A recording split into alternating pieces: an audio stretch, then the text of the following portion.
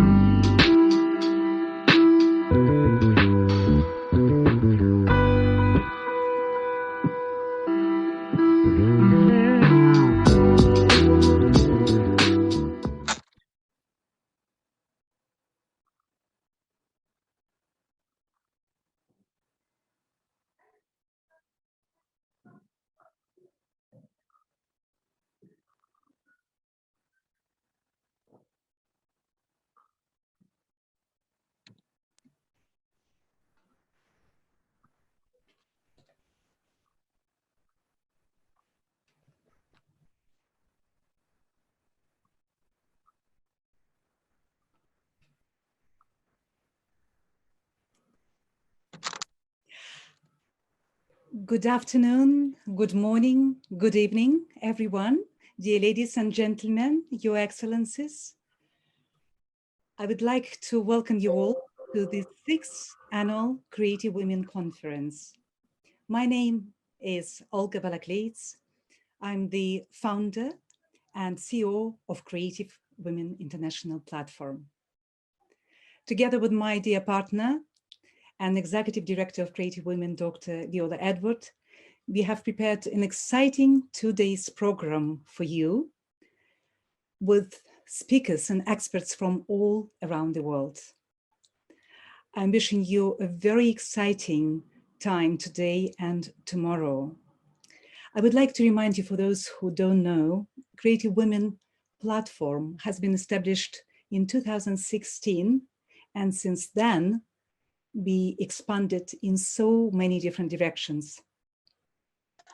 Our purpose is to unite, connect, and inspire ladies from as many countries in the world as possible, to give them knowledge, to give them inspiration, and to progress together in the most creative way. We have now representatives and chairs of Creative Women platform in nearly 40 countries, and we are still growing. We have also started our global membership program, and we'll be very happy to discuss with you how to join us. Please get in touch with us during the conference, after the conference. We're here for you to be united and to be creative. It's my pleasure now to start the conference and introduce our patron, the First Lady of Cyprus, Mrs. Andri Anastasiades. Please, can we prepare now her video message specially recorded for us for the conference. Thank you.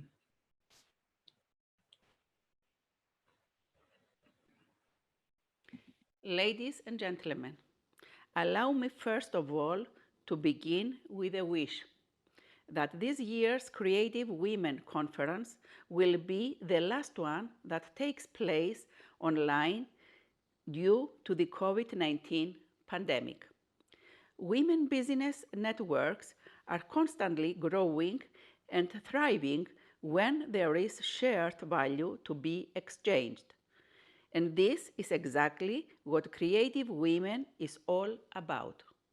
A platform that will help you find your own path within your network and gain new business opportunities.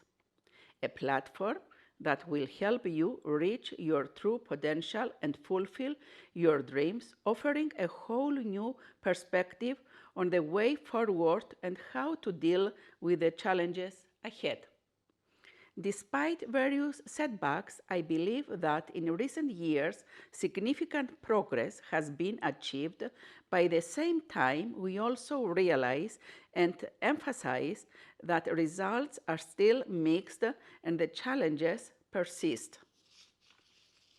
Last week, I was reading an article on women empowerment, and I was astounded that back in the 80s, most banks required business loans to female entrepreneurs to be co-signed by their husbands, which is quite astonishing. Having said that, progress towards diversity and inclusion, in particular gender equality, has been indeed slower than it should, as women still remain underrepresented in business and management. Although a number of industries are showing trends towards a stronger and expanding female workforce, there are still important economic sectors that tend to be male-dominated, holding us back from the hard-won achievements on the past years. Although a number of industries are showing trends towards a stronger and expanding female workforce, there are still important economic sectors that tend to be male-dominated, holding us back from the hard-won achievement of the past years. The current pandemic has exposed the unfairness that still exists between men and women, revealing some deep-rooted gender inequalities, highlighting the urgent need of targeted action aimed at closing the gap towards gender parity. In Cyprus, we remain fully committed to tackle any form of discrimination against women based on stereotypes, in particular now in the post-COVID area, with women at the front line on this crisis. Within this framework, during the informal European Council meeting last month in Bordeaux, President Anastasiades submitted a written contribution focusing on equal pay between men and women, reducing in this way gender bias in pay structures that was identified more often during the challenging times of the pandemic. Any efforts of mitigate the dire consequences of COVID-19 and accelerate economic recovery will be totally jeopardized without taking into serious consideration the gender perspective. Ladies and gentlemen, I will conclude my intervention by thanking the founder and CEO, Mrs. Olga Balakleets, for organizing this year's Creative Women Conference, as well as the board, the chairs, the special advisors, and the ambassadors of this unique and important platform. I also wish to express my admiration and special thanks to the prominent speakers of the conference for sharing with us critical business, insight, and knowledge. Thank you.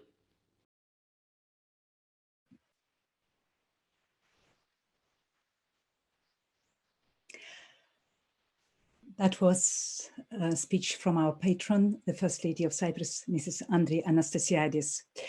I would like now to thank again all our partners, all our ambassadors, representatives and chairs, and organizations which are standing by creative women already for such a long time.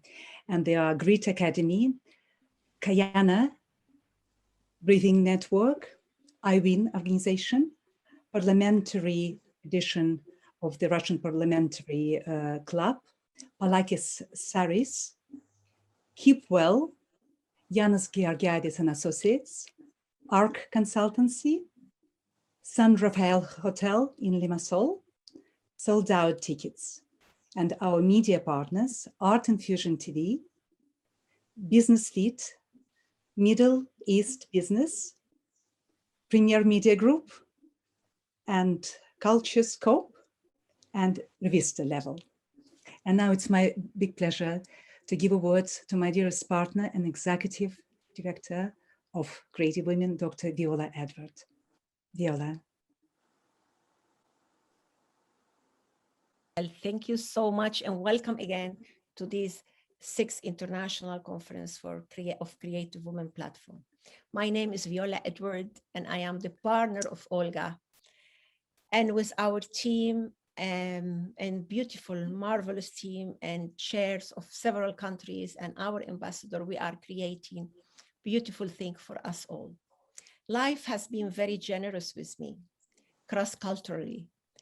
And because we can take our origin wherever we go and we can expand it, here I am, Venezuelan with Arabic origin, living in Cyprus, thanking this beautiful island that become my home for the last 18 years.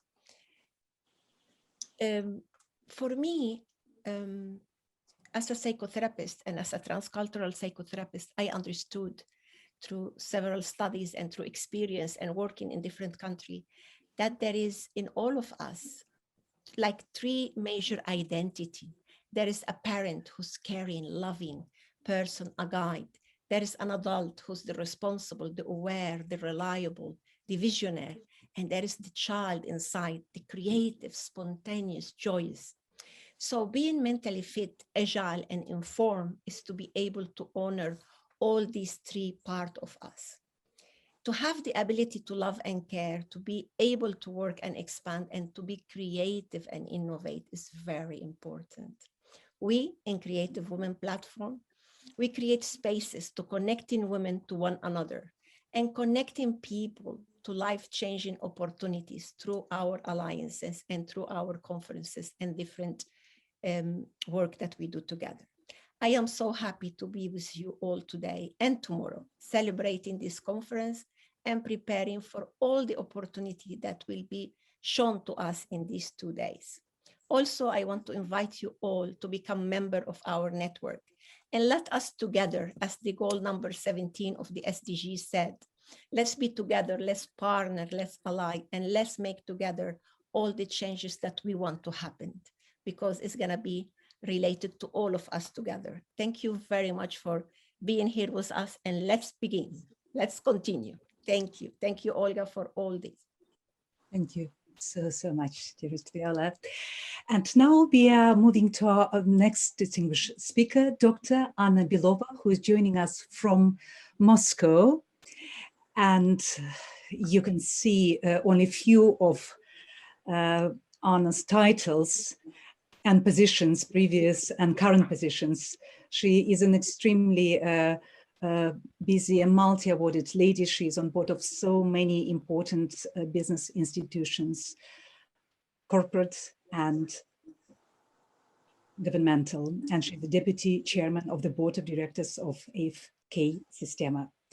Anna is going to talk to us about how companies will support their employees during the pandemic, and of course she will be expanding on the subject. Please, let's welcome Dr. Anna Belova. Hello, and it's a great pleasure to be here today with all of you, and it's a high responsibility to be the first professional speaker, not with a welcoming speech, but with some sharing some thoughts. And actually, just I would suggest maybe to dive a little bit more into current situation, because pandemic, from my point of view, was some enormous trigger which bring us from the previous life to the new way of living. And that reflects in all aspects of our life. And I would like first to talk about the global mega trends, which was crystallized as a result of the pandemic and changing the behavior of the people, of the social, of the business, of the investment community. And I think the important trends can be named in the following order. The first is we are stepping into the hyper-globalization, which mean that we have a global connectivity, global mobility, and the technological and communication revolution bring us to the completely different world.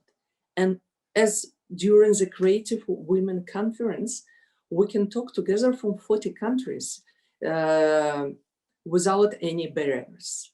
Another trend is changing in the urban structures. And it's not only moving from the rural to the urban regions, it's agglomeration, it's a growing of the mega cities, with changing the style of life, style of work, everything.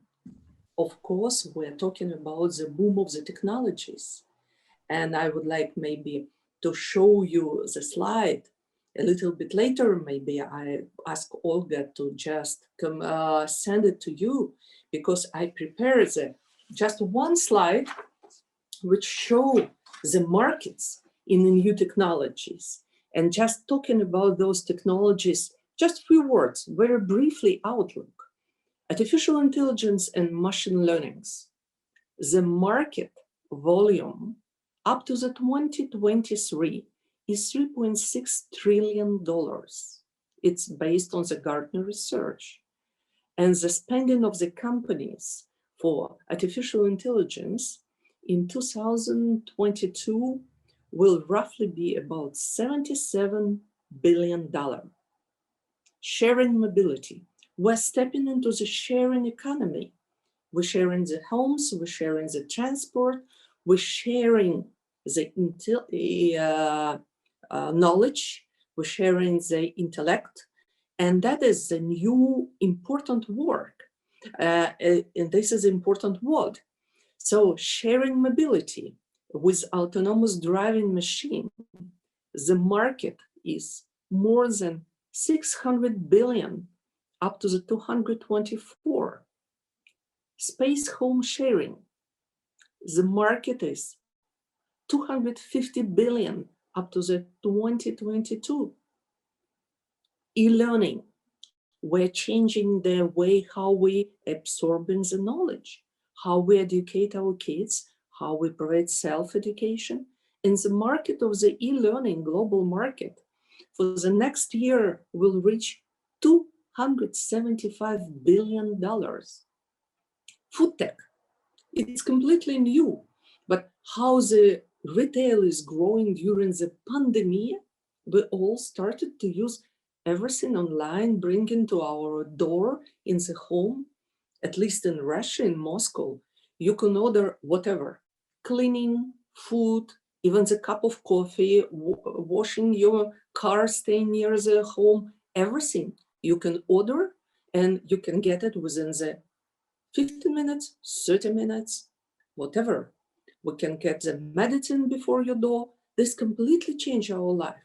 But food tech, it's 250 billion up to the next year, which is an absolutely new model of the how we consume the food, how we work with our food, what food we use, and the artificial meat, artificial sandwiches, everything, biologically developed food, this completely new market.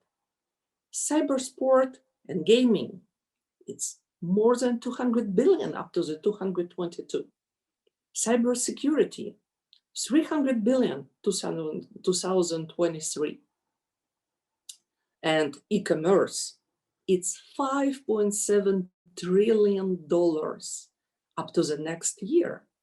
Can you imagine the size of those markets? Why I'm talking about that?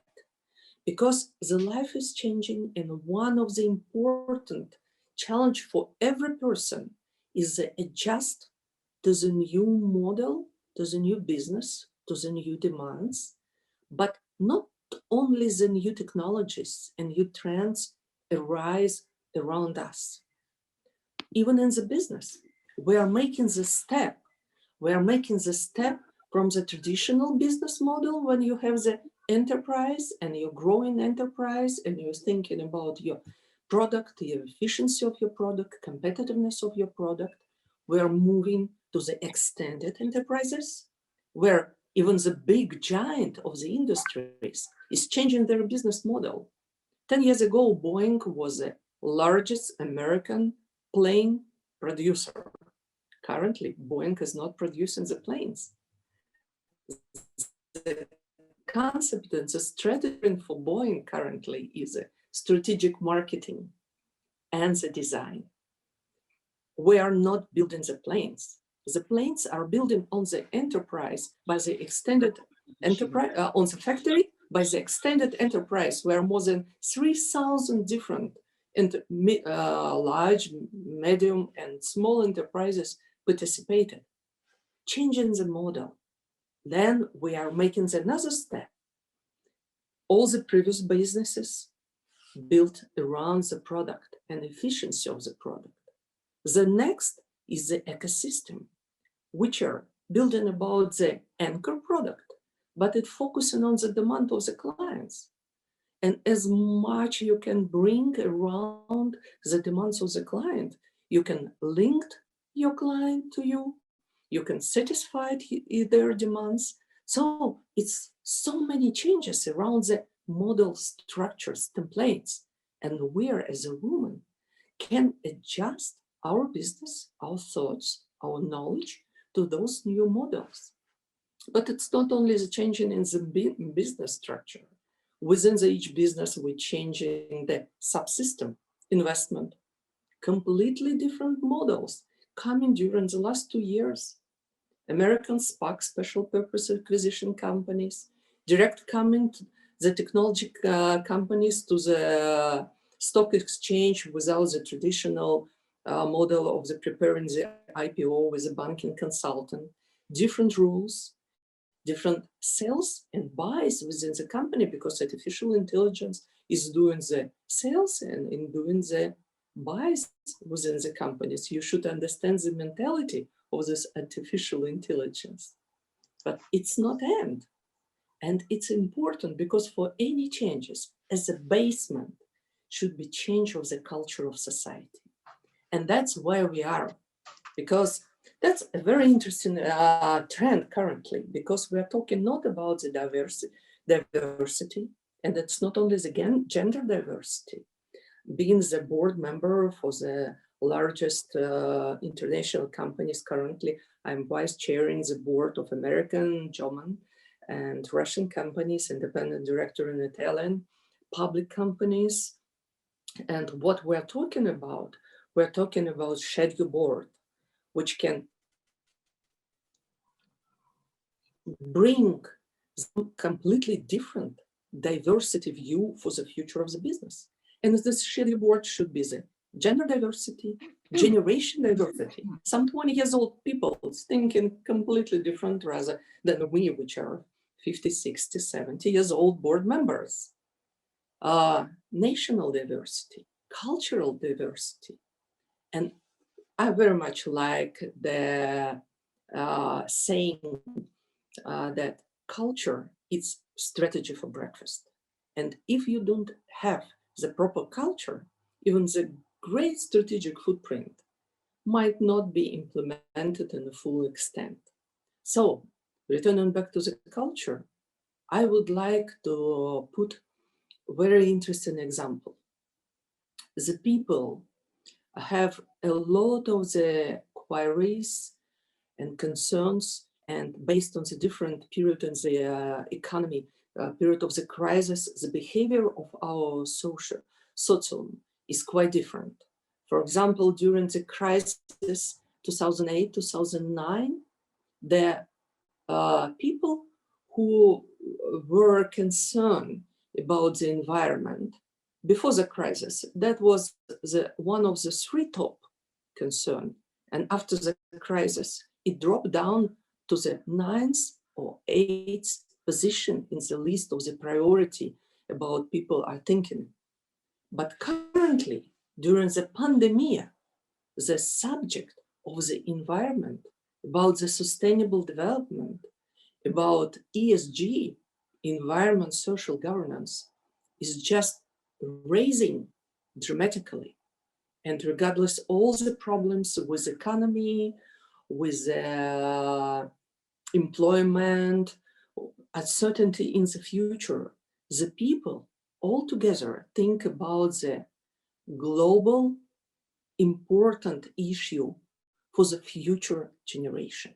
And I think that all the latest development around the ESG, environment, social governance, when all the public institutions, all the board of the directors of the public companies is just moving towards the culture, changing the culture in the company, changing the priority, because it's not critically important to get the high profit for the shareholders today, but it's important to have the sustainable business which will create the value for future generation. And that is why I think it's a huge mental shift in our society.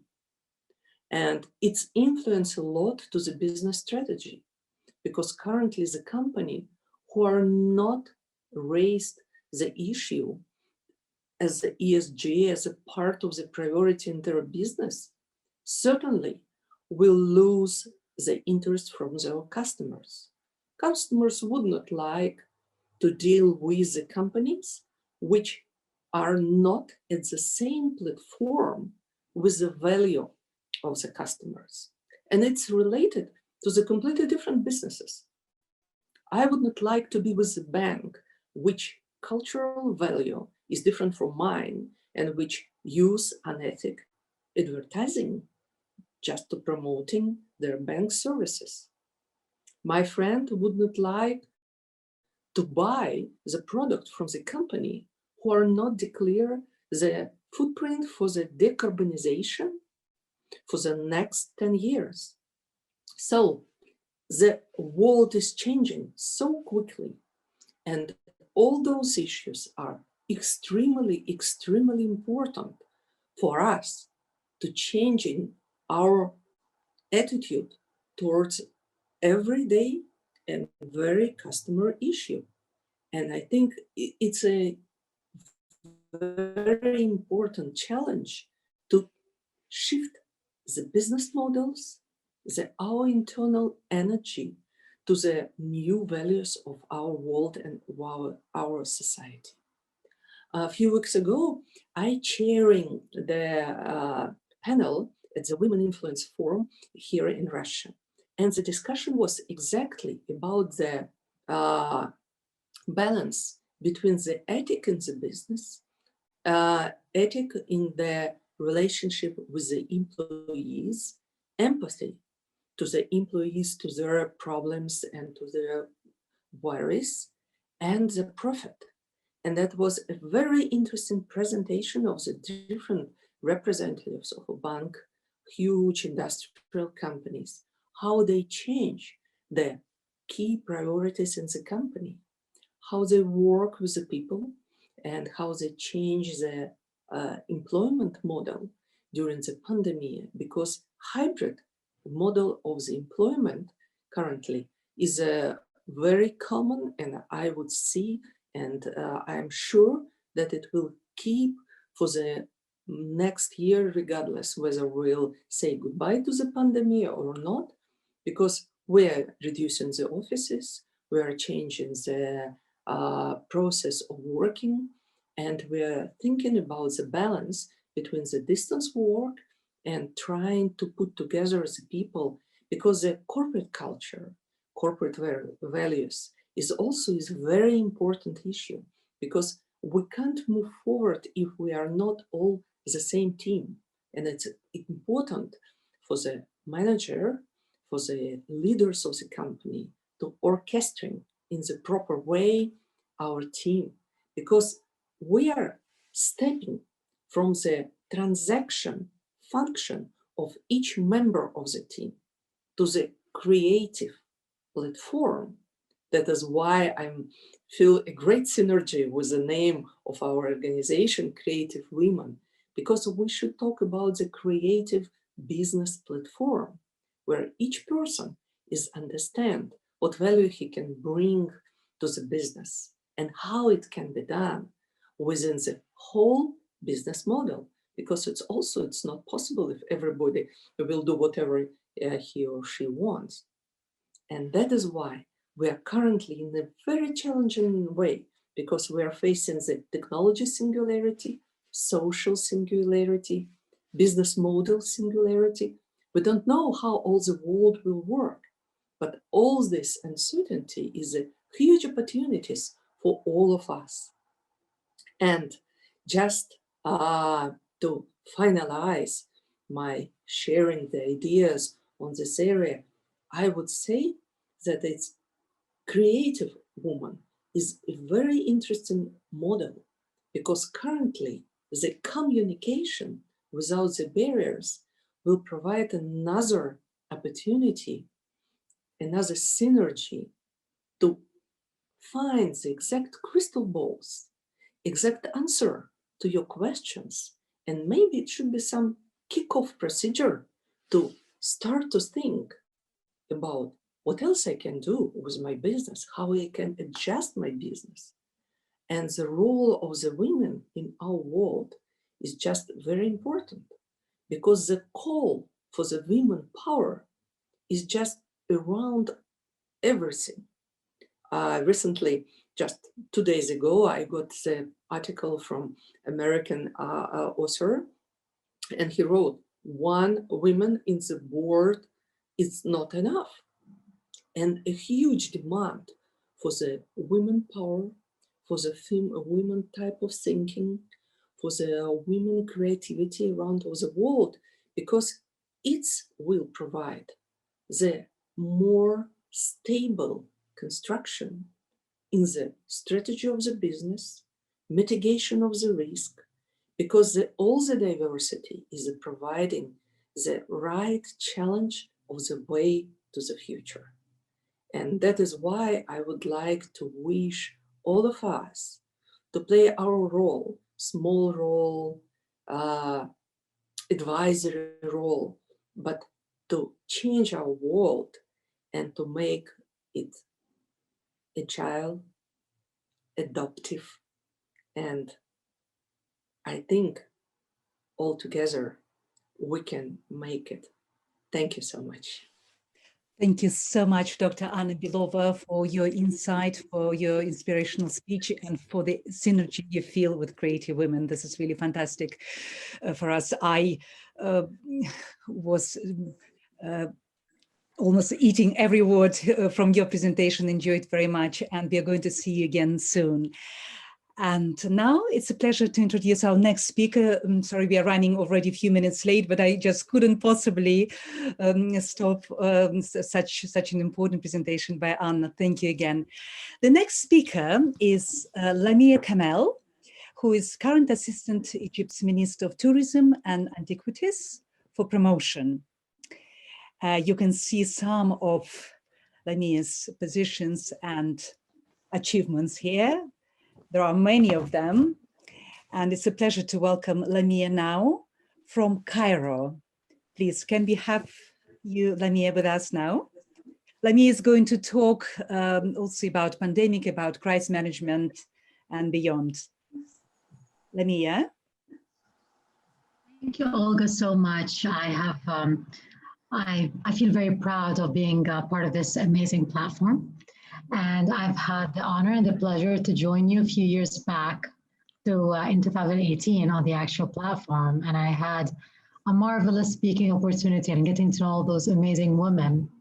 I've been lucky to listen to Dr. Anna Belova because I believe that my part would be very much connected to what she just mentioned regarding the change of behavior and the change of dynamics and how things will take a different route given the pandemic. Coming from a communications background, I always connect things to the story, to the narrative of the country. And before the pandemic, the narrative of Egypt was going into a more modernized narrative, a more modern contemporary, focusing on leadership, focusing on destination marketing. I'm speaking about tourism here.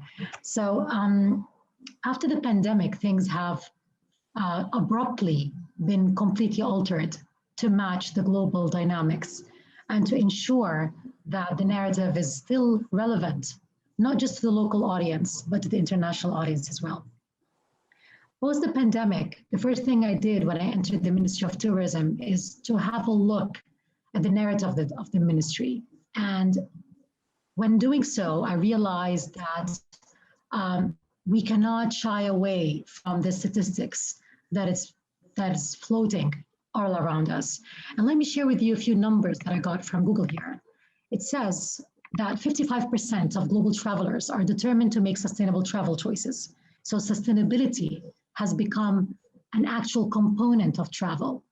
When we were talking about plans 2030 and the whole sustainability concept was brought to light in 2017, we were assuming that it is a luxury. It is something that you have the choice to either bring it in or not. But post the pandemic, sustainability more than ever has become integral to the way we perceive things and to the way we plan things. 72% of the global travelers believe that we need to act now on sustainable travel choices, which means, again, that sustainability is no longer something that we should be toying with than a pillar that is a mandate in every single plan that we put together. Also, 70% of the global travelers say that they would be more likely to book an accommodation knowing it was eco-friendly. So again, this tells us that these are all global analytics and these are all Google analytics that tells you how global sustainability has become part of our global narrative. Having said that, when I delved further into the narrative of Egypt and the narrative of the Ministry of Tourism, I took into consideration that health and safety have become an actual mandate. So people look at nature, people look at archaeology, people look at our history and culture, but without the mandate of healthy tourism, of wellness, of taking care of the travelers, our entire culture and adventure and whatever narrative that we were so excited of putting forth cannot come into play. So health and safety and wellness has become a key component in our new narrative. The second thing is digitization. With this digitization, you're ensuring that you have the right statistics, that you have the right experience, that your travelers are actually focused on raising complaints and communicating with the authorities whenever something questionable is taking place. So it's no longer a luxury as well. It's no longer something that is good to have. It has become a mandate again to ensure that the traveler is safe, is secure, is able to communicate rightfully at the right time, in the right manner to the authorities to ensure that his experience is not impacted. And finally, the third component of our strategy, this is all not just communication, this is all part of our crisis communications as well.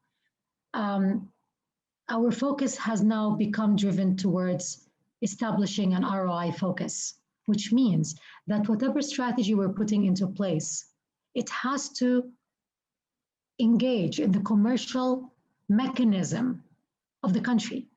So although awareness is important and we're always keen on doing awareness and engagement, but without an ROI focus, without a return on investment focus, without putting the commercial aspect as a key integral component in our plan, we can no longer survive as a destination. We can no longer survive as a country. And I'd like to remind the beautiful women here in the audience that tourism is the third most important income generation venue to Egypt after the Suez Canal. Actually, if you're going to count, if you're not going to count Egypt's living abroad and their transfer of their currencies, tourism will be the second after the Suez Canal. So tourism is not a luxury to Egyptians. We have 1 million people working in tourism, and we have 70,000 establishments in the tourism industry. So it's not something that, that is good to have. It is a mandatory pillar to our economy. So having said those three pillars in our communication, which is, again, the digitization, the health and safety and wellness, and the ROI focus, I delved further onto how can we procreate a strategy that takes into perspective all these things. And so we went back to our narrative and we realized that tourism cannot be just an industry. It is part of our identity. And when I say part of our identity, it means it's part of our nation brand. And having said that, it means that the entire community of Egypt is part of tourism. So it's no longer an industry and the audience. We are all one. We are all connected.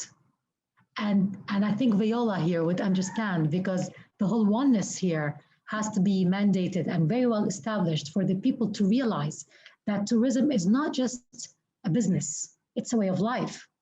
Welcoming people, being hospitable to people, and ensuring that the traveler enjoys Egypt and loves Egypt and become a lover of Egypt is not something that is a mandate of the ministry. It is a mandate of every single Egyptian living in Egypt, because it's part of our identity, it's part of our nation brand. Second is to have the right partnerships. So we're not able to do it alone.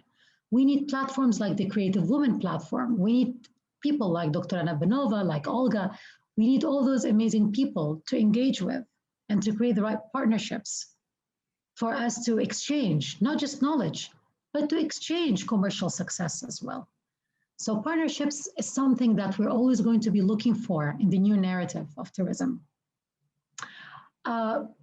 Being able to exploiting digitization will help us reach out to a younger audience, the audience that may not have been connected to Egypt and its old narrative of the pyramids and the history, but they're more engaged now in the creativity of our content, in the adventure of our content, in the fun of our content, and in the global integration of our content. So by doing this, you're bringing in the millennials and the Generation Z, a whole new audience that may have not been interested in your narrative 2 years ago, but post the pandemic, they're intrigued by your new narrative and they're curious about your new narrative.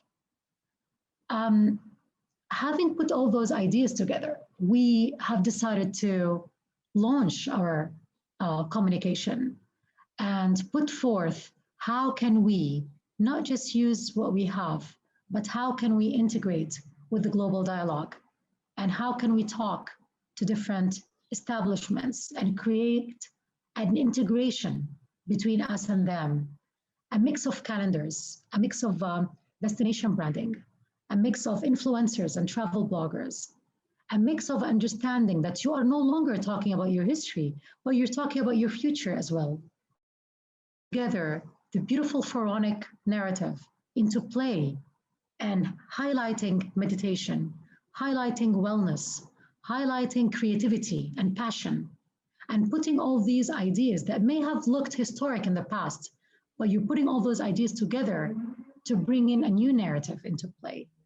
And I tell you, although this was all part of our ideas a year ago, but the pandemic made it so much faster. It made it something that we have to think about really quick.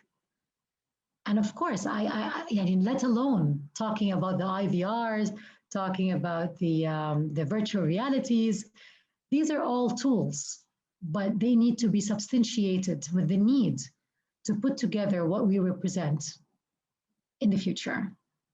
So this is what I wanted to present. I know that we're all running out of time. I hope Lamia. Yes. I'm trying to fulfill as much as possible. And yes, it's beautiful. It's beautiful. I think we really get a good idea about this oneness, and one of my last trip before all this COVID was Egypt. So I understand you very well. And we will have several more opportunity to dive deeper with Lamia about this subject. For now, I thank you so much for being with us today. It's so beautiful that you are in charge of that sector, and we're booking. Thank you so much, Lamia. مع السلامة. يلا. Bye bye. Pleasure. Thank you. Okay, so it's now our honor to present dear Xania Wong, our chair in Hong Kong and Myanmar. Where is Xania? Xania, founder and CEO of Jobdoh. She's a smart hiring platform that connect employer with created on-demand talent in critical time frame, and so many more that we can see in this bio. Xania is a pleasure for us to have her, and she came also to Cyprus in one of our events here. So Xania, welcome, and you will be talking about the future of work amidst uncertainty. Thank you so much for being with us. Thank you. It's good to see everybody again. And thank you for having me. I will share my screen because I do have a presentation prepared. Okay.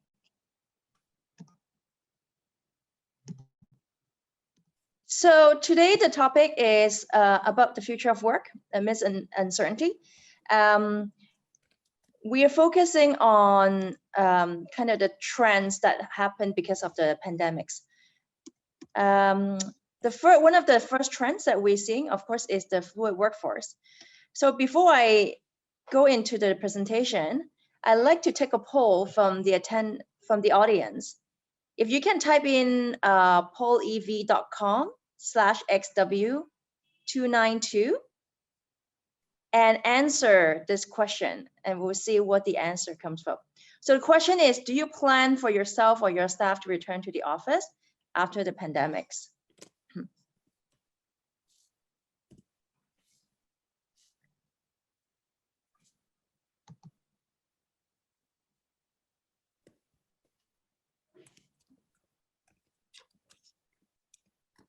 Let me see.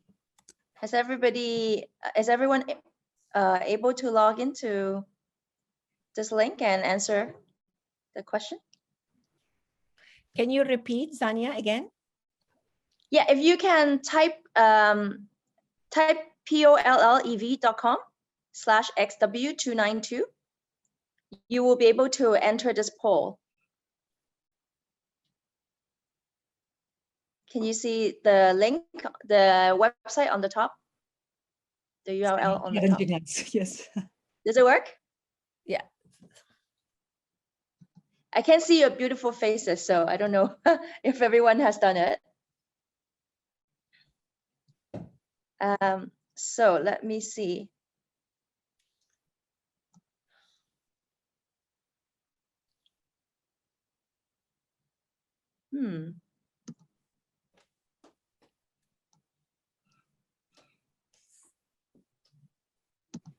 Do you depend on us being active, or if some will not manage, can you still progress? Yeah, I'm gonna see if it shows. If it doesn't, then we'll just move on. No worries. Actually, yes, because we on time. Thank you so much. Yeah, no problem.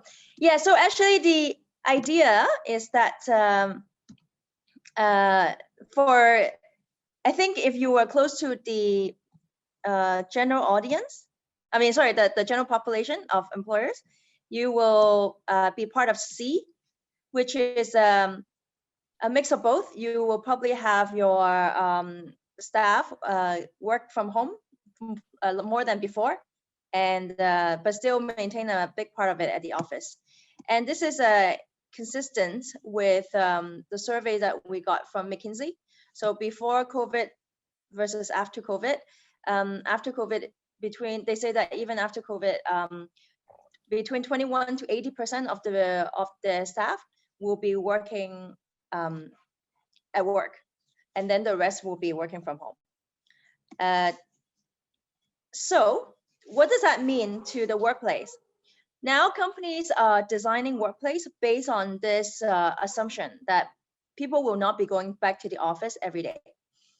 So if you look at this office, is one of the, or this workplace, hybrid workplace, you see that the tables on the bottom are all open space, and these are what we call hot desks. So you will come in as an employee, you will come in maybe a few times a week. You don't have a fixed desk. So whenever you come in, if there's an empty desk, you can sit down and work. And then on top is the meeting rooms where the team will gather around and try to socialize, to discuss ideas, because people still value the interaction amongst colleagues. And it is sometimes more efficient to do projects if you can meet face to face. So the design will be focused more on more meeting rooms and then more open areas that people can just work by themselves. This is a trend that we're seeing in terms of designing the future workplace. And then another trend that we're seeing in part of the fluid workforce is borderless hiring. Country agnostic. We are seeing a lot more hiring for remote staff on platforms such as Upwork, Fiverr. Or if you actually want to target a country, you want to target remote workers in a specific country, you can also go to a platform like Boundless, and we also do that if you want to hire in a particular country but you don't have staff there, you want another company to manage the staff, we can also do that. So we have a country agnostic and then country specific hiring. So companies no longer need to be at a place to hire staff locally. So another big trend about the future of workforce is maintaining productivity in a virtual world. This is especially important because we saw earlier that people will be working more from home and people will be hiring remotely. So how do you make sure your staff can still be productive? So there are some tools that came up because of that. One is when you're hiring new staff, you need to onboard them. Traditionally, you train them, you see them in person, you train them, you give them materials to make sure they understand the culture, they understand the procedures, they understand the policies, everything. But now, because hiring is more virtual or people are just working from home more, there are software to help effective onboarding. Here is an example. This software is called Get Guru. There are other ones, Specit, WalkMe, but this one is Get Guru. So you see that for this role, this is a client support role, for example. So if you're a client support new hire, you go into this module, and it will tell you everything about the client support, the process, the technology that you need to learn. And then it would have, when you finish this onboarding, there will be people, either your manager or colleague, who can verify it and to see how your onboarding has been doing and to make sure that you got everything that you needed to be onboarded. You no longer need to see your colleagues in person to get trained. You can do that do everything online. Another one is collaboration. So if you have people working from home, or, I mean, we are an international community here, right? So how do you make the collaboration work when everyone is everywhere? For example, brainstorming. Brainstorming is something we traditionally do in person, but actually there are also software to help with that. This one is called Miro. So here, this is all part of the software. So you can, the different cards are different ideas that you can put, just like a post-it that you normally would do if you're in person. So you can put your ideas, each of you do some brainstorming, put your ideas on a different color card, and then you can bring all these cards back to the team to discuss. So I mean, there's a lot on this page, so don't worry. But Miro is one example of doing brainstorming and trying to build collaboration amongst the team. And then there's also other ones, Lucid Sparks, that are similar. And then how about productivity improvements? How do you make sure your team is actually delivering what they want, they should be delivering? So we have examples, software examples like Asana, Slack. So we use that internally as well. This is Asana, where you can put, on the left-hand side, you can see there's a lot of planning and there are milestones. So you can assign different tasks to different people, and then you put in the deadlines, and then you can see the status. So it's a good way to have, if you have a weekly team meeting every Monday, you can make sure that all your staff have put in their milestones or their tasks and put in the due date. And then the next week's meeting, you can check back on how far they have gone, where they're being stuck, and then it's much more effective to discuss this during the team meeting. Slack is another software. It's also very famous for team collaboration and to improve productivity, because you can communicate with all your team members in one platform, and you can link it with your Gmail, and then you can also track their progress. And then how about attendance? What if you need to know that if they're working? So there are platforms where you can do check-in, check-out remotely. So for example, we actually also do it. We can do GPS-based check-in, check-out. You can take a photo with the app, and then it will show you what time that you checked in. And then when you finish work, you can do the same thing to check out. And so the manager can also track kind of the number of hours that have been worked in a particular task or in a particular place. And then the third pillar for the future of work is how do you continue to build a happy workforce? Because this is especially difficult because of working remote. So one thing is learning. We're seeing that this consistently to be one of the top motivators for employees, the ability to, or the opportunity to learn more. So there are a lot of online courses, one of which is Coursera, but of course they have Udemy. There are different platforms that companies can engage their staff or provide courses for their staff to learn on their own. You can even get certificates if you want. They're also like to ensure employees are happy. One area of focus during the pandemics is mental health, mental wellness. So there's an increase in investments into the mental health software for employers. Yeah, so here you can see that you can measure if you can measure your depression level or your pleasure level and kind of track the employee mindset. And then of course, to ensure they're happy, you need to figure out if the culture matches. Whether the first step is to make sure that the people you hire are of the right culture. So this is before they are accepted or before they join the company. So this one, sometimes we use personality tests. So this one, for example, is a test. I don't know if you can see it, but the question is, if someone responds to your instant message text by saying ROFL, do you know what ROFL is? What do they mean?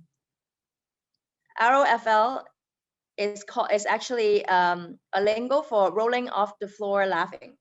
So that means like really, really funny. So this is a lingo that millennials or Gen Z will use. So if you actually are, your company is younger and have a more dynamic or I guess younger dynamic workforce, then these type of questions will actually be able to screen for people that are a better fit for your company. But what if they're already hired? So how do you maintain that culture?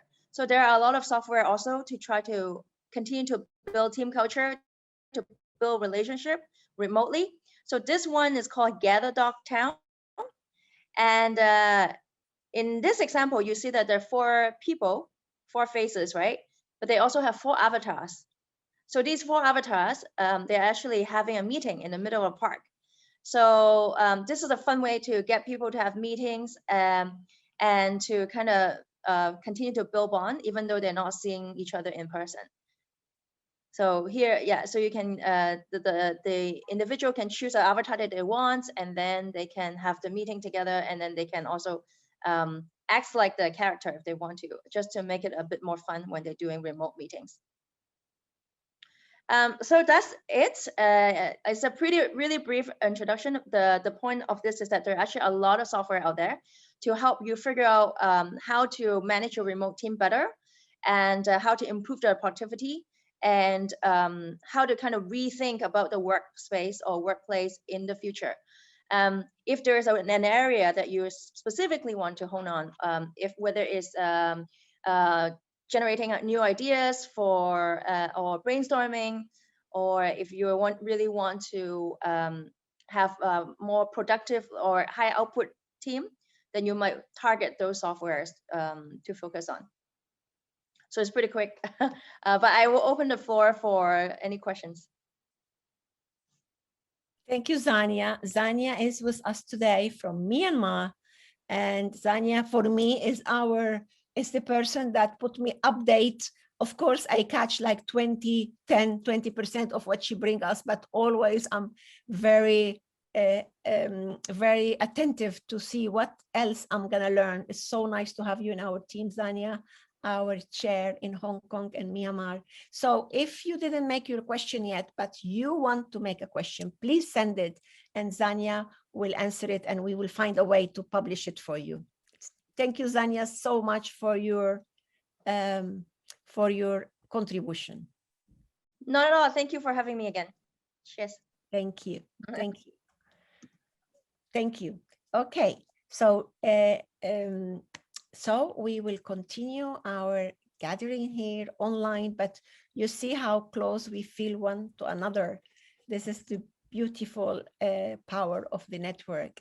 So we are now, thank you, Xania, and we will be moving from Hong Kong and Myanmar to Australia to introduce our dear friend, Dr. Haidi Badawi, our chair in Australia.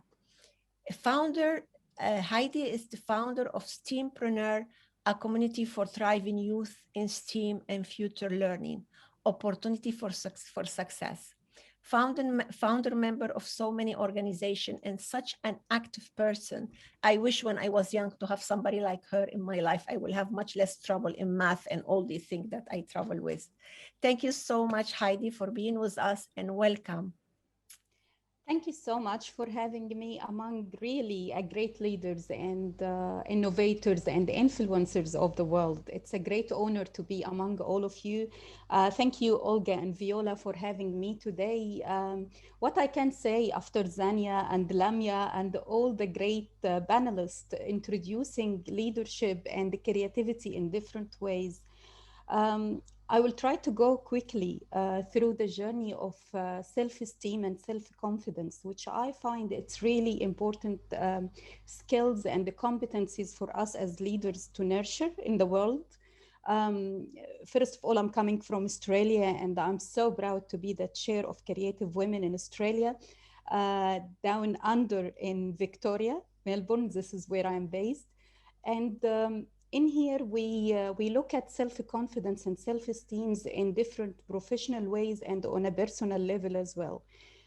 In my journey, I always refer to the self-confidence and self-esteem coming from two main areas, either being inherited already in my blood and in my genes and in my family, or as acquired skill I actually nurture all the time. And I'm a big fan of the theory, it's actually an acquired skill. So the environment and the people and everything you do in your life, it's honing on those two skills, self-esteem and self-confidence. I will go, everyone think that because I'm a scientist by training and having a PhD in genetics, that I will speak about science and maths and advanced in technology in helping me in self-confidence and self-esteem. But lately, and very late in my age, I started my career very early from 14, and I'm now, I will not tell you how old I am. I actually realized that it's the journey of getting into discovering yourself and having a great connection with yourself, and add this part of consciousness in everything you do, and looking deeply on what you do, finding your niche, and finding the people who believe in you strongly and you influence them every time you talk to, or even if you have few minutes with them. It's actually the framework will get you sorted in any job or in any leadership position you have. So in last 2 years, I was so lucky to be the voice for people with determination after acquired the disability. Everyone find it as a milestone and the challenge, but for me, it's an eye-opener, and it was an inclusive tool to learn about a model of 7, for me, I call it the 7 empowerment tools or pillars, and they laying in happiness, success, and hope, and determination, certainty, and on the top of that, love and gratitude. So having those elements and have it as a dummy for myself, have it everywhere, having, I hope I can show you even on my notebooks. I've been printing notebooks specific with the model I admire in different languages. And I used a very traditional heroic sort of symbol of the key of life to hold those empowerment model or pillars together, and have it everywhere to remind myself that looking deeply and having this conscious element of self-worth and self-belief and self-esteem makes me shining more in my leadership. Back to the business and being in the creative women and finding many people bringing different views to the table from all around the world. I always have this framework on back of my mind that I have to use my attitude and gratitude all the time, because this is investing actually in my relationship with them. And this is sustaining where I want to head In the self-branding, I'm using the same actually framework as well. And finding the self-esteem and the self-confidence, it's an ongoing process. No one can claim that he has it all, but how we actually can do it and nail it by having a paradigm shift in our thoughts and having the right people around us feeding the same idea of the self-confidence and self-esteem. I developed lately a great framework of life integration, where I find the time management and the being on the top of time management and including this social element to my scientific technology skills, it's really important. So I find that we need the 7 C's in our life to nurture the self-esteem and the self-confidence. And what are those 7 C's? I think Lamia mentioned before collaboration and the integration. And it's really important to have collaboration, communication clearly with the people around us, having a creative mindset. And I'm assuring you, if you want to find the creativity in all aspects and in all ways and in all forms, so this is the place you should be in, creative women of the world. This is where we nurture, we invent, and we reshape the world through creativity. Collaborating and creating and having thriving opportunities for all the women in the world, it's such a beginning for us. But it's our mission and vision in our journey as well. Connectedness and connecting the ideas and having a strategic direction all the time, using design thinking, using the fancy tools, using the gamification like what Xania been telling us, using the political side of us to negotiate smartly, being on the highest table in every country we are in, being a part of the game, being confident that the sky, it's not our limit, but our mind is. So in this essence, we don't have a limit. We have really a great self-esteem and self-confidence. Being confident in speaking another language, not your mother tongue, but you can express yourself clearly in it. You know, speaking only one language or 2 or 3, someone like Viola and Olga mastering 4, 5 languages, and they are people I'm learning from all the time.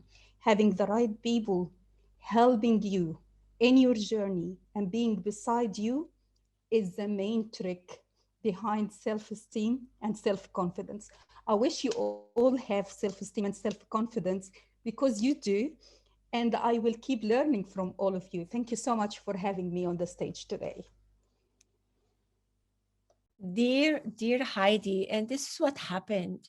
When we listen to Haidi and to Xania and to Lamia and Dr. Anna, we can understand more of what does it mean to be multi-potentialite, what we studied, where we developed, where we are now. And this is the beauty of how, through creativity, we can manage to go through that to our professional life, from one profession to another, integrating what we had before to the new one. And every time I talk with Haidi, my heart gets fulfilled with joy to see this academician, how she managed to do her job, to take it to the level that everybody, being younger or being older, can take her in, can take her knowledge in. So same thing here, please, like in Xania, I have no word to thank you both to make this beautiful concept. One is technology and the other one is our internal world in such a deep, but at the same time, simple way that we can get it in and learn from you both. Please, for Xania and Haidi, if you have any question, write to us. We will make them go to them and they will answer it for you. Thank you so much, Haidi, for being with us. You really honor us, our chair in Australia. A mixed origin, also cross-cultural, and her love is between Egypt, Australia, and some other part of the world. Thank you so much. My pleasure. Thank you. Thank you.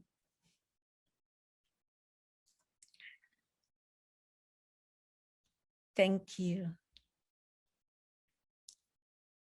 It's a beautiful coincidence and synchronicity that we have so many dear people in this conference with from Middle East, or originally from Middle East, or they are in Middle East. And I want to introduce you now my dear friend Farah Shammas, our honorary ambassador. Farah from actually her name is Farah, and it's a real joy to be her friend. It's a real joy to be together doing several things. Board member and managing director at the San Rafael Resort and Marina in Limassol, Cyprus. Farah is founder, platform, cook, vegan. She had Facebook, Instagram, and YouTube to encourage a healthier and more sustainable way of living for all. Mother of 3, businesswoman, a creative woman. And you ask me how she does it, I still look and follow her to see what is the secret. But she, every time she have a chance, she share her secret with us. Welcome, Farah, to this International Conference of Creative Women, and you are every year with us, almost every year. Yes, thank Farah. you so much. Thank you, Viola. Hi, Olga. Hello, lovely ladies, everybody who's watching or who will watch the recording later. Laura, lovely to see you all and everybody else here. Thank you, Olga, as well, for again organizing a fantastic event. Actually, you should be the one giving this talk, how to balance family life and professional life. You are a key to this. So I apologize, everyone. I have not done a PowerPoint presentation this year. You're just stuck with me and my face instead of seeing something else. But that's been part of my thing in balancing. You have to prioritize. So today I'm going to talk to you, I'll just check the time, so not for too long, about my top tips on balancing professional and family life. Now, this is applicable for everyone, not just women, and also not just mothers. So I think we do many times focus on that, on, you know, how difficult it is, or the hard, you know, toil that us as working mothers, you know, have. But actually it's working women, it's working men, it's anyone with a family. And when I say a family, the core of a family and the real heart of a family is a couple, is a partnership, and then children come later. So that's very important. And many people are caretakers. They look after their parents, their cousins. They have a responsibility to someone. So this is about balancing professional life and whatever obligation you have outside of that to someone you love. So not just as a mother. For those of you who know me will know that I am a mother of 3 quite young children, 8, 5 and 1. I've got quite a busy job, as Viola's just mentioned. I run a quite large property, a 272 bedroom, 5-star award-winning resort hotel, which has a residential tower, a marina, which is a port of entry, and 7 restaurants. We're opening one at the end of this month, a new one, an authentic, Cyprus's first authentic Thai restaurant. So lots and lots going on. So I won't bore you with that. But how do I balance what I do in my professional life with what I do at home? And I do always tell my children that they're my first job. So they are my priority and they're my everything. But it does help, obviously, by doing something you love. And that's something I always say when I'm on Creative Women and when I'm on any platform, that the trick to being happy in life ultimately is to find something you love to do and then find someone to pay you to do it. Slightly different to what I think a lot of people concentrate on, your purpose. But so without further ado, let me give you my top 10 tips very quickly, and I will be done in the next few minutes. So my first one is have a routine. So to create some sort of comfort zone for the family, for yourself as well. And I'm not saying you have to do something and stick to it and at 7:42 leave the house and at 7:57 start your exercise. No, nothing that extreme. But just have some form of routine. You wake up, you have your breakfast or your coffee, whatever, as you leave to work approximately at what time, you pick up your kids, you have lunch with them. In my case, I always, whatever time I come home, I will try and bath the kids and feed them and put them to bed. Very important, do the story time. So it really creates a comforting environment for especially young children, but also for yourself and your own mental sanity. The second one is plan ahead. I think us as women, most of us love planning. I love planning. I'm all about lists, mental notes that I write down in my iPhone, and I love the written notes as well, shopping lists, anything. But plan. Try to do things in advance. If you know your kid's got a birthday party coming up, or you know your niece's birthday is in a month's time, just get that present as and when you see it. Don't leave it to the last minute. Personally, I have a whole present cupboard, literally a cupboard full of books that I've found, of eco-friendly presents for children, of toys, of adults' presents, of perfumes, of whatever it might be, so that when I do suddenly have to leave the house and there's a birthday party or there's dinner that I forgot about, whatever, I am prepared and I have something. The third one, which actually I need to take heed of very much myself at the moment, so I'm by no way saying that I live by all of this perfectly, is learn how to say no. It is so important. And I don't mean that in a negative way. I mean it in a positive way for yourself. So learn how to prioritize, learn how to simply say, you know what, I can't make that dinner. I would have loved to, but I am simply too busy, or I'm too tired, or that birthday party would be lovely for my child to attend. However, I've got 3 private lessons the same that day, and you just can't do it all. So learn what is important, learn to say no. If necessary, don't even tell your children. I mean, we had a sleepover last year during the pandemic. I didn't take one of my kids. I just thought it wasn't appropriate. She was none the wiser, and I was much calmer for it. So the fourth is to delegate. And by that, I mean, there's nothing wrong with asking for help. We do, as women, we think like, oh, we should do it all. We can conquer the world. Our shoulders are so wide. But you know what? There's nothing wrong with asking for help from your mother, or telling your husband or your partner, I really need some help this week, or I really need help today, or can someone else pick up the kids because I've got a meeting that I'm pretty sure will run overtime, or you know, ask a nanny or get a nanny. And I mean, in this part of the world, we're very lucky, and I couldn't do it without my nanny, so I'm eternally grateful for that. Shop online, do whatever you can, delegate wherever you can, even if you can't. I'm not talking about just hiring help. It might be a local teenager that lives close to you and can help you out a couple of times a week with your kids, or whatever it is. Ask for help, don't be afraid. My fifth is, if you are in a relationship, don't forget to neglect that. So do give your partner some time. Now, you can't give them all the time. Oh my goodness, if my husband watches this, he'll be like, well, I'm still waiting for more of that time. But do try. Communication is so important. Happy parents, happy children. And I often don't have time to even speak to my husband. He laughs, he'll call me, I don't answer. But Olga's laughing because she knows him. But I do even call him from work and be like, okay, I forgot to tell you this last night, you know, or once a week at least I try and have a date night with him. I try not to pass out, you know, with the children, and just say, right, come on, let's go for dinner, the 2 of us, let's catch up, let's have that special time. So that is really important. My sixth, and this is probably one of my most important ones, is dump the phone, get off the phone. It is so easy for all of us. We are all addicted to the telephone. We love it. We can't do anything without it. So many people, they talk about something, they'll immediately be like, oh, 1 minute, let me just check, or let me just look that up, or I'll show you this picture. And this is awful. It's glued to our hands. Our children don't like it. They grow up seeing us, how we're doing it, and they become addicted. Then we're moaning at them, and it all just backfires. So yes, while it is integral, I'm not saying to go back to the 1980s. That's impossible. It is a very important part of our lives. But let's just have screen-free time, phone-free time, internet-free time. So, you know, it might be lunch. It might be a no screens on the table rule. It might be, you know, this hour is just for us time. Even if you remember something, write it down, or just don't get that phone, and be present, be with your children, enjoy the moment.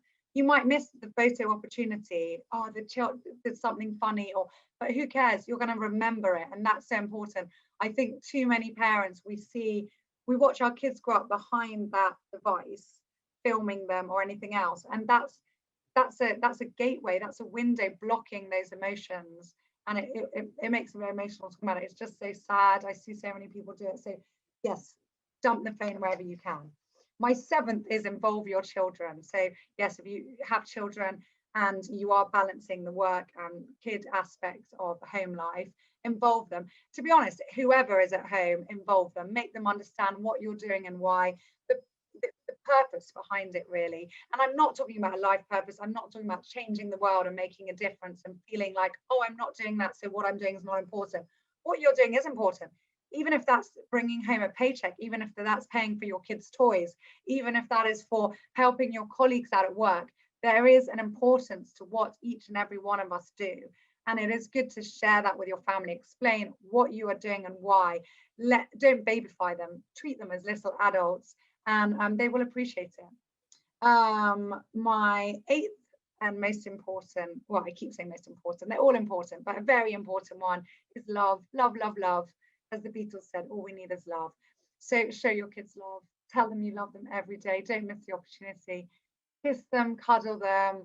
I sleep my kids every night with a mantra that they almost roll their eyes up now, but secretly they love it. And it's 5 things. It's, you know, Mama loves you, you are my angels, you're my gift from God, you're my dreams come true, and you're my answered prayers. And it's 5 things, and I make them repeat it every night, and they do, and that's how they sleep. And so however long mummy was away, however much they miss mummy, they go to sleep with that at the back of their brain, and that's how they wake up in the morning. I also think within the love side of it is just to, if we are late, apologize, tell them, look, we're really sorry. I try and keep all my promises, but it's true, sometimes I'll say I'm not going to work on Saturday and something comes up, but I will explain it to them and then I'll apologize, and that's really important. Moving on to the subject of the weekend, quality time. So do have quality time with everyone in your family and all your loved ones. Try and give them that, but try and have you quality time as well. That might just be on the school run and having those 5 minutes listening to your favorite song. It might be getting to the school 5 minutes early and sitting in your car in silence and just saying, oh, this is my time. Might be yoga, might be reading something every night. Just have a bit of you time, because you need to recharge your batteries as a mother and as a parent. And if you don't, yeah, you're going to go bonkers. So we really need to keep that up.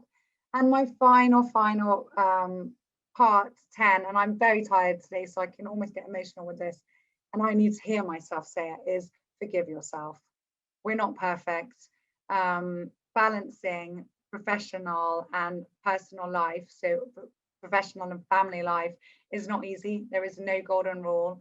Most people don't have the golden ticket or the be all and end all in your answers, but we can just do our best. And you know what? Our best has to be good enough. And you have to love yourself, appreciate yourself, and forgive yourself, and remind yourself that you've always done your best, and that is enough. Thank you, everyone. And also she's efficient, as you see. So in her time, she finishes 2 minutes earlier. So thank you so much for passing us all these 10 points. And I want to encourage you all, everybody who has the chance, please visit her page, visit her Facebook, Farah, and all what she's been teaching us about being vegan. Maybe not all together like us, but maybe 1 day or 2 or 3 in the week. So Farah has developed a whole mastery in this subject. So follow her. Thank you, Farah, for this beautiful time, and always admiring. Yes, pleasure. And thank you so much for all your support for Creative Women Platform. I'm sure Olga wants to say many things, but it's still my turn here to present the next one. So Olga will be saying to you later. Thank you, and it's my pleasure and joy to introduce you now, my dear Aleen Zakka, our chair in Lebanon. Aleen, yes. Hi, young businesswoman, network branding. Anik will be talking to us about network branding, leaders, reputation management. And she's been head of MENA division, the Ascendant Group. I have had personal meeting with them. It's a brilliant company, a founding member of the Forbes Agency Consult for top PR and advertising firms in the world, and much more that she will be telling us about. Here again, another person who's multilingual and been living in different countries, and I don't know how she managed, but she managed, And it's our pleasure to have her as our chair in Lebanon. Thank you. Welcome. Hi. I hope it's a great day for you. My name is Aleen. I'm the founder of Net2Work. Viola, not network branding, Net2Work. And I'd like to thank Mrs. Olga Balakleets and Mrs. Viola Edwards for this opportunity to speak with you today, and every person who worked to make this conference successful. I'm going to talk about branding for entrepreneurs, since most of us are entrepreneurs today. So let me start by giving a little bit about my background. I'm from Lebanon, a beautiful country in the Middle East, regardless the hard economic and political situation. I started my Net2Work business in 2016. A few months later, I became the president of Ascendant Group in the Middle East. I was among the pioneers in the Middle East market doing the personal branding and reputation management using latest tactics and technologies. In 2019, before COVID-19, I had a target to teach and empower any businesswoman to help her on social media and generate profits from digital platforms. And I was able to teach more than 437 women in Lebanon through different NGOs. And I'm happy because it made a real change in their lives during lockdowns by working from home and supporting their families and playing a role in the digital economy. I also run a position in the Lebanese government as a digital media advisor of the caretaker Prime Minister, Professor Hassan Diab. Throughout my career path as an employee, I lost great deals. I learned a very important lesson, that it's great to do a great job, a great work, and it's better being seen and visible for what you are doing. So when I started my business, I was focusing on one goal, which was about how to gain a visibility in addition of doing a great job. As a result, and with all the competition that was coming up around, I focused on a goal of being visible and credible and being credible. A lot of times, entrepreneurs that I meet around are concerned about why people see them the way they wanted to be seen in their business, showing so much excitement about their business. So the answer is always simple. It's not about just how good you are, but by applying the right techniques that will help you to be successful.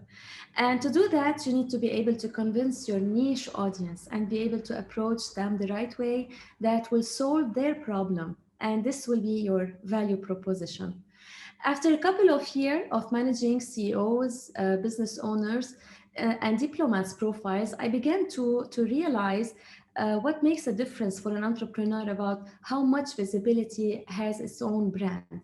Once we figured that out, we began to look at increase of visibility and look at things such as public relations, looking about how to secure a book deal, for example. All of that to increase the value for visibility in the marketplace.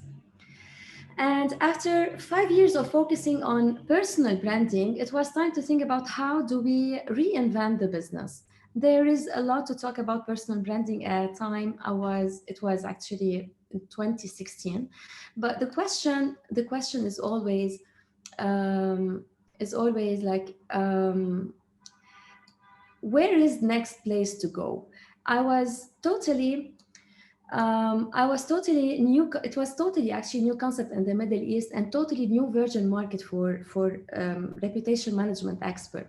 I remember when I started to create my Google campaign ad to bring people to the website and increase the traffic on my website, I wasn't able to find keywords in Arabic about personal branding. I had to feed Google with some new technical words, especially that Arabic is a very rich language, and we can have different words to describe one word in English. So I was just imagine someone who wants to do an advertising, but he doesn't have the keyword. So I was feeding Google in Arabic keywords, and I was wishing and praying that people would search for those keywords on Google to find me.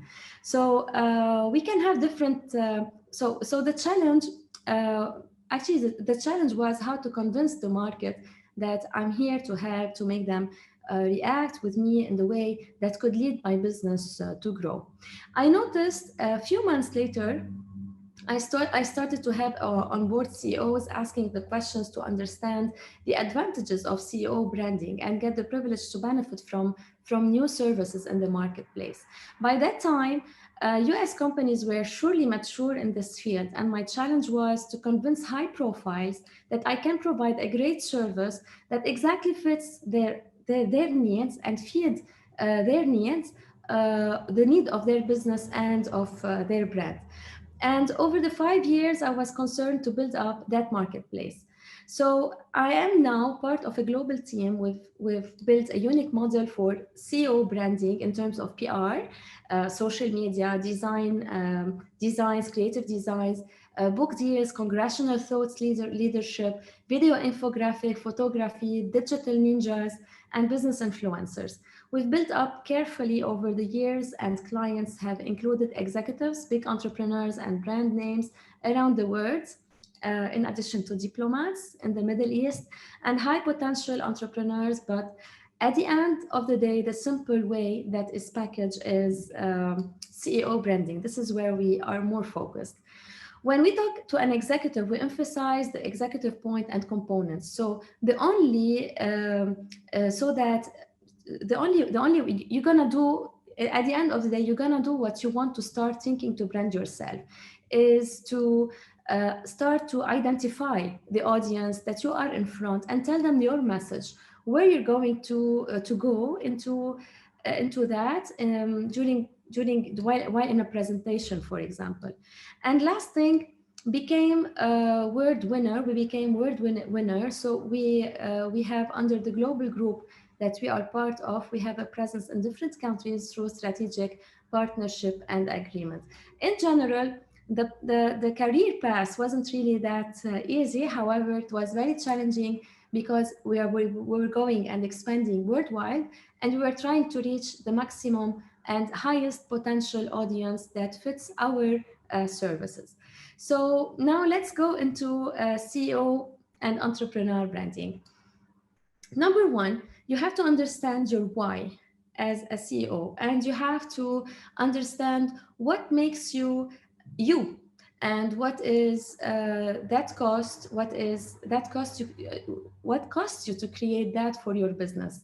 And the intersection of those two points is your why and what your business does must be integrated to your storytelling. What will be your storytelling?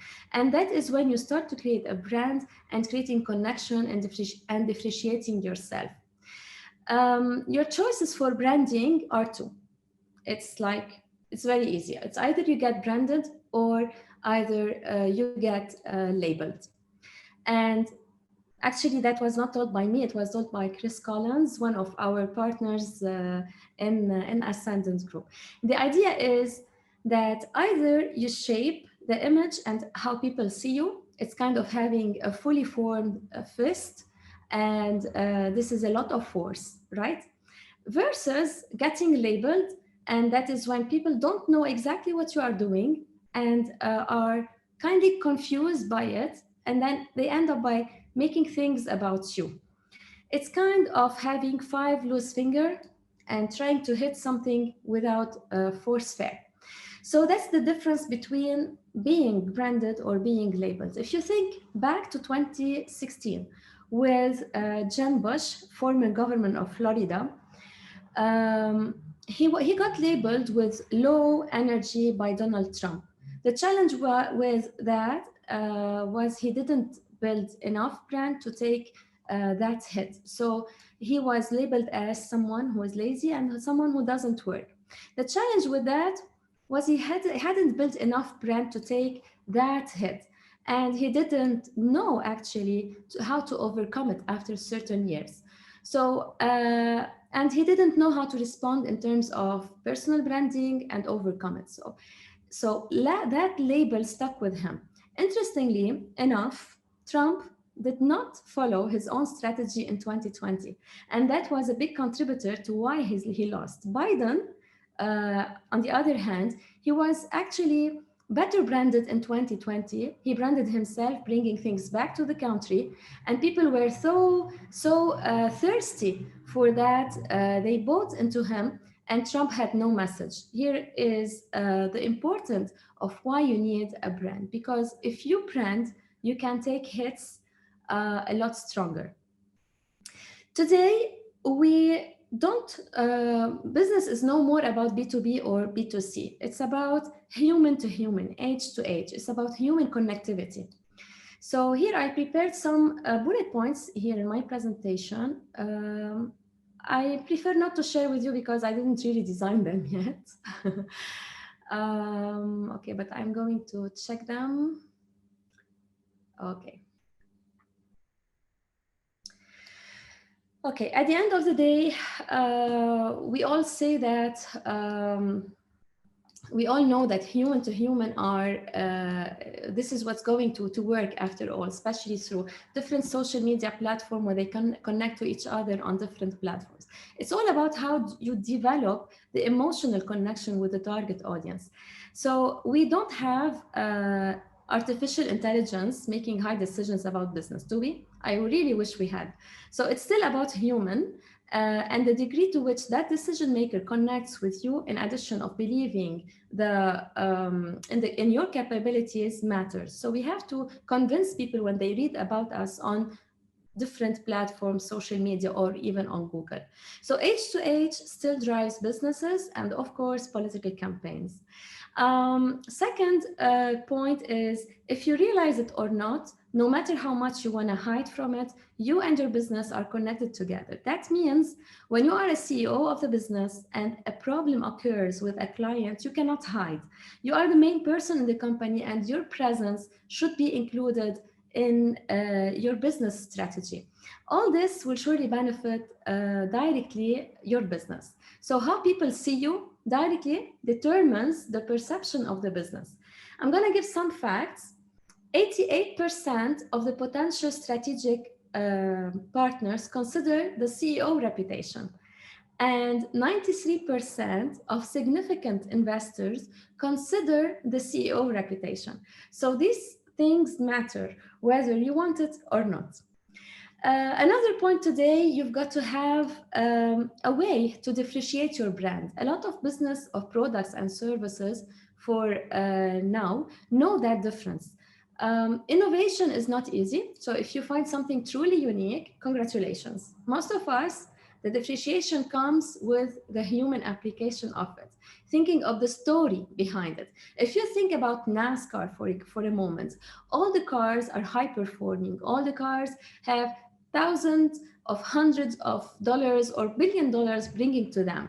What the one difference of every car is always the driver, and you are the driver of your business. So you have to think about how to make a difference and to stand out in the competition. Another point is that CEO branding can help you overcome perception. It can help you brand, it can help your brand build resilience in a competitive market. Here is the question for you. How many of you would knowingly do business with someone they don't know? Now I know some of you will automatically start thinking, yeah, it's okay, this is business and we're doing online. And some of you would think longer and hesitate. Now let me ask a second question. How many of you would do business with Sana Marin or Kamisa Kamara? If you search their name, guess what? You might not know their names, but when you search their names, you will find that the reason behind your interest is knowing and meeting and maybe doing business with them because of their brand. They are well branded on Google, even if you don't know them. Their brands took a high level where they have now the power of the brand that business or political project can attract people, where their brands do that by itself. Leadership helps to shape that brand. It isn't about ego. I know that woman has also ego. It's about effectiveness. So here I'm going to talk a little bit about women. It's about being a chief storyteller for your business. A lot of women think that, if I brand myself, it's about me. I always face this problem with women specifically, because men, they love power, they love ego. But when they want to start branding themselves, it's all about me. No, it's about the people that you are helping. If you believe you have a product or a service that is worth it to customers, that will make a difference in the world, you owe it to them, and you owe to give it to them with the best opportunities to want to believe and get the product. Because if they do not, they will not go, they might go to your competitor, and one of your competitors might be just better in marketing, and then they may have an inferior product, although they may have an inferior product. So it's up to you, and it's your God-given duty to convey the product and the best service in the best way to the audience, so that they can choose you. Because if you don't know how your brand will be shaping, this will be will let you maybe use opportunities in different fields and in different markets. It's very important to think about what you offer, and this what you offer, how it will change the customer's life. Another good point, and here, for example, personal branding is a strategy that can be institutional life. What do I mean by that? Your concern is to you don't want you or your partners or some executives in your company to take care of your personal exposure, because the company sells, and the founder might not like the idea that an employee might be or a CEO as employee actually might be branded. So no matter who is the CEO, or no matter who is the partner, realize that business is the H to H, human to human. So this is the strategy within your institution. That's your company, it's your company and your business. This is why every person in the company is requested to talk about the product and be really expert when he wants to sell the product. PR, social media, organic ways of getting coverage are much better than just a traditional advertisement, for example, because people know that you paid for it. You paid for Google AdWords or a magazine ad. But if you reach them organically, they will feel you've earned it, and you're being reported on because you provide value. The question now is, all paid advertisement are bad? Of course not. Some of them are really useful, especially for the retargeting campaigns on Google or on Facebook, when people visit your website and you want to retarget them so they can keep perceiving and reminding themselves about their products. To finalize, let me state 5 killing mistakes that entrepreneurs do, and it might hit their brand, and I really wanted to avoid them so that your brand can grow.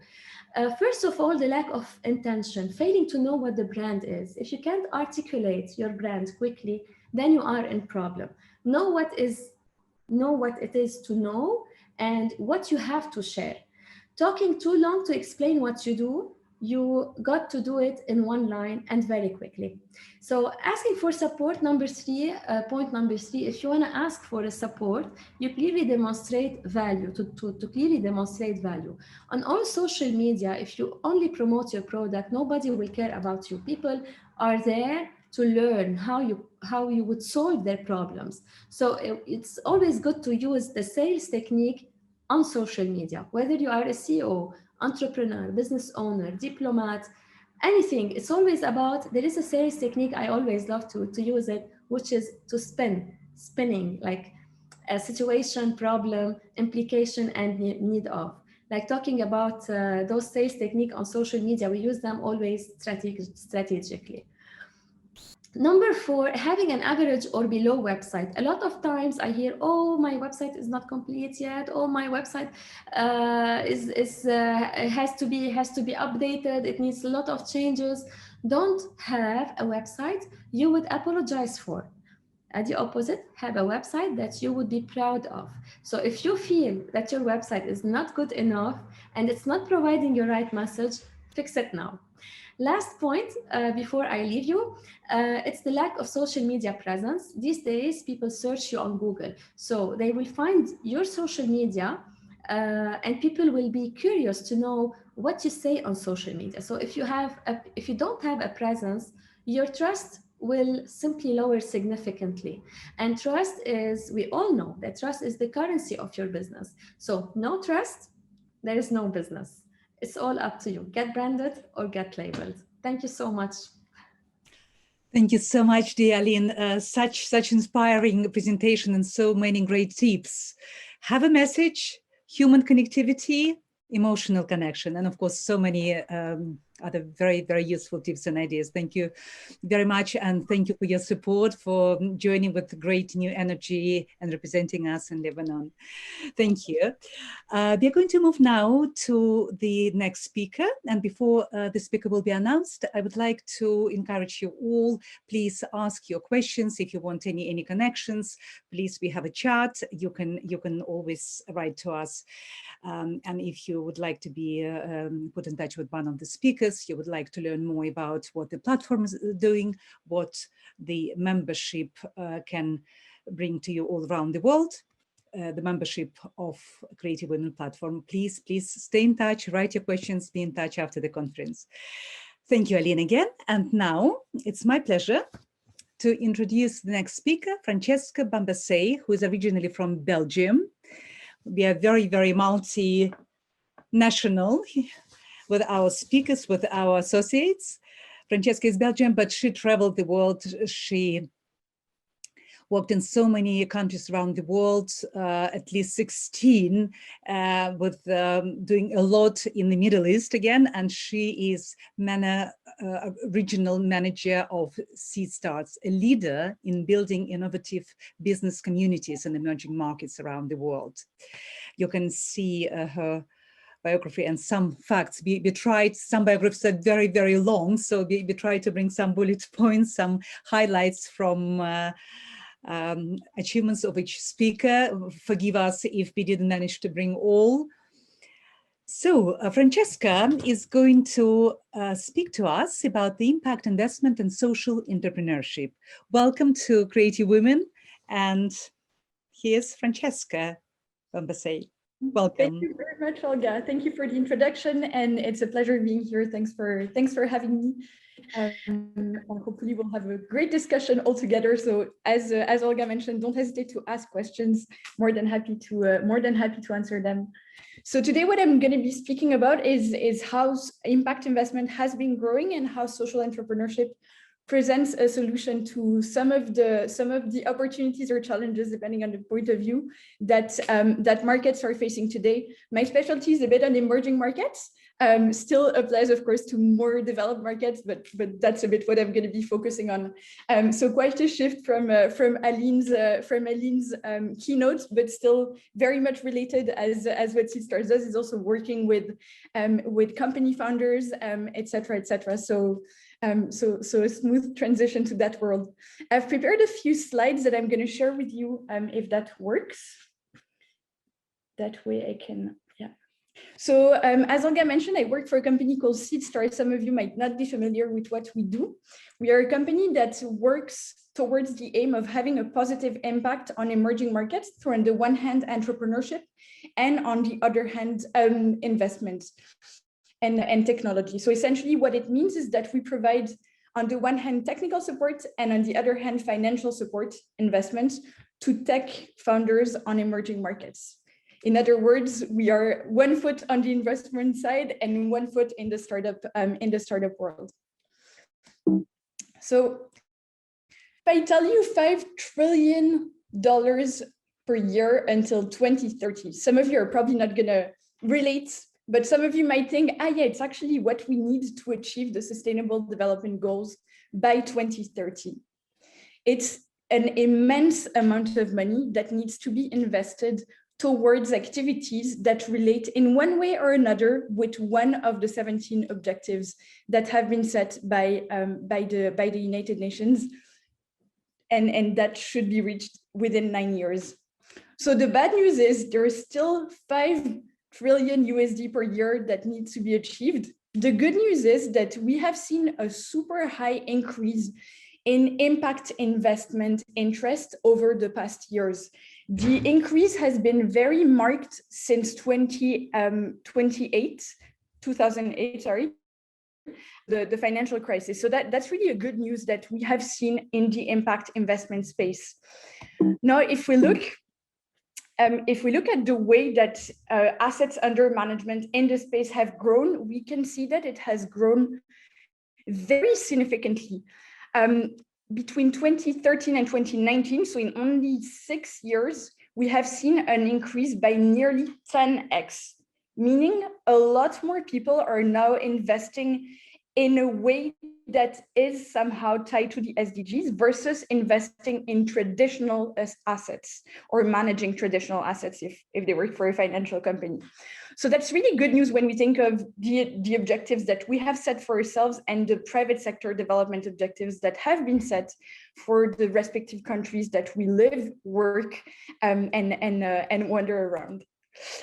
So here I'm going to show you two little graphs that have been taken from the Global Impact Investment Network that show you how investors are now considering SDG related investments.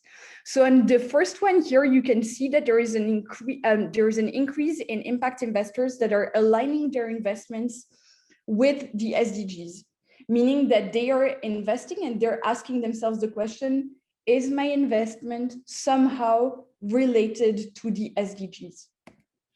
The other trend that we see is that there is a massive change within the investment sphere. And that trend shows that we are moving the conversation away from traditional investments, and we are doubling down the efforts to produce, on the one hand, a financial return and an impact return. In other words, what we are seeing is a massive growth in impact investment worldwide. And contrary to what many think, when I speak around myself, everybody's like, but you're working in a very niche market. Nobody does that. Look at the big financial institutions. Well, actually, all the big financial institutions are now also turning part of their assets towards what can be called impact investment or socially or environmentally driven investments. We see massive actors, Goldman Sachs, BlackRock, TPG, Bain Capital, et cetera, et cetera. They are all investing massive, massive amounts. If we look at Switzerland, for example, the Partners Group last year announced that they would dedicate a 1 billion fund towards SDG. So this is not an isolated trend, yet it is not on the forefront of the way that the financial world works today. So $5 trillion per year until 2030. Why do we say that we are still at 1% of our emission? Well, essentially, we say so because despite the growing interest and commitments, the amounts that are allocated towards impact investing are still very low when you keep in mind the massive amount that we need to reach, $5 trillion per year. When you look, for example, at Goldman Sachs, just zooming in to give you an example, we see that, that they have less than 1% of their assets under management that are going towards environmental and social and socially driven investment. So it's still a tiny portion. If I recap what I just mentioned, essentially the trend is growing. It's something that's on the rise, but it's on the rise at a pace that we wish were a bit faster. So now I'm going to jump into the consumer side. We've been talking about the investment, who puts money behind companies. Now we're going to jump to the companies, to the founders. This is a picture of one of the busy streets in Cairo. I was actually just there this morning. It's massive. It's very messy for a lot of people. It's nauseating. It's just a lot of people, and all of these people are hustling. Here in the Middle East, it's Friday morning, so it's prayer morning. Yet those people are on the street, and they are hustling for one thing: to increase the quality of their lives. They're hustling because they're vendors and they want to make money to then feed their children, to then get access to a better healthcare, etc., etc. They are striving day and night to get access to a higher quality lifestyle. So how can entrepreneurship and how can investors contribute to the change that we at Seedstars, but probably that we on the call today want to see? Well, essentially, entrepreneurs and investors have a big role to play. And the good news is that we're seeing today, alongside the trend in impact investment towards impact investment, we're seeing a trend amongst the younger generation to move towards investment decisions that are somehow tied to the values of that generation. Meaning that the generation that will be managing the money wants to push forward. They want to move towards a better lifestyle for themselves, but also for the people on the markets that they are working on. Essentially, that generation, millennials, tend to believe increasingly that double-sided decision-making is possible. Making decisions for profit and making decisions for purpose at the same time. And if we look at the millennials, we tend to think millennials are super concentrated in massive cities, New York City, San Francisco, London, Paris, etc., etc. Well, the reality today is that most millennials, so most of these people that are making investment decisions that are increasingly aligned with their values, are concentrated on emerging markets. That's part of the reason why my company focuses on those markets where it tends to be a bit less structured, where the macroeconomic and the macro infrastructure of the markets is much harder to navigate. The good news is that that generation that operates in a demographically significant manner on emerging markets is the generation that is super habile with technology, is the generation that is hustling. It's the generation that was born with access, even though sometimes of bad quality, to internet. It's the generation that was born in a sea of social media potentials. It's the generation that was raised in a world, in a globalized world. In other words, somebody that's in the Philippines and somebody that's in Cairo and somebody that's in Karachi, those three people are going to have a means to communicate, to share ideas, to share values, and to share ways to operate. What do I mean? I mean, there is a snowball effect. And today, the snowball effect is bigger than ever. And it happens at the same time as the rising trend in impact investment and as a new way to build business models. New, it's not completely new, but it's on the rise. And that model is a model that is called social entrepreneurship. And it's very much tied with a lot of political economy concepts as well. You've of course all heard of Adam Smith's invisible hand, sorry. Well, other people have recently theorized the invisible heart of markets. Essentially, in the 19th century, people talked about financial return, so profit. In the 20th century, they talked about risk and return. You have a risk profile when you invest, and you invest to get a return on investment that is financial. And in the 21st century, people like Ronald Cohen, that you might have heard of, he's the advisor to the UK in terms of social entrepreneurship and impact investment. Well, people like himself tell us that in the 21st century, we are already talking about risk, return, and impact. And this is increasingly the way that things are moving forward in the business world, or at least in a portion of the business world that we want to see grow and that we strive to support. And essentially, those people that I'm talking about, it's Faisal from Saudi Arabia, it's Susan from the UAE, it's Charlie from Switzerland, it's Halima from Ghana. It's all these people that you see in the picture. These are people that we work with on a daily basis, and these are the people who are shifting the lines of business in their respective countries, but also at the global level. Mohamed Yunus, who's the founder of the Grameen Bank, you've probably all heard of him, mentioned that the challenge I said before anyone who condemns private sector businesses is this.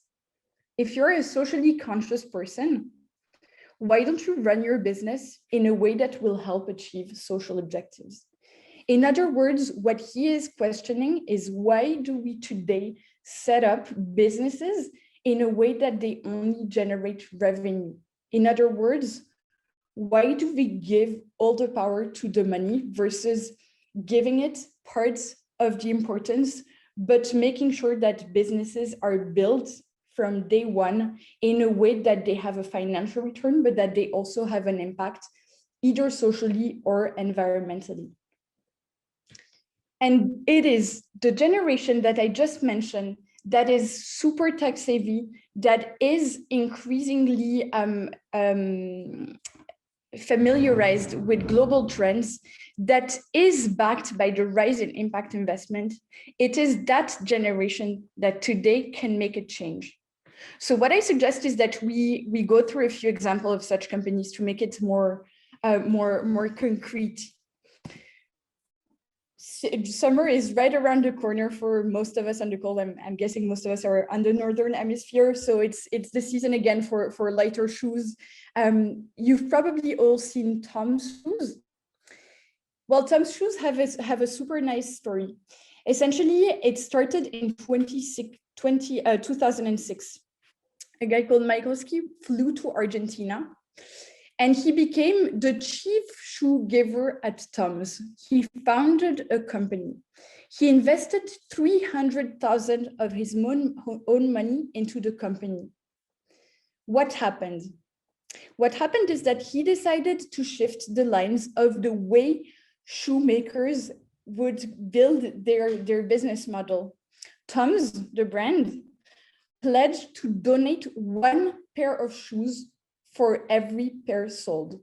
If you today come in a Tom's shop in London, buy a pair of shoes, you are at the same time giving a pair of shoes to somebody that is in Argentina. And today, today they give shoes also outside of Argentina, but that's how it all started initially in the rural areas of Argentina. It was called the 1 for 1 campaign. Aleen talked about branding. I think here they of course made a massive effort to communicate rightly about that campaign back in the days. It made a lot of noise in Argentina, but also at the global level. In 2009, so 3 years after the company was created, they reached 10,000 pairs of shoes sold. And guess what? 10,000 pairs of shoes given. The Tom's brand, Michaelski, raised awareness about issues like global poverty, like health, etc., etc. And as of September 2018, September 10th, if I'm not mistaken, or maybe 9th, I don't remember exactly. So 3 years ago, and also 12 years after the start of the company, the organization Tom's had provided people in developing countries with 70 million pairs of shoes. So, and they also grew the business model. Not only would they give a pair of shoes per pair of shoe that was sold, but because they managed to grow steadily and to generate more revenue and also to be more efficient in the way that they produce, etc., they decided to enlarge the social impact that they would have. Health was a top priority to the founders. So not only by September 10th, 2018, not only had they managed to give out 70 million pairs of shoes, they had also managed to give access to 335,000 weeks of access to safe water to various populations around the globe. So that's what I call a social enterprise. It's an enterprise that generates revenue because it's what's going to keep them afloat, but it's an enterprise that also is able to circle back and to reinvest the revenue that they generate into building a business model that is a virtuous cycle. for each dollar that comes in, how much can we reinvest in something that will then be catalyzed and provide either social benefits or environmental benefits to one group of people, to one area, to one ecosystem, etc. So that's one example. Now, most of us wear t-shirts all the time. You've all bought a £3 or €3 or $3, it doesn't matter, t-shirt in a shop. Have you ever thought of what was behind the t-shirt? I mean, we've heard a lot about incidents in Bangladesh, etc. We've all been familiarized with the value chain in the production, etc.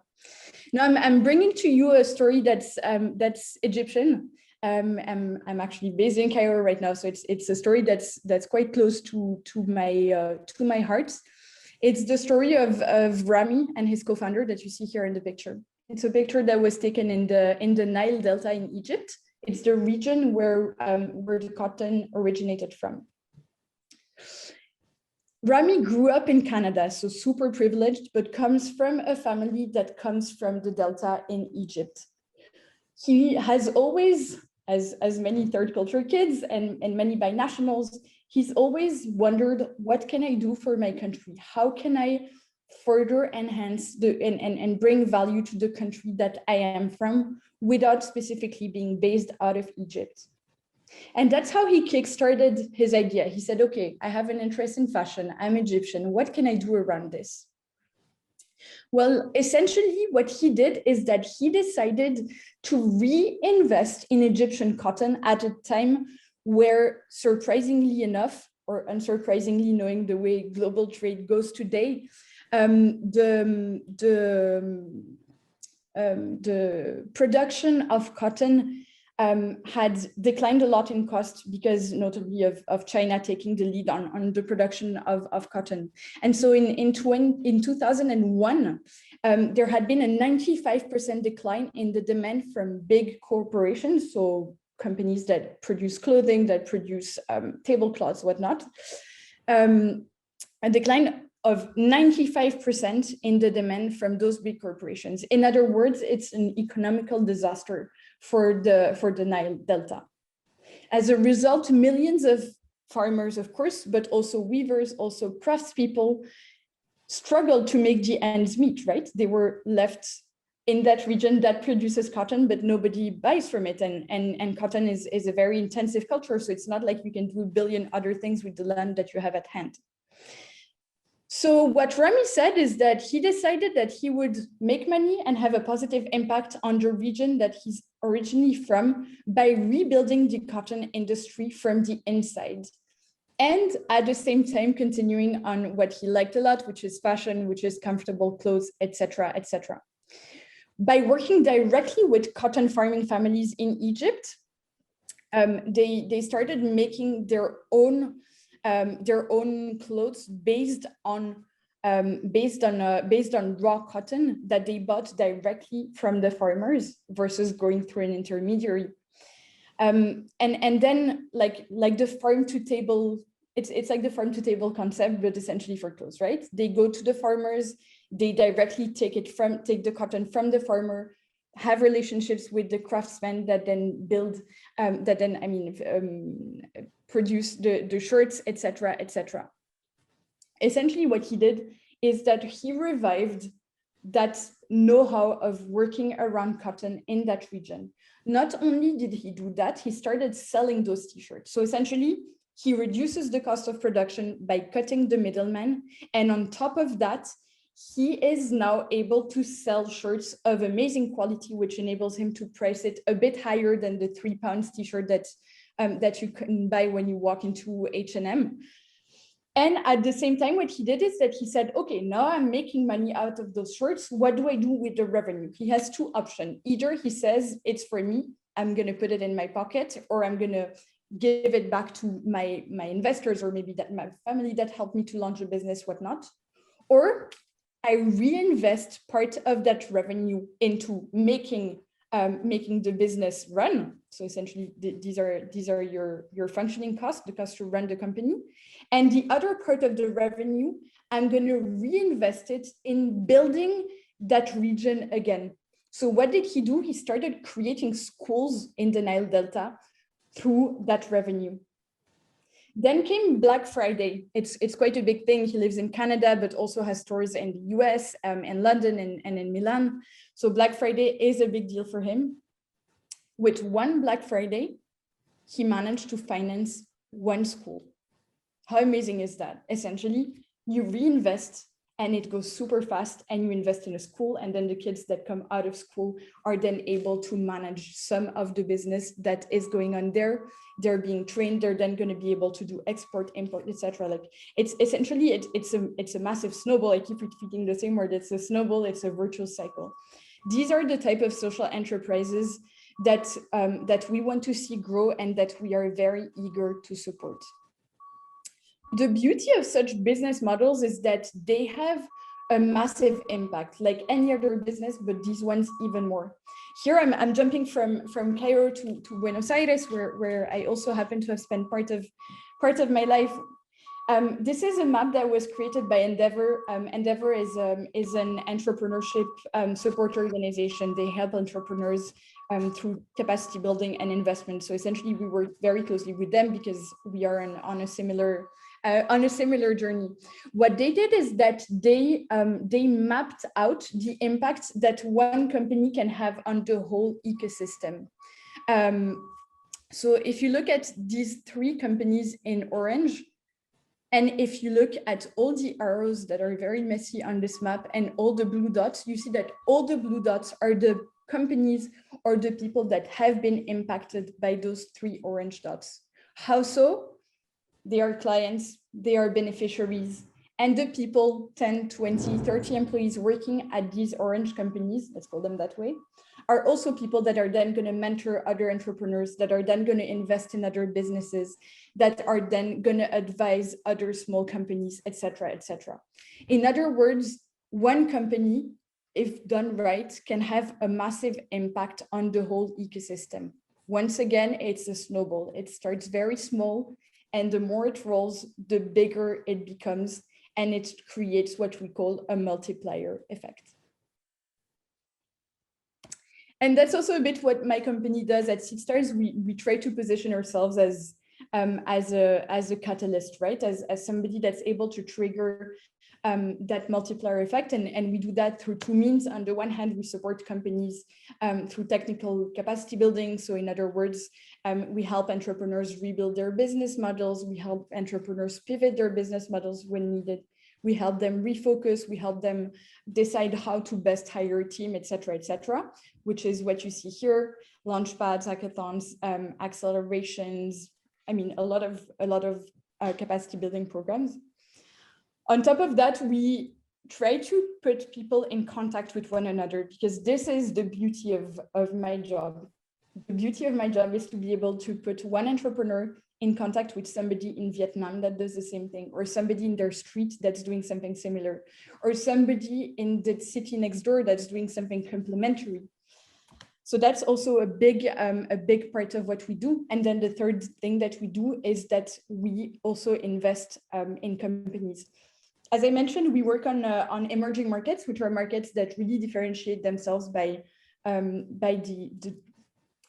lack of interconnectivity between that one market and the rest of the market or other markets. So if we take the example of Egypt, for example, let's say Egypt is less well connected to other markets than if we take a massive business place like London, for example. And that, of course, has a lot of implications at a lot of levels. The first one being it's very hard for entrepreneurs, usually in emerging markets, to open a bank account. I mean, it starts with very basic things.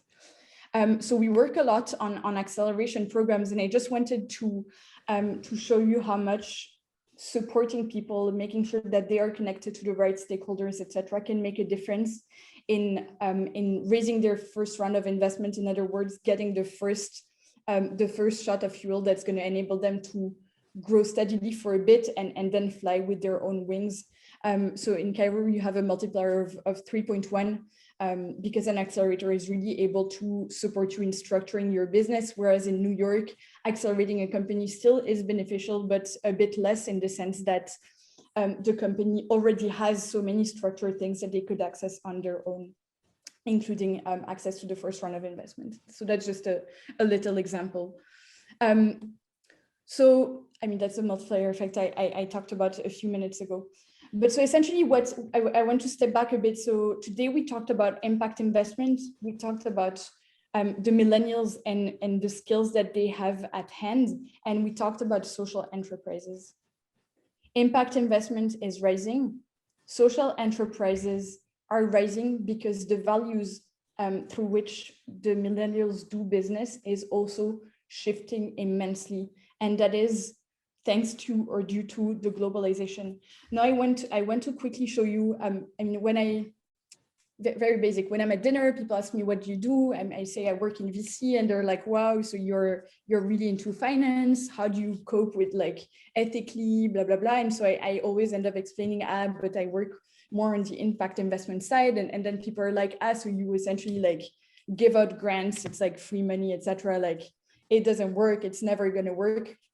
And that's maybe what a few of you think, or maybe a misconception that really exists.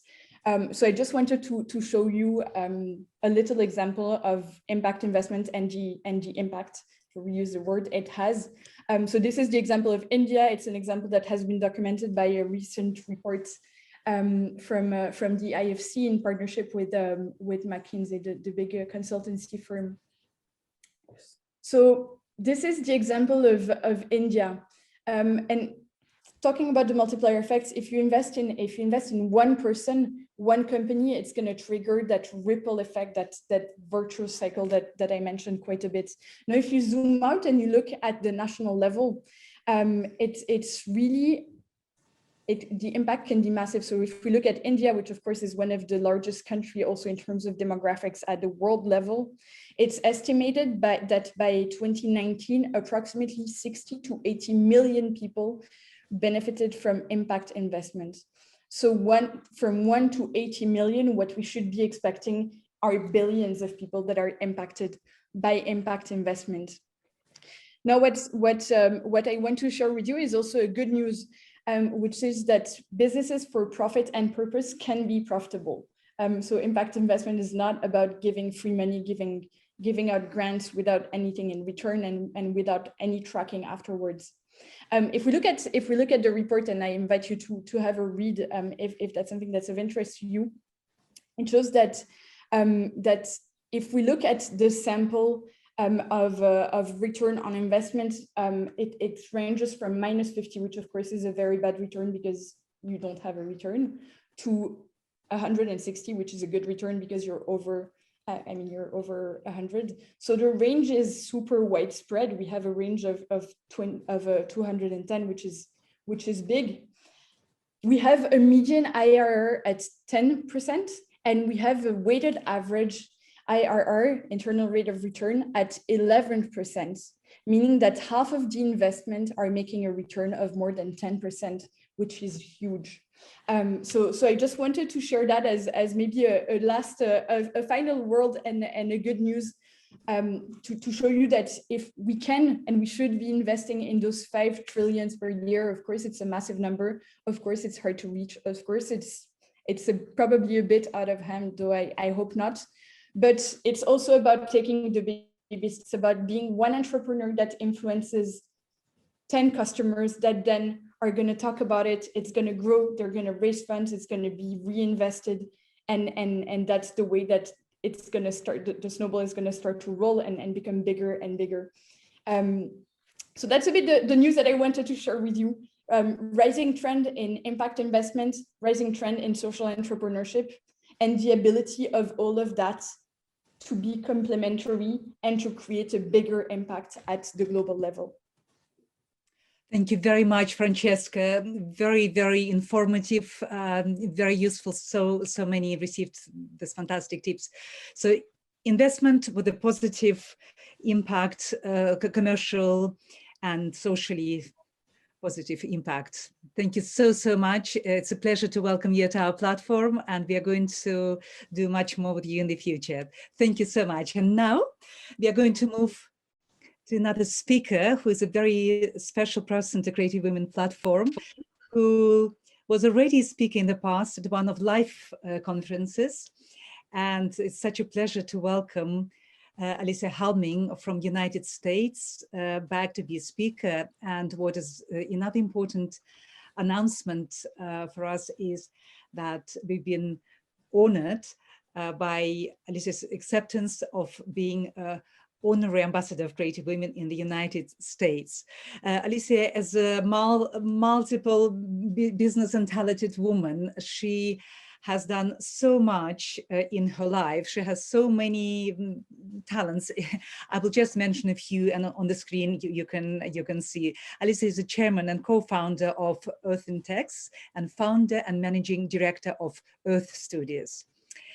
She's an early pioneer of wind, solar, and biofuels in the United States. She co-founded and was chief financial officer of several companies, including Pristine Sun, which was the largest developer of small utility scale solar in California.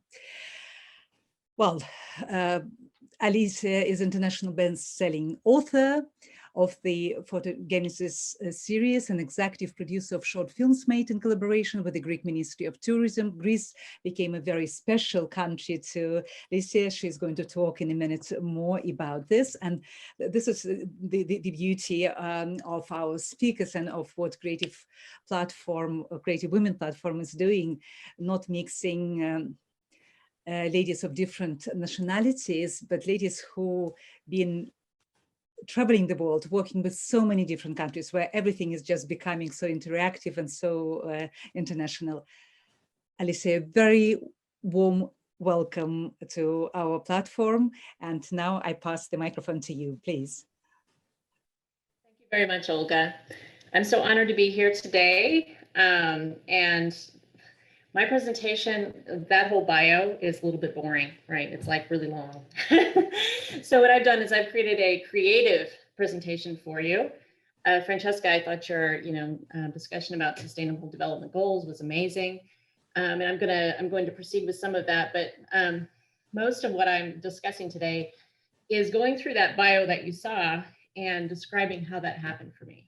So hopefully through sharing my experiences, that can help everyone and inspire them to, continue that. So thank you very much, Olga. I really appreciate being here today. I'm going to put my slide presentation up here. Take a minute. Okay, I think this is it. There we go.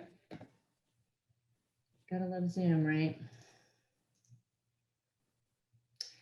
Okay, so my speech today it's about manifesting a sustainable and clean energy future, but it's through writing. So what's unique about my story is there's so many instances throughout history of all of that bio, and it's all been pretty much about writing. And what I mean by that is I believe that you can not only, sometimes you can write things and they happen, right? Like it's, if you write in a journal, sometimes you'll find, throughout my childhood, I wrote in my journal regularly. And I noticed that sometimes I would write things and they would happen. And this happened throughout my, my youth when I was dancing. And Olga and I share this love for the ballet. So I don't know if you know that, Olga, but the ballet has been part of my life up through age 18. I danced with the Kansas City Ballet. And so when I was young, my ballet instructor told me, you will never dance because your ankles are weak and your body's not right. You're not right at all. So, I mean, it was like, oh, wow, way to inspire me, right? So anyway, I was like, I love ballet. I want to dance. And so I would write out my goals and what I wanted. And I just kept training and training according to what I would write. And eventually I got to where I wanted to be. And that's where I started to learn there's power in what you think and in positive thoughts. I didn't quite understand, though, that it was all about writing at the time for me. So as I was going through this in my youth, I was thinking to myself, well, am I predicting the future? Am I like some sort of psychic? Is it something weird that's going on with me? Or am I creating it? Is it possible? And, I just turned 50 this year, which is a very big milestone. I believe that at age 50, life is just beginning in some ways. And what I would say is that the understanding how you can create something from thoughts did not occur back then, back in the 70s when I was younger. And so I'm so excited now to see, you know, so much of this spiritualism and understanding that you can do things that you think, especially for women, this is important. It's an important message for us. So this is the weird side of me here. And that is that I have this constant pie reoccurring in my life. And so my birth time was 3:14 in the morning. So Albert Einstein's birthday was March 14th. Stephen Hawking died on March 14th. My anniversary, my wedding anniversary is March 14th. And later you'll see there was a song that I produced, and the record label, which I did not plan, was called 3.14 Records. It was like, what is this? So there is numerology, something to it, right? And I think we all have our own numbers, whatever they are. But to me, math is very prevalent in my life, and I'll tell you why. So I started out in strategic planning, and strategic planning is a way of predictive storytelling. All these companies that you see here, we have, you know, Wells Fargo, Hallmark, you might have heard of them, Jacuzzi. All of these companies, I advise CEOs, CFOs at the highest levels, and really in a more creative sense, meaning that I would come in and I could see in my mind, just given where the trends of the industry were going, what was going to happen. And so, you know, after all the data crunching, and there's definitely an art to the finance side of it, right? There's numbers that you pull together, but you have to know, you have to see the trend, the upward trend here in your mind. So this is what I call statistics of choices.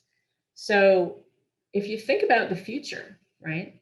If you're going to think about, oh, what is it like a psychic or predicting the future?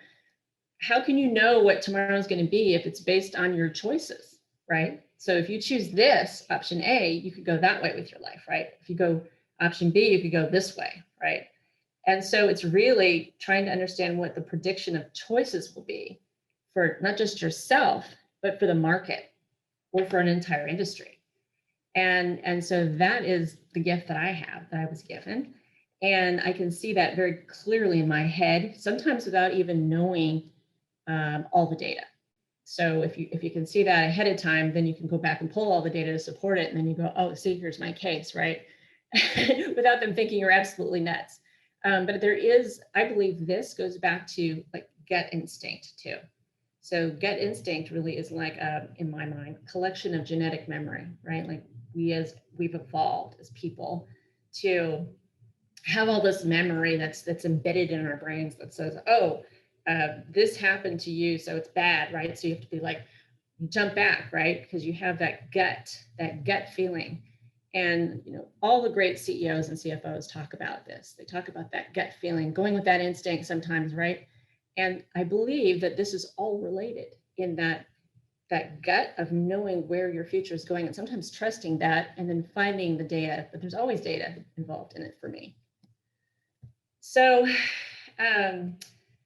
back in my life, back in 1998, this is actually when my husband started this wind farm company. I was working for Arthur Andersen, and it was during the time of Enron, and Arthur Andersen was going under, and I was like, okay, what am I going to do now, right? So I had all kinds of job offers. I could have gone to KPMG, or I could have gone to the local office where all the Andersen partners were getting together and forming their own office. But I met my husband-to-be at that time, and he was an aspiring entrepreneur. And he was like, I think we should do wind farms. You know, wind farms are the big next thing. And this was way before An Inconvenient Truth, before there were any wind turbines or wind farms or anything in the Midwest. Pretty much it was only being done in Europe. When we went to the first wind conference in Washington, D.C., back around 2001, there were only 30 people at that conference, and now there are 100,000 or more people at the conferences every year. So this industry has grown dramatically from where we started originally, and most of the development was on the West Coast, and there's a little bit in Hawaii, but it was mostly on the West Coast at the time and almost all in Europe. So all the lenders, the financial resources, everything that we needed was in Europe, and that was all there was. So we started the first wind farm company in Kansas, and this was my big entrepreneurial moment. I'm like, okay, I'm going to write out my business plan. So that's the way of writing, right? Write your business plan. Put down your ideas and visualize them. And so I did that, and we raised $3 million to start within, I think, the first 3 months, which was really impressive considering no one knew anything about wind back then. But it was really hard too. And the reason was that the local utilities wanted to build coal plants and not wind farms. And the main reason was that you didn't understand the economics of it at the time. And if you think about where they were at the time, coal power it's even, it's steady. It's something that you know, it's predictable, it's going to happen on time, right? Wind is intermittent, like at night, where sometimes the wind blows, sometimes it doesn't, right? And when it doesn't, back then, there weren't battery backups or anything like that. There's no way to store the energy. So what you have is this intermittent resource of power that has to be managed somehow. And I can see from the utility standpoint why they weren't super excited about wind power at the time. But what could have happened if they were more forward thinking and more open to it was that, you know, they could have started investing in it at that time. And one of the main reasons is that I grew up along the Missouri River. And the Missouri River, here's Kansas and here's Missouri, and right down the middle is the river. And I grew up right along the banks of that river. And across the river was one of the giant coal plants. And at the time, that was our life. Like the coal plant was there and we didn't think about it. But when I came back and started working on the wind activity, my sister informed me that my nephew had autism. And he was 5, he couldn't speak up to age 5. And during that time, she got me involved in the Autism Now group and all of that. So I started to put pieces together, and I realized I took a map and I saw the river and I saw where the coal plants were. And then I saw these spikes in autism rates with the kids right across from where the coal plants were. And so that was part of the beginning of the Beyond Coal campaign with the Sierra Club. So we joined forces with the Sierra Club. But unfortunately for business, my business side, which is we want to build wind farms, well, the wind farms needed the utilities to buy the power. So this utility that was putting the coal plant in needed to buy our power for our wind farms. So it wasn't such a smart business move to do that at the time. No. So my husband's face was on the dartboard at a hunting lodge where we were trying to put a wind farm up. The Koch brothers, Charles and David Koch, this was their hunting lodge. So we had lots of fun with this. It wasn't an easy time. So I started writing as therapy. And I had always been fascinated with Hollywood and screenplays and all that. So I was like, you know what I'm going to do? I'm going to enroll at UCLA. Their program in screenwriting is excellent. And so I was part of the remote program. And during this whole ordeal, I started writing this screenplay about what was happening. And unfortunately, it wasn't a good ending. It was not a Hollywood ending. It was a bad ending at that time. I was like, gosh, I think we might be out of business. I think this is it. I think this is, but you know what? Instead of writing that ending, I wrote the ending I wanted to happen. And that is my wonderful family, my son that I hadn't even had yet, right? We're walking through Kansas, and as far as we can see, there's spinning wind turbines. And that's what I had in my head, and that's what I wanted to happen. So I wrote that. I'm like, that's the ending.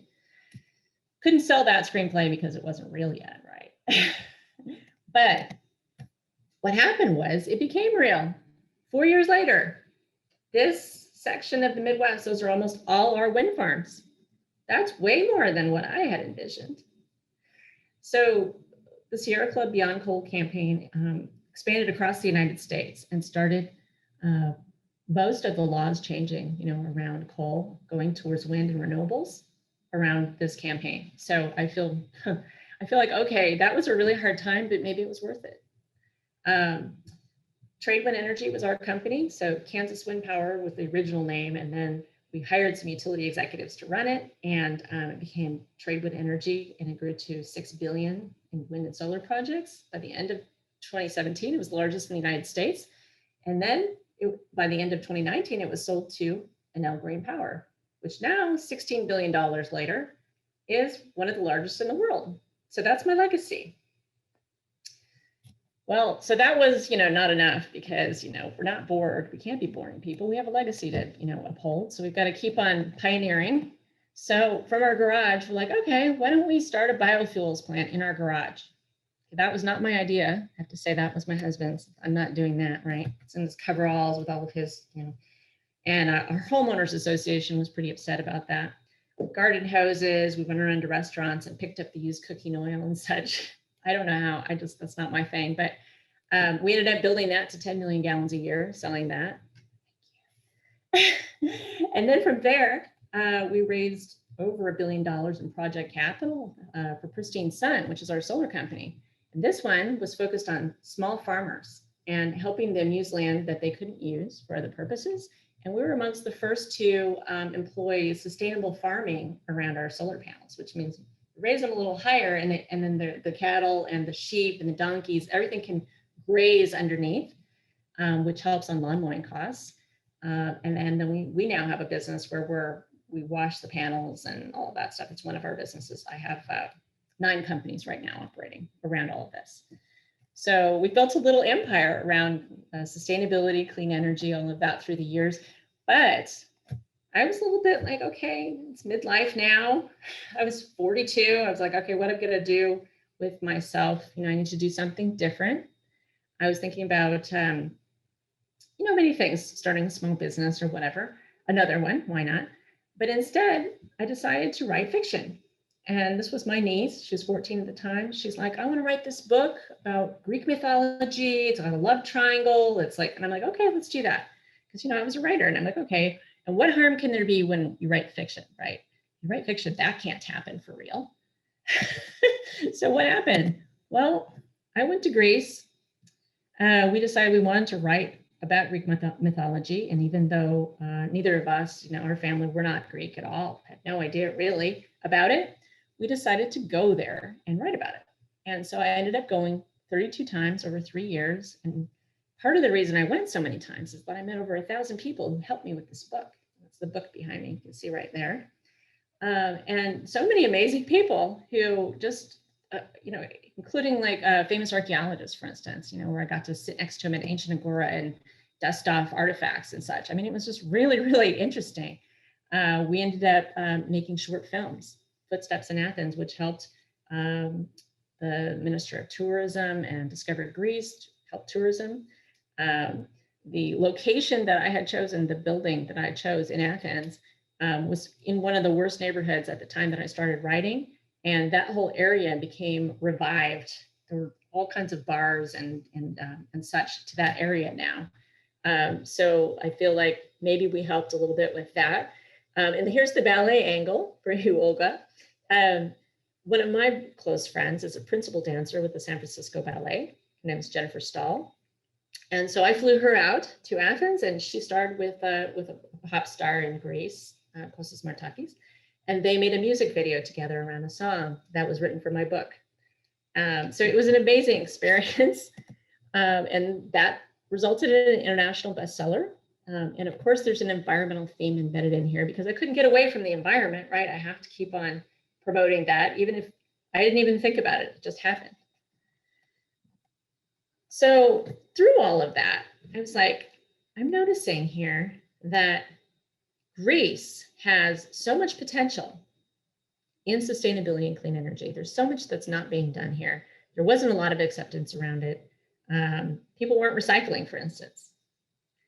So I was like, you know what? Greece is the birthplace of ancient innovation and democracy. Why not sustainability and clean energy? So I joined forces with a woman. Her name is Professor Dr. Phoebe Koundouri, and she's an amazing woman. Her hands are pretty much in anything that you can think of that's environment or sustainability related within Greece and also Europe. And I've been very lucky. She's like a mentor to me, but we work together quite well.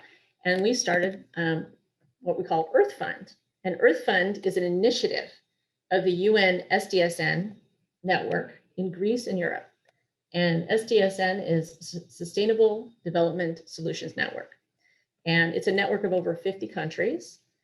And it covers 4 or 5 different areas under the United Nations. So UNESCO and several other initiatives are working with it and collaboratively with this organization. So I was recently appointed to the Leadership Council for it. And our focus is focused on actionable programs. So there's a lot of tracking going on of the SDGs. You hear that all the time. And, you know, Francesca, I think you were talking about this a little bit. You know, some of the things you're doing are also actionable, which is amazing. And money is a big part of this, right? Bringing money in. And so what we do is we're designing programs that drive action to implement these things, these SDGs. And each of them, 17 of them, contribute to helping humanity, which is amazing. So we have the name of my speech is a whole country. Like, what do you do if you're going to take on a whole country to design the perfect program? Well, we don't have everything included here yet, but these were the things that we noticed were missing mostly. So there's a lot of great programs, like they have Greenpeace and they have trash collection at the sea, for instance. And we wanted to find where are the gaps, and also where can the United States bring money in? Like what can I fundraise around, right, to bring money to help, because it helps. So we found these areas. So engaging youth, promoting fashion and wellness, that's a popular one. Preserving heritage is very big in Greece, obviously. And then for me, I brought the smart energy aspect, which is intelligence, which is AI software, et cetera, and infrastructure, which is building out the power grid in a big way. And then the thing that I am the most passionate about and recently have started is for studios, which is basically we're developing content, so TV and film projects that have an environmental theme that are designed for the mainstream. So it's not like docuseries and such like that. There is some of that we're doing, but mostly it's creative content, which is like everyday stories that are character driven that have some environmental theme embedded within it. So you're not just being like hit over the head with it, right? It's more like you just see it. It's just part of the story. So these are the initiatives, and I'll just go through them really quick. This one, Earth Odyssey, we have the UN SDSN Global Schools Environmental Education Pilot Program at Athens College. And this is one of the oldest prestigious schools in Greece. And we recently received a grant from the EU Horizons program, which is help this out, as well as a production budget for a youth sustainability TV series for all of Europe. Earth Society, these are the 2 areas that we're promoting, and some of them through the school. And one is a plant-based diet, for instance, 1 meal a day, not all plant-based, but to just shift 1 meal a day can make a huge difference. Promoting wellness, and then also promoting the sustainable fashion industry. This is something that is underserved in Greece right now. And there are some excellent fashion designers. Okay. And then this is the area that I'm most passionate about, of course, well, besides my entertainment side, and that's the clean energy, and that's because I know this space so well. And we're building a consortium across the energy industry. And we're focused on smart energy and grid intelligence and power grid and blue infrastructure. And I'll show you what those look like just really fast. This is the AI technology. When I say AI, it's artificial intelligence, and I'm just using that term loosely for those of you that know what it means. It's like there's different ways you can call it, machine learning or whatever. But basically what we're trying to do is find locations on a map. We look at the whole country map with software, and our software predicts where it's best to put new renewable energy projects, and then it ranks them by return on investment, estimated return on investment. And then from there, the project developers and the utilities can manage the grid easier, because we find the areas on the power grid where there are capacity problems, meaning like there's not enough power or there's too much power. So if you think about, like, sometimes you hear about rolling blackouts that happens here in California sometimes. So we're trying to manage that better with the power companies.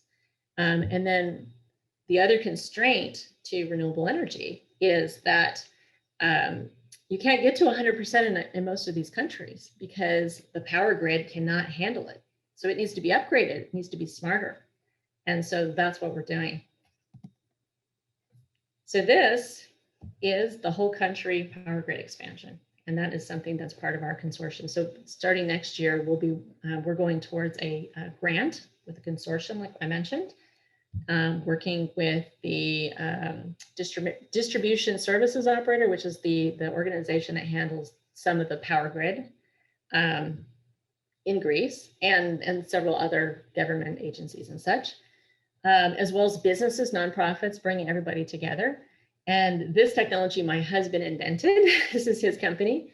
It's 100 times faster and 1/10 the cost of traditional methods of boring. And so it's very cutting edge, and that company is doing really well in the United States. We want to bring it to the Mediterranean because there has been talk of a full Mediterranean supergrid for a long time, meaning like if you could run cables under the sea, for instance, from Africa up through Europe, then the Sahara has all this potential for solar, where they could take that solar power up to Europe and it would be, power everything. It's so much, right? So that kind of thing it was utopia for the longest time. There were all kinds of consortium that were put together around making that happen. I'm not saying that we can solve that with this, but we're gonna try. We're gonna start working on making small progress towards it. So this is my love and passion, and the idea with our studios is to make green the new black. And we do that by engaging the celebrities. So many celebrities, they love the environmental movement. One of the things that we found is that with the green nonprofits or the environmental nonprofits is that the celebrities are tapped a lot to do pro bono work. And what we want to do is create content and projects, film, TV projects for them so that they can be paid to do the work that they love. And we give them usually a share in the future in the profit of the project into the far future if we can with our fund. We're raising $100 million for this, working with some top players in the entertainment industry to raise that money. So it's definitely legitimate.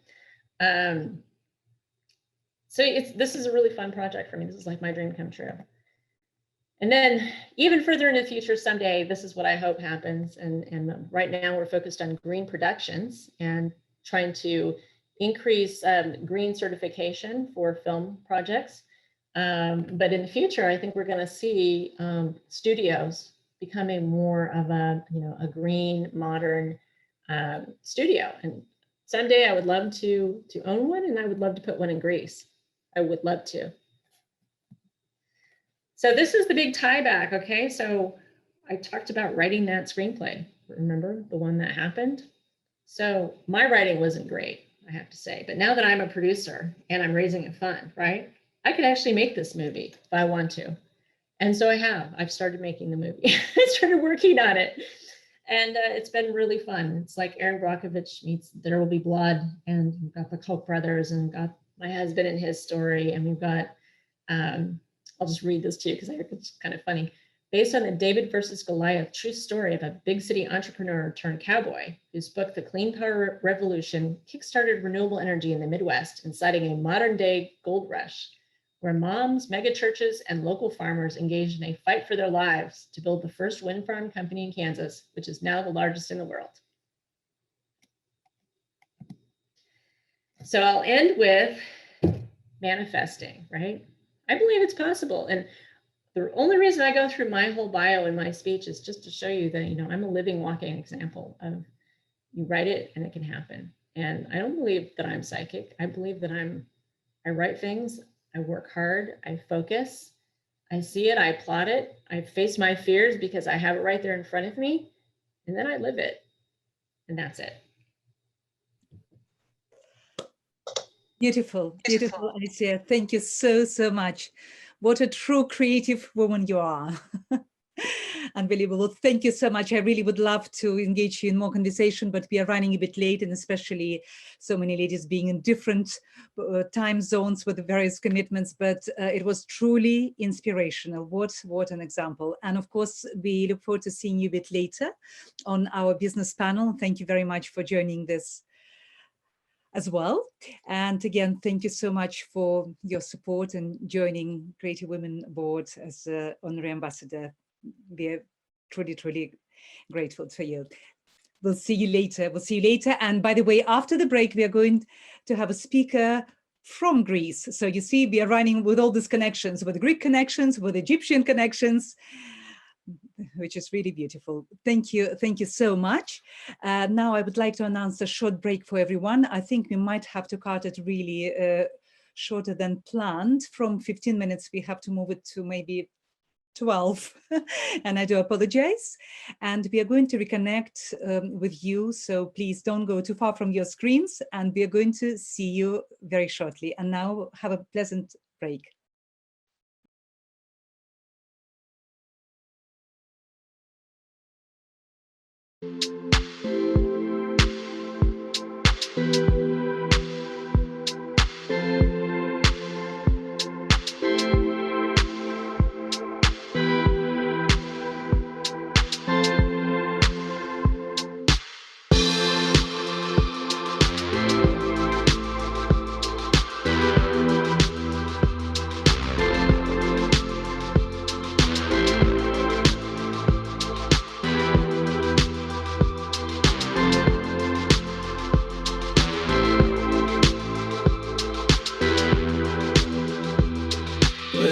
Sunrise, I'm on my own time and I can start something new.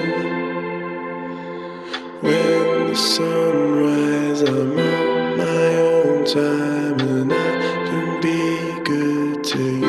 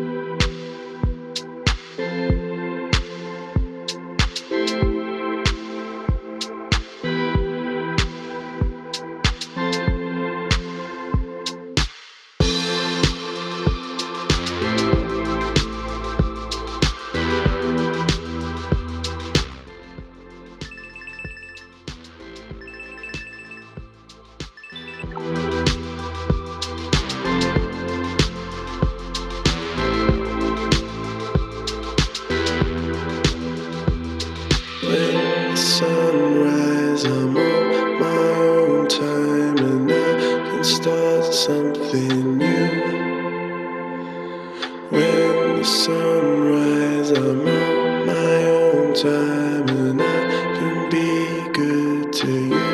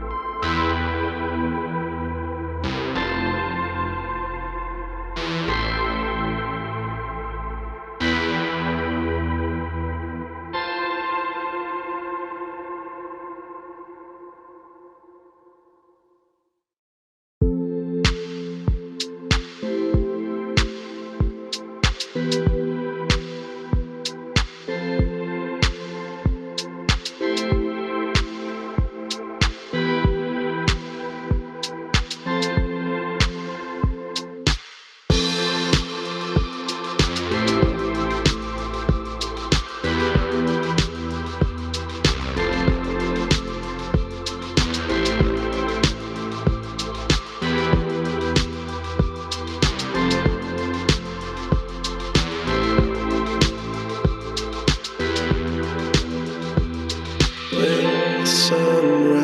I'm on my own time, and I can start something new. When the sunrise, I'm on my own time, and I can be good to you.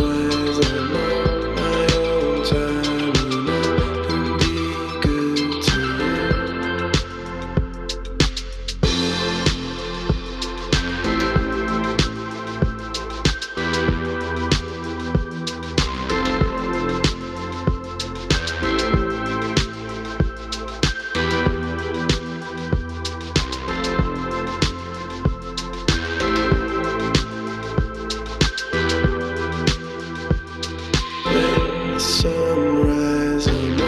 my own time, and I can start something new. When the sunrise, I'm on my own time, and I can be good to you.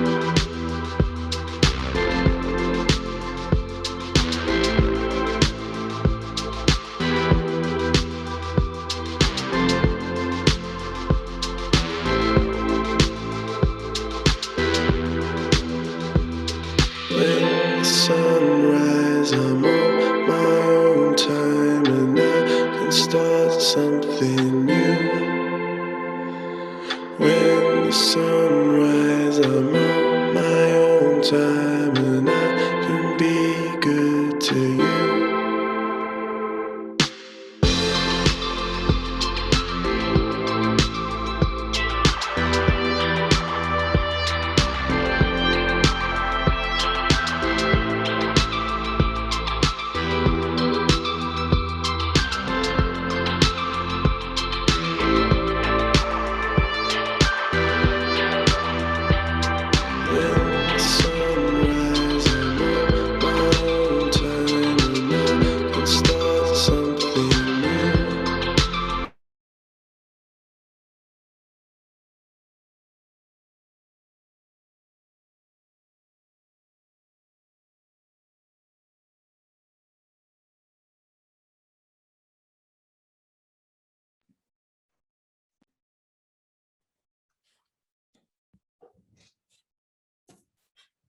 Hello, hello, hello, and welcome back. I hope you have some minutes to rest and to stretch and to integrate all this information that we are having. I'm still delighted by what Alysia had shared with us, and before her, all the people. So what can I tell you?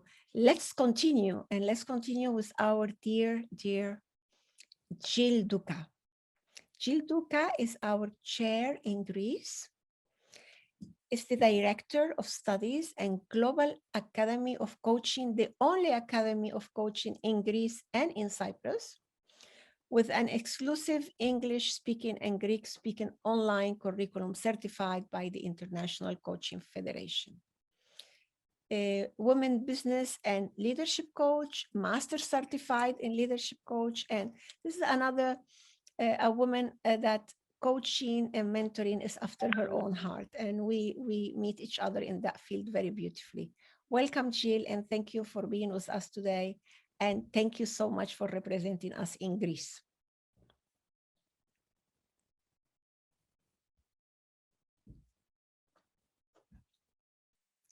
Jill?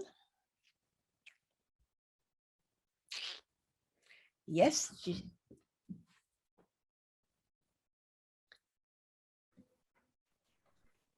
While Jill is coming, also I want to tell you we're so sorry that we were a little bit delayed with the time.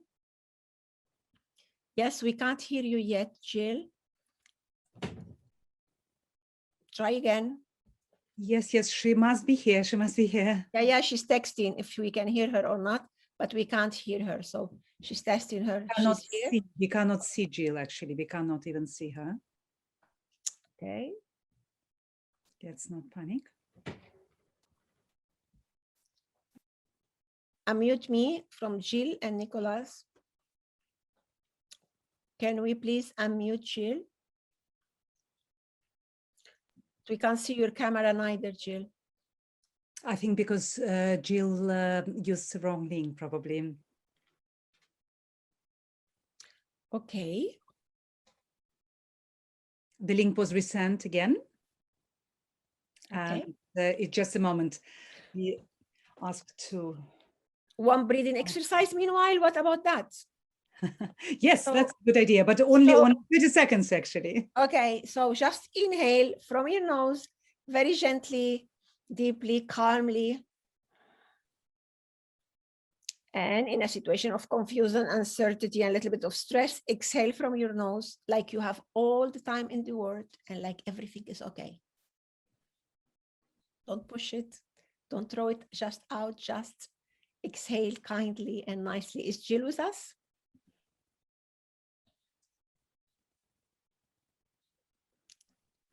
We can do it again. Yes, Jill is with us. Fantastic. Okay. Welcome, Jill.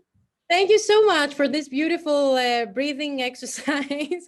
I really want to congratulate all of you for doing such an amazing work. It's just mind-blowing, the people that you have brought together, everything that we're sharing. And I would love to say if anyone has any questions, please write them in the chat and we will forward them. And what I'm going to talk about is how to release the fear, releasing fear and actually going ahead and doing what we want to do. And I want to ask our amazing participants, are you a creative woman? And of course you are a creative woman because you're here, you're in the Creative Woman platform, and you're an exceptional woman. And this is the most important thing that we're bringing out there. We're bringing out our creativity. We're bringing out our innovation. We're bringing out all the knowledge, the skills and abilities that we have. And I know that each and every one of us have really worked very, very hard to achieve the level that we have achieved. And working with many women all over the world, I always am searching what differentiates the best from the rest. So what is the one thing that really supports the shift of being in the best, considered one of the best, from all the rest? What is this one thing? And what I've discovered is that mindset is what differentiates the best from the rest. And it's so important that we shift our mindset towards focusing on what we exactly want. And this is what I started doing on myself the past decades. This is what I'm doing with many of the women that I work. And I know that this is what you are working as well, on how to create and make the best possible mindset for yourself in order to differentiate yourself from the rest. But there's a very big but here. And this was a question that one of my teachers did to me, a very, very amazing mentor, a woman mentor that I admire, that she has an incredible business that is thriving. She has an incredible family that is thriving. And she asked me, Jill, are you interested or are you committed? And I think that this is the real deal here, to realize the level of commitment that each and every one of us have. Because when we're committed, then we release fear as much as possible, or we're finding ways to release fear. So I would love if you think about it. Are you interested or are you actually committed? The second thing that came up to my mind when I was, thinking, how can we release fear and actually making our wildest dreams come true?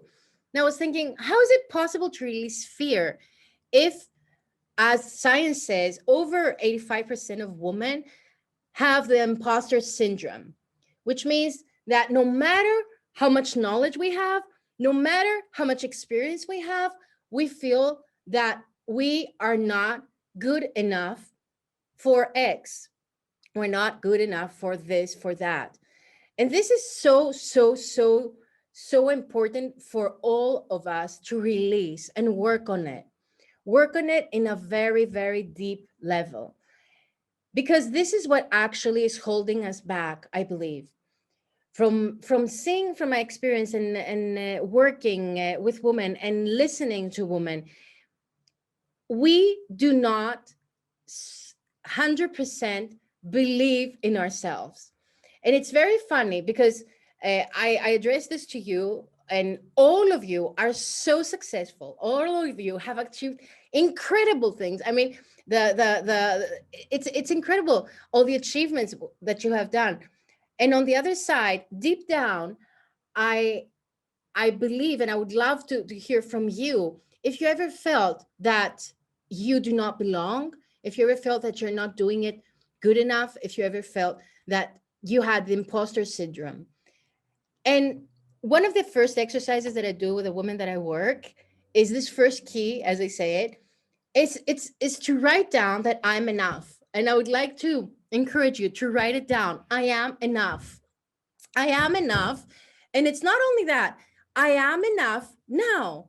At this very moment, I don't need to take that degree. I don't need to do that seminar. I don't need to release 5 kilos. I don't need to do Botox. I'm enough now for anything that I want to achieve. The big difference with men, studies show that when they're not qualified for a job, a man will send his resume. A woman must be overqualified in order to send her resume. And this is something that it's about how our brain works. But I think that we have reached a point to understanding that if some opportunity comes towards our way, it's so important to embrace it and just grab it and feel that we are enough now, no matter what our ego mind is saying to us. Now, the second key for releasing fear and just going for things in business and in life is to actually be able and train our brain, because our brain is a muscle, train our brain to see the opportunity. So what do you see in this picture? What do you see? Do you see a ball that is, oh, it's a missed ball? Or do you see the opportunity for someone to win and put the ball in the hole? It's incredible if you think about it. It's exactly like the half full glass of water. So by training our mind to actually see the opportunity, training the mind to actually see what is positive, training the mind to see that this is an opportunity for someone to win in a golf match, we understand that energy goes where attention flows. And again, science says that women mostly find out and check and realize what is going wrong. And this is our time to shift that, shift and realize that as soon as we train the muscle of our brain to check and go towards what's positive, what's going on correctly, then things are going to really, really transform. So focusing on our wins, writing down our wins, and saying what we have achieved, and not the million things that we feel we haven't achieved, is not only a way to skyrocket productivity, but it's a way also to increase self-worth and self-confidence. So I would like to invite you all amazing women to be committed and celebrate your amazing wins in a daily basis. And I'm sure that you have many in a daily basis. And I would love if you would write in the chat and share 2 wins that you have achieved in order to just get the energy out there flowing. I would love to read them in the chat. So these were my 2 very quick tips on how to release fear and how to go ahead and advance and just, do the step, whatever that step might be, and just do our best. We are enough, my beautiful creative woman, and it's so important to celebrate what we already achieved in order to increase productivity, increase self-confidence, and really understand how amazing we are. So I would like to thank all of you for being here. I would like to congratulate all of you for creating this amazing conference. And I thank you. We thank you, Jill. We thank you for having the time to be with us in your very busy agenda. And thank you so much for making it to be here. And if you have any question for Jill, please write them in the chat and we will make them. We will deliver them to Jill and she will answer you, our chair in Greece and our dear friend. Thank you so much. Thank you so much. Have a great one. Continue. Let's go ahead. Exactly. Let's do it together. Olga, back to you, my dear. Thank you very much, Jill. Really, what a pleasure to be continuing working with you. And thank you very much for joining us today. We know that you had a very tricky day today. What a power, always love your energy. So we are moving now next to our next speaker, who is Dr. Karin von Bismarck, and who is head of hunting she and partner at Stanton Chase. A lady with a vast business experience in many fields. You can see just some of the facts on the screen, and of course you had a chance to look at the full biography on our website. So we very much would like to welcome Dr. Karin von Bismarck. And she's going to talk about why digital readiness matters, especially for women. So, Karin, hello, can you hear me? Yes, fantastic, fantastic. Welcome. And before you will start, I would like also to say that Karin is kindly moderating later our business panel, which had some very creative last minute changes, but we'll find the way of accommodating you with this and making you feel very creative and very comfortable. I'm liaising this to you now. Welcome to Creative Women International Platform. It's an honor. It's a pleasure. And the microphone passes to you now, Karin. Yes, thank you very much, Olga, and welcome everybody of you.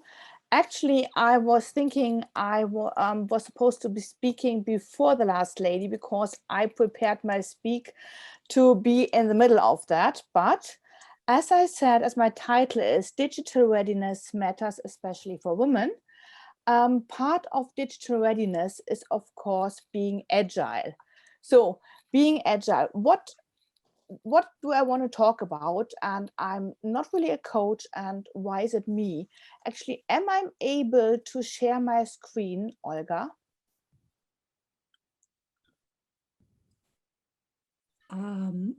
You didn't inform us that you want, yeah, you should be able to.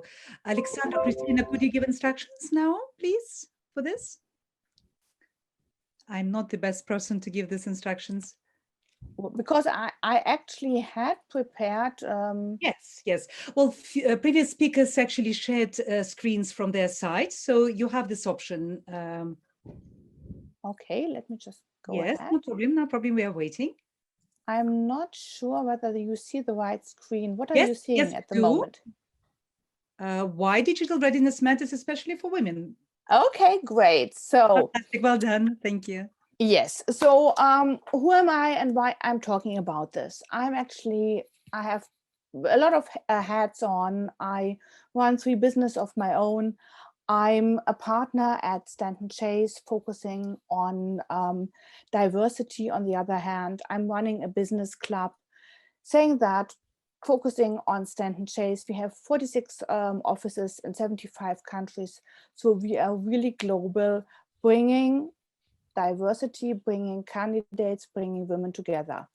And there I'm coming to globalization, which actually is the big thing of what actually moves us and what changed the society, and where I will lead then to what is digital readiness. And saying that globalization is one of the factors which changes the world physically and also psychologically. And let me focus on the psychological side. And to emphasize what I'm meaning, do you believe that communication influences your thinking? And do you believe the way you communicate influences your thinking? And next question, do you believe the access to information and the information exchange influences you or your thinking? And I think we all can agree to a yes. And let me show you some products which actually really influenced our society and the way we are thinking. We have their products like cars. This is movement. But if you look at the slide, and you can see there, this communication is one of the thriving things. And the other things really is about money, and money facilitates, again, communication, like PayPal. And I have chosen here the 50 million as a number to say that there is a big awareness of these products. But this is just to move on to say, what is digitalization? Digitalization is nothing new. It's already about 30 years old, actually. But new technologies really change the framework of our life and our workspace, and leads to an area far beyond what we understand as feminism.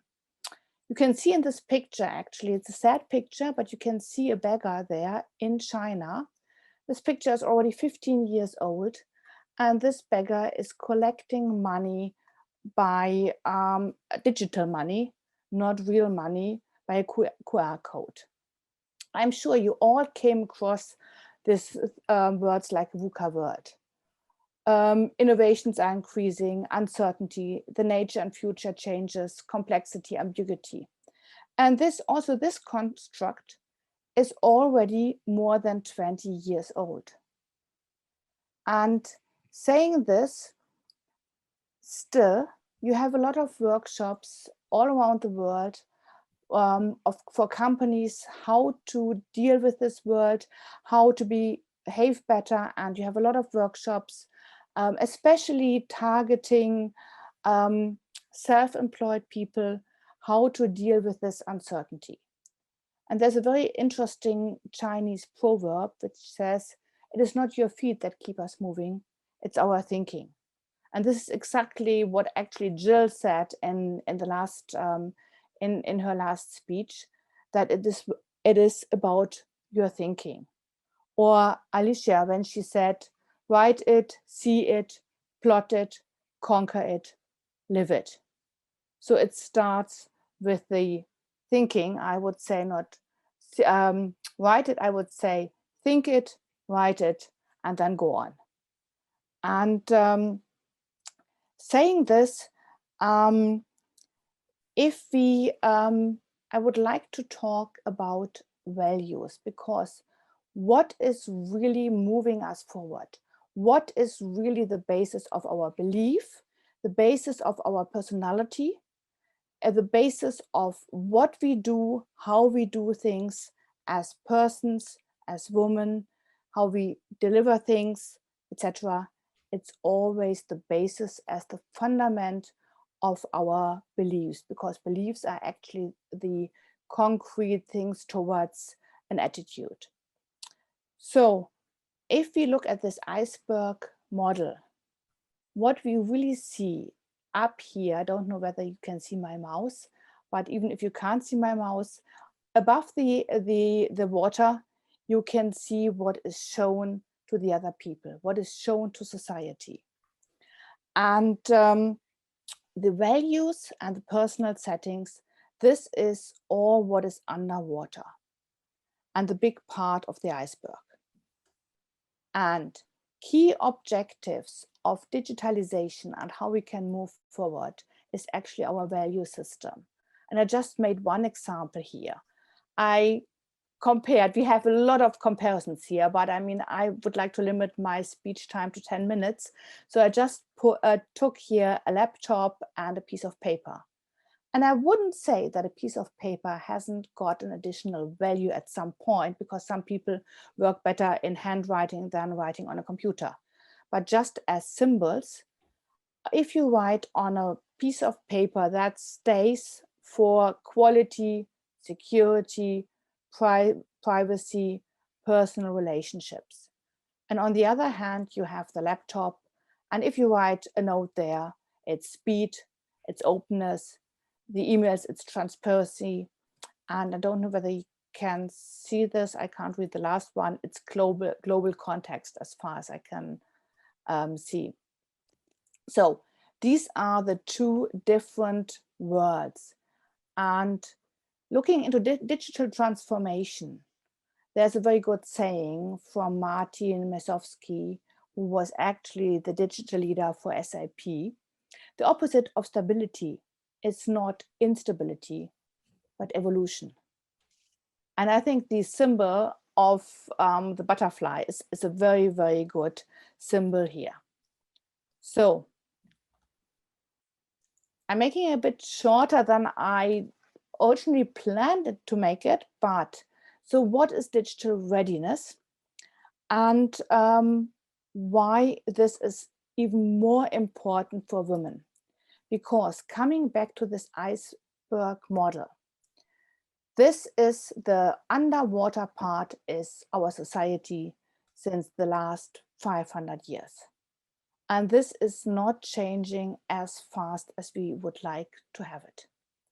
So looking into, oh sorry, here is no title for whatever reason. Looking into the digital readiness part, we have actually 4 key focusing areas. One is continuous learning and innovation, execution excellence, network performance, and insight analytics. But now, if you really look into the abilities, what or which have been identified to be by the big 4 strategic consultancies in the world, which really help you to be digital ready. You find things like learning, adaptability, creativity and innovation, decision-making, innovative, collaboration, communication, planning and organization, delivering results, influence, building relationships, critical thinking, applying expertise, well, and technology. Now coming back, I don't know whether you had read what I wrote as a teaser. Men are associated with technical and mathematical skills, even though there are many scientific women in the world. Women are not. But if you read what you read there, having this sentence in mind or not having this sentence in mind, how many ticks can you make in your day-to-day life, whether you are a mother or a businesswoman, where you say, yes, this is really something what I'm doing on a day-to-day basis? Feel free to share this with me in the chat, which I'm not able to see at the moment, but where I can look later. Because when I reflected, and I'm also a business coach and I'm coaching women, and when I go into this, I can see that it's actually 90 to 100% what all the women say. This is our day-to-day life. This is what we do on a day-to-day basis. This is nothing new at all. And we are not doing this since you talk about digital readiness. This is what we're doing about 20 years, 30 years. This is some older women said, this is, you know, I did this with my children and I'm actually talking to my grandchildren now. This is nothing new. This is exactly what we do all the time, because we always had to handle our private life, the family life. We had to be innovative. We were running our companies. We were doing all that. And this is, of course, there are some questionnaires which are focusing on this and where you can find a lot of information about that. But so what I want to say and want to move forward with is actually the digital readiness is so important for women because we already have it. We are just not talking about it. It's regarded as something technological, and I'm sure we are on the same level as all men on the technological side, but we dropped in the gap about 20, 30 years ago, looking at MINT education, so science education. We dropped in the gap that less girls went into this educational path, and that we got the stigma that we are not as good as men. And now if it comes to digitalization, let's overcome that. Let's really, it's what we are really, you know, not only believe in, but, you know, committed to.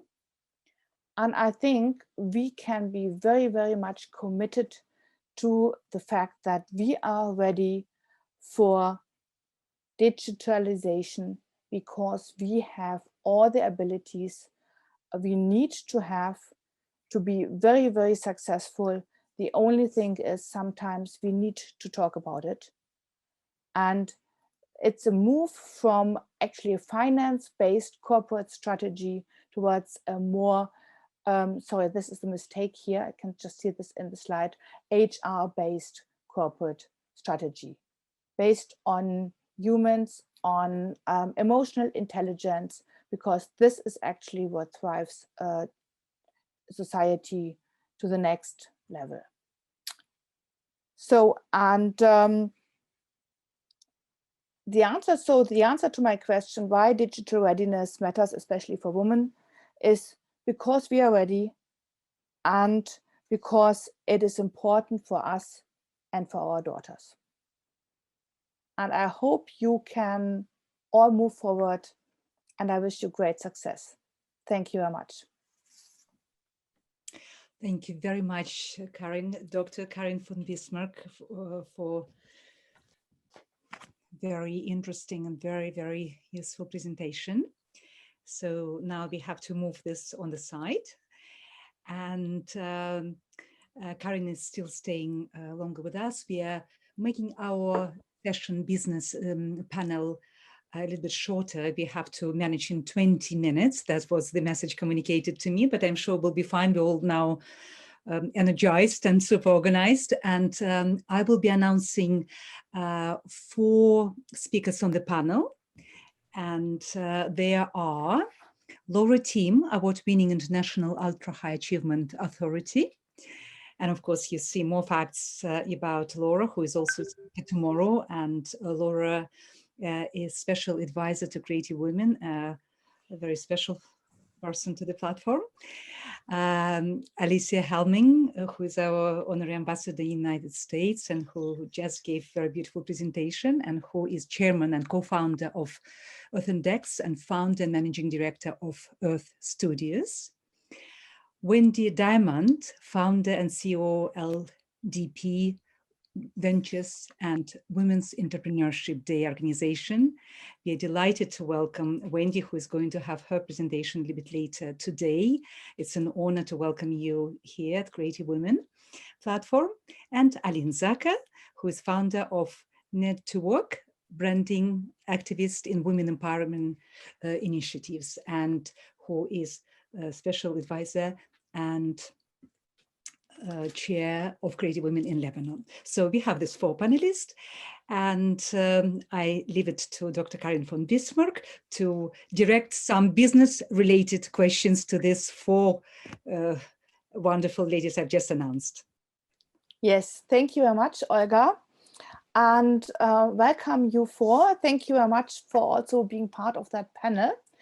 And actually, Alysia, because I've heard your presentation, and I even quoted you before, as you hopefully have noticed, because I was really inspired by what you moved already. And I would like to ask actually a question to all 4 of you, which came into my mind. Do you see a difference between the ability to create your own dream in the US and in Europe and in other parts of the world?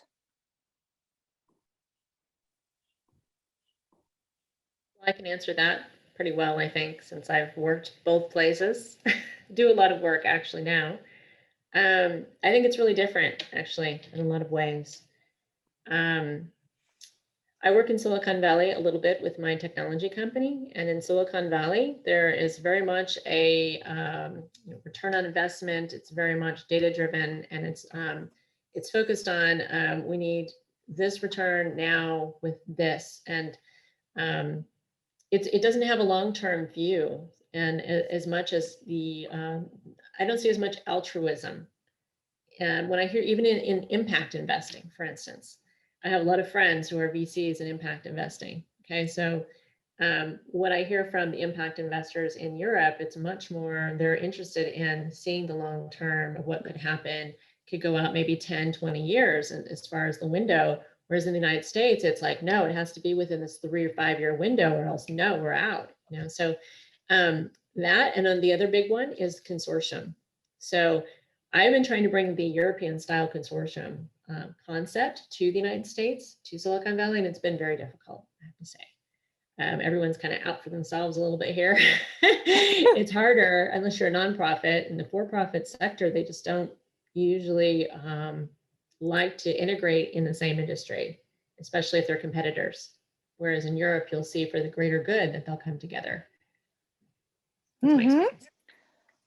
This is very similar to what actually I experienced in terms of personal abilities for women as we are.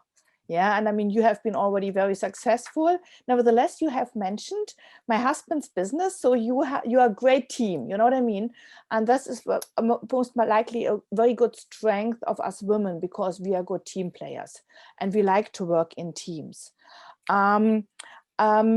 Laura and Wendy, I haven't met you before, but maybe, you can contribute there a little bit from your experience in working in teams and networks and how you could support or how this was supporting your success. It's been such a fascinating question, Karin, so thank you for that. And I agree largely with Alysia as well, because I've worked both in Europe, in the UK, and in the US.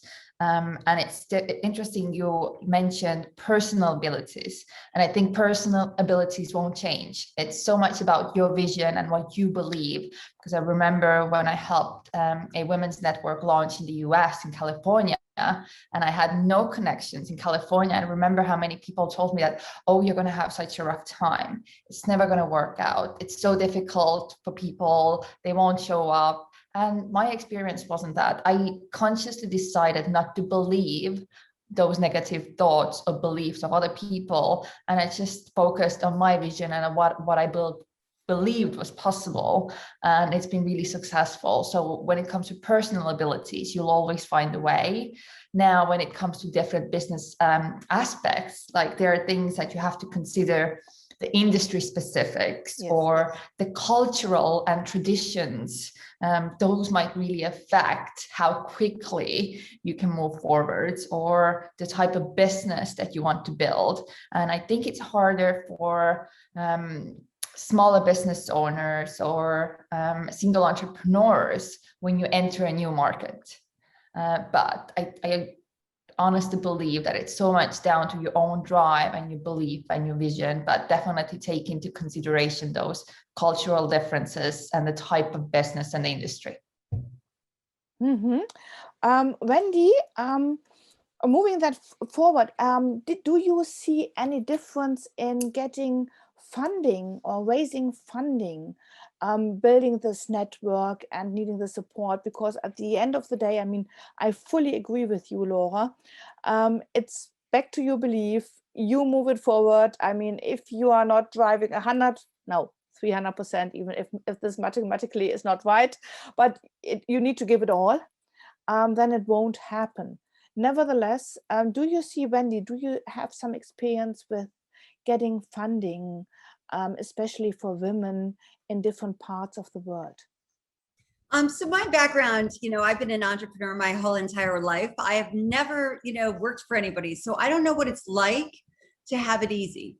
And so I think, when you look at, creating businesses and getting funding, it all works together, right? And when I created Women's Entrepreneurship Day organization in 2013, when very few people were even speaking about women entrepreneurs or women in business, right? You never had all these groups coming together whatsoever. And a lot of corporations didn't even have initiatives to support women, right? Yes. And at that time in 2013, only 1% of venture dollars went towards women founders. And so, when I ended up in Honduras on vacation, and that was the murder capital of the world at the time. And I ended up volunteering for an organization that gives microloans to poor women.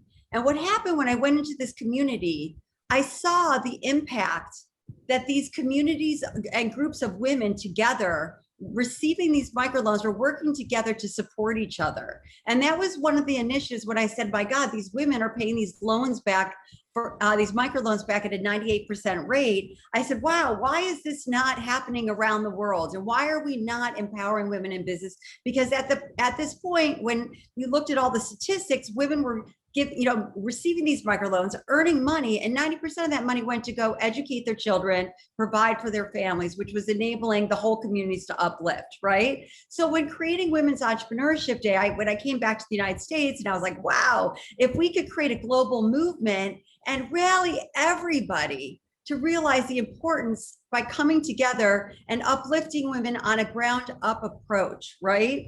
Because at the end, everyone in the world wants to help. You just have to make it really easy for them. So what I did is I went around the world and I said, who do you know in your country or in your city that are passionate and that can bring governments, business leaders, civil society together to collaborate to empower women in business, right? And it's about finding the passionate people that have the same mindset, that believe in the same mission.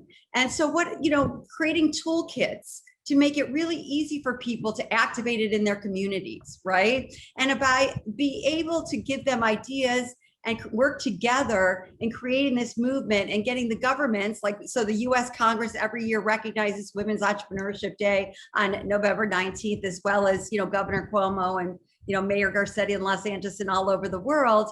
You know, by doing this, it's like a ripple effect.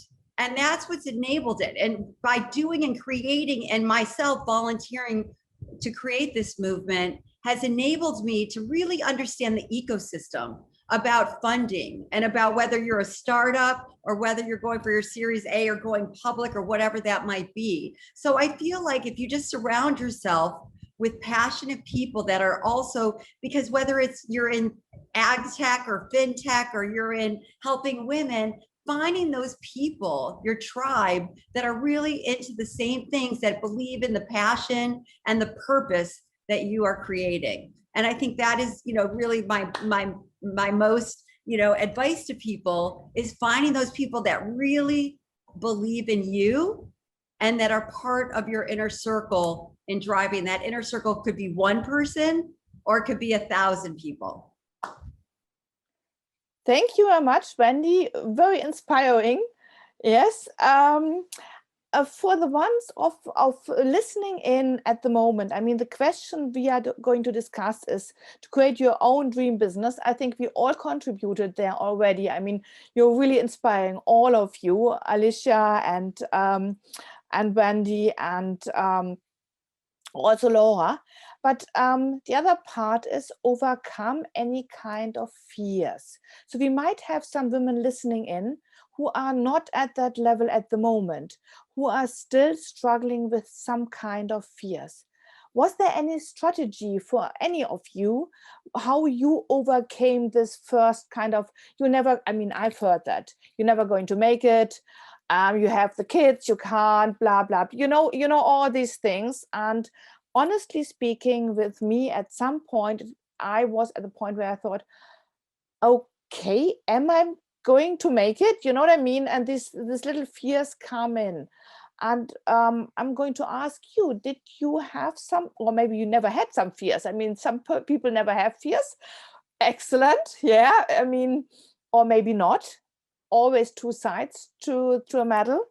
Or how you manage to live with these created, put on you fears from the outside, etc.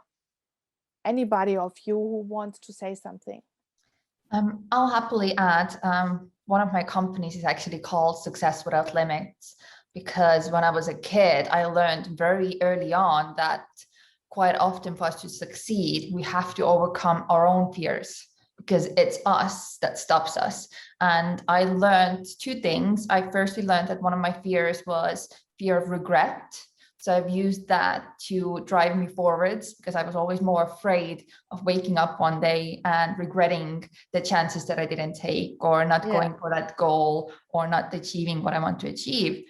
But also I learned that when you look back at your life and those times that were really tough, but that you overcame, so you became either smarter, stronger, or you achieved more. If you've been able to do it once, you can create it again. Whether it's been in sports, in school, in university, in your business, if you've done it once, you can always create that experience again. So that's something that's always helped me. And I think when it comes to women, we often are more afraid of asking for help or being vulnerable. And it's interesting as well when you look at women, when let's say they apply for a position, for an application for a job, they often look at the requirements and they're like, oh, I don't have 1 or 2 out of the 10, and they won't apply. Or if they do apply and they get to the final stages and it comes to the salary negotiations, women, only 2 or 3 out of 10 will actually ask for a higher pay. When men are the opposites, they ask, they don't get, it doesn't matter. And I think for women, it's often about our self-esteem and our own belief in ourselves. And I think sometimes this is where branding can also help, when you brand and position yourself. And I'd really love to hear Aleen's perspective, both on the branding side, how that can help women, but also how she's been able to overcome those things and those limitations herself, or help others to do that as well. Yes, it's a very good question. I was listening to everybody, and the thing is, any woman, I always say, I don't know, I'm going to translate it from Arabic to English. I don't know if it will convey the right message. Women don't sell or just don't do business to make profit. They do business with emotions. And this is our point of difference between men and any other like it's between CEO mans or entrepreneur mans. When a woman is present in any conference or any meeting, she gives sense of this kind of how to say it. The way she speaks, the way she handles any conversation or any problem with a client, or the challenge to convey the right idea to the CEO. She has her own special way to do it. Either if she is angry, or if she is happy person, or very limited, or let's say very busy person. Usually when we are busy, we are very hyper and dynamic. She has her own way to convey the message. And it's the same way, by the way, when it comes to social media. If we look at successful women, when they talk about their success, we feel they are sharing a true story. They are sharing something to change. They are sure that they will make a change in the world.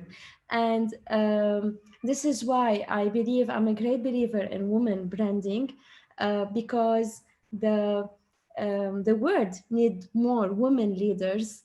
And I'm sure that only women can make the real change in the world in terms of poverty, in terms of economy, and new technology. So this is my opinion. When a woman brand herself, she's giving additional, let's say, benefit to any other woman to get inspired by her, and feel more, feel more like a giver to the society. Aleen, actually, the German government just decided today, just the German government, that they put in a quota for board members, that in every German board, when it's redesigned, needs to be a woman. This has not been there before, so this is really a new decision. It had been before for the advisory board, but now for each company having more than 2,000 employees, they put in this quota. What do you think about this quota? Oh, first, I just want them, I want to make sure that they are not doing a charity. If women such powerful positions and the opportunities, because we know how men think all over the world. By the way, we live in a society where men think they are more important than women. I think I explained already myself regarding my vision to how I see the woman in business or in any high position. Actually, I surely like this. I'm a great admirer. I admire how the German government, first of all, they treat or they handle things related to women. Same as for Finland, same as for Switzerland. Such positions, because we deserve them. They are not giving us just to make equality in the society. A woman deserves a lot of empowerment, a lot of opportunities to make a real change, as I said before. Maybe they saw, like, you're gonna laugh. Actually, Olga told me to open my screen. I'm gonna tell you one thing. I'm handling 2 videos and the crisis management right now on social media happening politically in Lebanon. So, and I'm answering at the same time. And I give you a small example, and the Prime Minister is asking me about his video because he just said a speech. I told him I'm managing like 4 tasks at the same time. I'm sure they know how, like, women are multitaskers, we are multiprocessors, we know how to, we are moms, we are, can you imagine a woman is a mom, entrepreneur, she takes care of her house, of her kids, and at the same time she is successful. these small things are really great messages to every government or every CEO around the world. Women can make a real change for any business and can really handle like a big team the same way she handles a small team at house, because I believe that also house are small enterprise. Businesses. Thank you very much. I think we could continue a long time further, but I think time is running out. Olga, you need to give me an indication here. May I? Yes, thank you very much. Excuse me, Olga, my dear. Excuse me. Yes, thank you so much, Karin, for all this. And I want to ask one more question to Wendy before this, because we couldn't have her a little bit longer because unfortunately we're a little bit late. Could you, Wendy, one more question for you about, for the time, maybe 2 minutes, about the startup, about just a couple of things about how we can make our startup really be of excellence and of expansion. Sure. Okay. Whoa. Okay. Sure.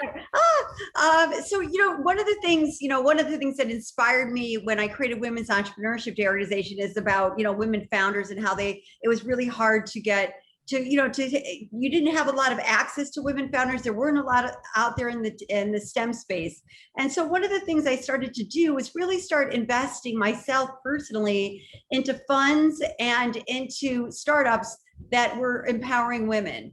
And one of the startups that I've recently invested in is called Open Grants. If you go to opengrants.io, this is disrupting the $1 trillion available of non-dilutive funding to enable entrepreneurs, medical professionals, science, anyone in science, anyone in fintech and foundations to access seamlessly these grants.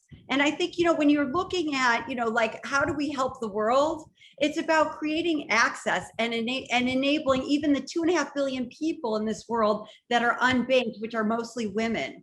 And so what I've really focused on is about how do we look at this world in a broader sense, in a global way, and about enabling this. And so my investments in what I do on a day-to-day level is look at anything that's going to make this happen. So, whether it's getting into blockchain and whether it's what Bitcoin is doing to enable financial access for everyone. And these different opportunities, I think, are important. So, if anybody wants to, kind of further discuss this or anything, you can always just go to wendydiamond.com. You'll see all the funds that I'm invested in. You'll see all the companies I'm invested in.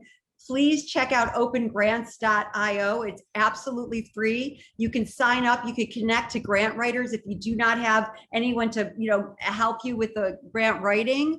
And this is a way that there's over, I think, 10,000 grants available now. They're onboarding. We're working with the U.S. government right now and U.S. aid on millions and millions and millions of dollars of grants for women founders, for women organizations, et cetera, and to enable everyone to have free access to this and make it seamless for you to have money and funding. And then this year with Women's Entrepreneurship Day, we have a huge amount of over, I think, 210 VCs that are focused on empowering and investing in women. So if these opportunities, we're open to collaboration with everyone. We're a non-profit, but we are an all volunteer movement, and all we care about is empowering women in business. Thank you so very much for your time, for your passion, and for all your sharing. And Dr. Karin, thank you so much for moderating beautifully this panel. Thank you all, and back to you, Olga. Yes, thank you very, very much. Yes, sometimes we have to make certain adjustments as we go. I would like now to ask Dr. Karin von Bismarck to make a couple of sentence conclusion to our session, and then we'll be moving to the next speaker. We unfortunately don't have more time to ask other questions, but if you could just conclude, and then we will be moving on. Thank you, Karin. Yes, I'm very happy to do this. I think the conclusion is it comes to yourself, to your passion, to to yourself, to your beliefs, to your passion, and who you really are.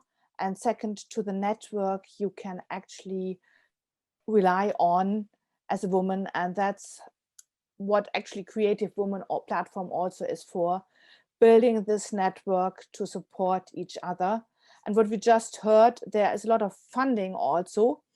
I think this is more for US women at the moment, but I'm happy if we continue this conversation in the future and to see what other fundings there will be available for Europe, maybe for Greece, for other countries as well. And I really, my word is to all the women listening in here and being part of Creative Women platform, stay so impressively, you know, focused, enthusiastic about your ideas. And thank you very much, Olga, for being able to be part of this. Thank you so much, Karin. It was lovely to have you with your presentation, with your input, and moderating this section. I would like to thank again very much Alysia Helming. I'm sorry we didn't have more time to ask you questions because we love talking to you, asking your questions and getting your knowledge, but we'll be doing much more very soon. Alysia Helming, Laura team, she's joining us later during the conference. Thank you so much, Aleen and Wendy, who already departed. Thank you so much, dear ladies. It was very, very powerful, very energetic panel. And now we are going to move to our next speaker, or rather guest, very special guest, who became also a very special and dear friend to Creative Women platform. Chiara Chaplin, who is an actress, model, entrepreneur, another lady of many, many talents, and we are absolutely privileged to have her today with us. And she is going to be in a conversation, in interview with our very special creative lady, friend, honorary ambassador, Rebecca Riofrio, who is the founder of Arts and Fusion TV. She's chairman for the Parliamentary Society for Arts, Fashion and Sports in the UK. And Rebecca is going to be asking Chiara questions. Do we have you both? And you can see on the screen more information about Chiara and Rebecca. And after this conversation, Rebecca is going to do her own presentation for the Creative Women. Please welcome Chiara Chaplin and Rebecca Riofrio. Do we have Chiara? Yes. Hi, yes, I'm here. Can you hear me? Everything all good? I love the color, very creative and very beautiful. Chiara, Rebecca, we warmly welcome you with our heart and love, and we pass now microphones to you. Hello. Thank you. Hi, Rebecca. Hello, darling. I'm so happy to be with you in this panel. Yes, absolutely. Me too. We were in, I've been with you a few times in these Creative Women panels, and it's always great. It's always great. And I love you, not just because you're this amazing personality, an iconic actress, but human. I totally get. Yes. I think Vivian, Rebecca, could you ask to mute But I thought obviously that we do one of five, so there's 5 pieces. So where do you think it's? So it will be the same model of the bag, or it's different bags? Or... So I'm thinking it'll be the same model. You do now it there's 2 ways. it can happen. It should be. Yeah. Yes. Okay. There we go. Fantastic. It's been muted. Okay. Apologies. I'm always happy when it's not me causing the trouble. Someone else's fault. You're the most problematic person. I don't. Great. Well, you know, this week I was watching a documentary about an amazing filmmaker and an actor that he was so iconic in South America for many, many years. And something remind me about you, Chiara. So, so this guy was offered a movie by this director called Michael Todd, and he refused the movie. And he went to his house and he found an envelope. And in this envelope was the script of the movie and a letter. And this letter was from your grandfather. Oh, wow. And this letter was saying, you are the most amazing actor alive, do this film. And this guy decided to do the film. This film was Round the World in 80 Days. Okay, and fantastic, yeah. That film won, even though your grandfather wasn't there, but this film won 5 different Oscars, and Michael Todd married Elizabeth Taylor. So if your grandfather didn't have an influence to this film, Liz Taylor wouldn't have another husband. Well, no, apart from that, look, I was just reflecting into the influence of someone like Chaplin, and the influence that you must have had since you were a child. So do you remember the first time you heard about your grandfather? What was your perception about him, and then how this perception about him is now? I don't really remember the first time I heard about him, because I think it was always kind of so strong, but it's crazy. You know, I remember seeing him in my school dictionary and realizing, oh my God, he's a big deal. I remember, because I grew up in Switzerland, and there was Chaplin Parks, Chaplin bars, and just being confused, like, does this belong to us? Or I don't really understand. And I knew he was an actor. When I was a kid, there was this funny guy on TV, but it's really when I started traveling that I really got to see, my God, it's not just in my hometown where he lived that people know him. He's known all around the world, and then just all this love that he gets, which is incredible, and it's really inspiring. Even this story you just told me now, I had no idea. So I'm always learning, you know.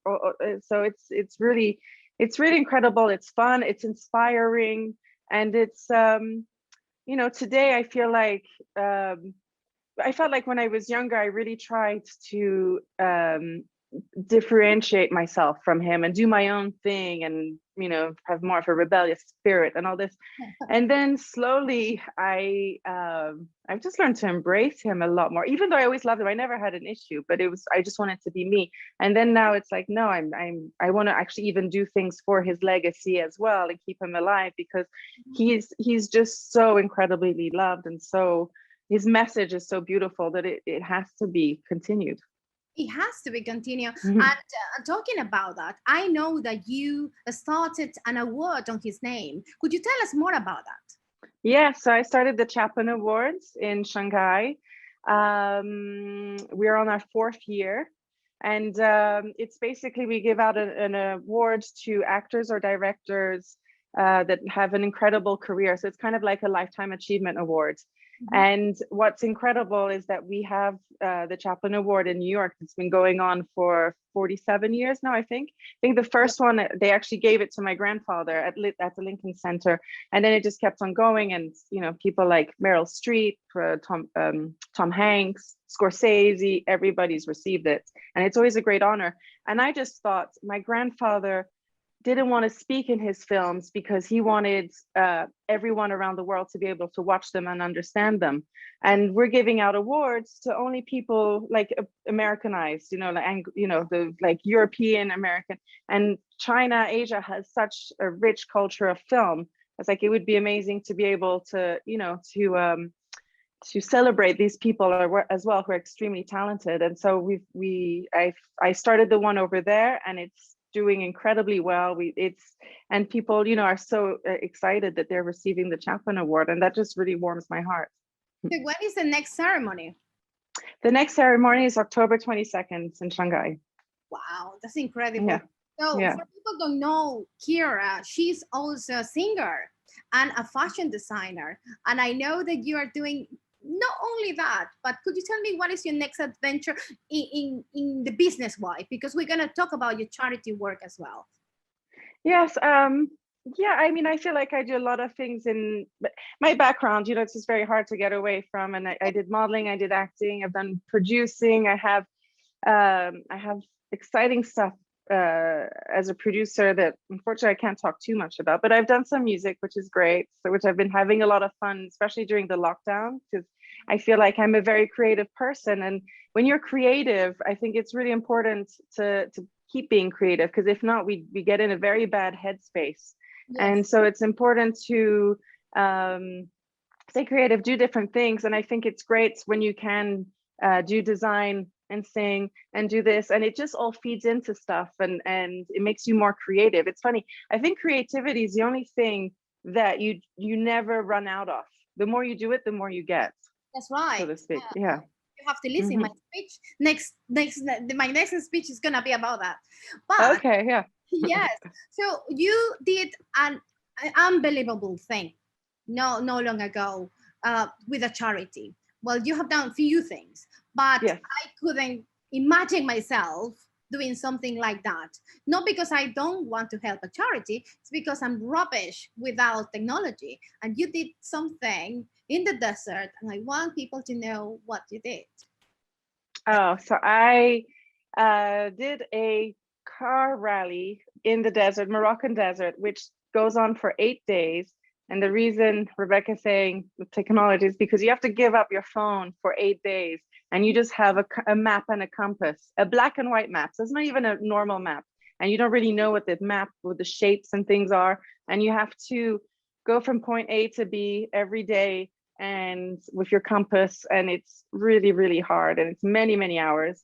But I've done it now 4 times. And one year I even did it with in an electric car, which was also incredible because no electric cars have ever really been in the desert. So that was really hard, but we did okay. But we wanted to, promote, me and my friend Jasmine Grimaldi, we wanted to promote sustainability and all this. So we put ourselves out there. And that rally is actually incredible because it's there's, I think, 165 teams of 2 women per team, and only women do it.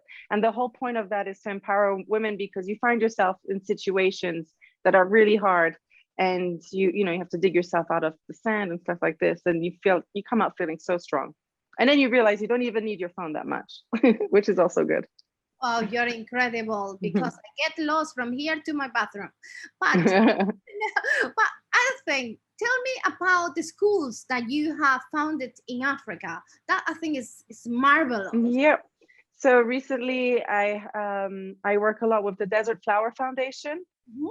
And the Desert Flower Foundation, we're bringing education to Africa because there's still a lot of countries that need education. And we opened a school in Sierra Leone, and Sierra Leone, it's 70% of the people do not know how to read or write.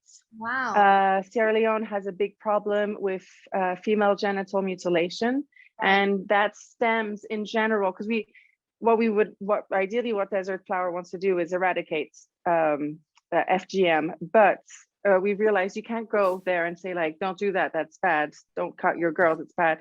It's so ingrained in their minds. So if we realize that if we teach them how to read and write, they can get jobs, they can learn from themselves, do some research, and it just brings so many benefits to society.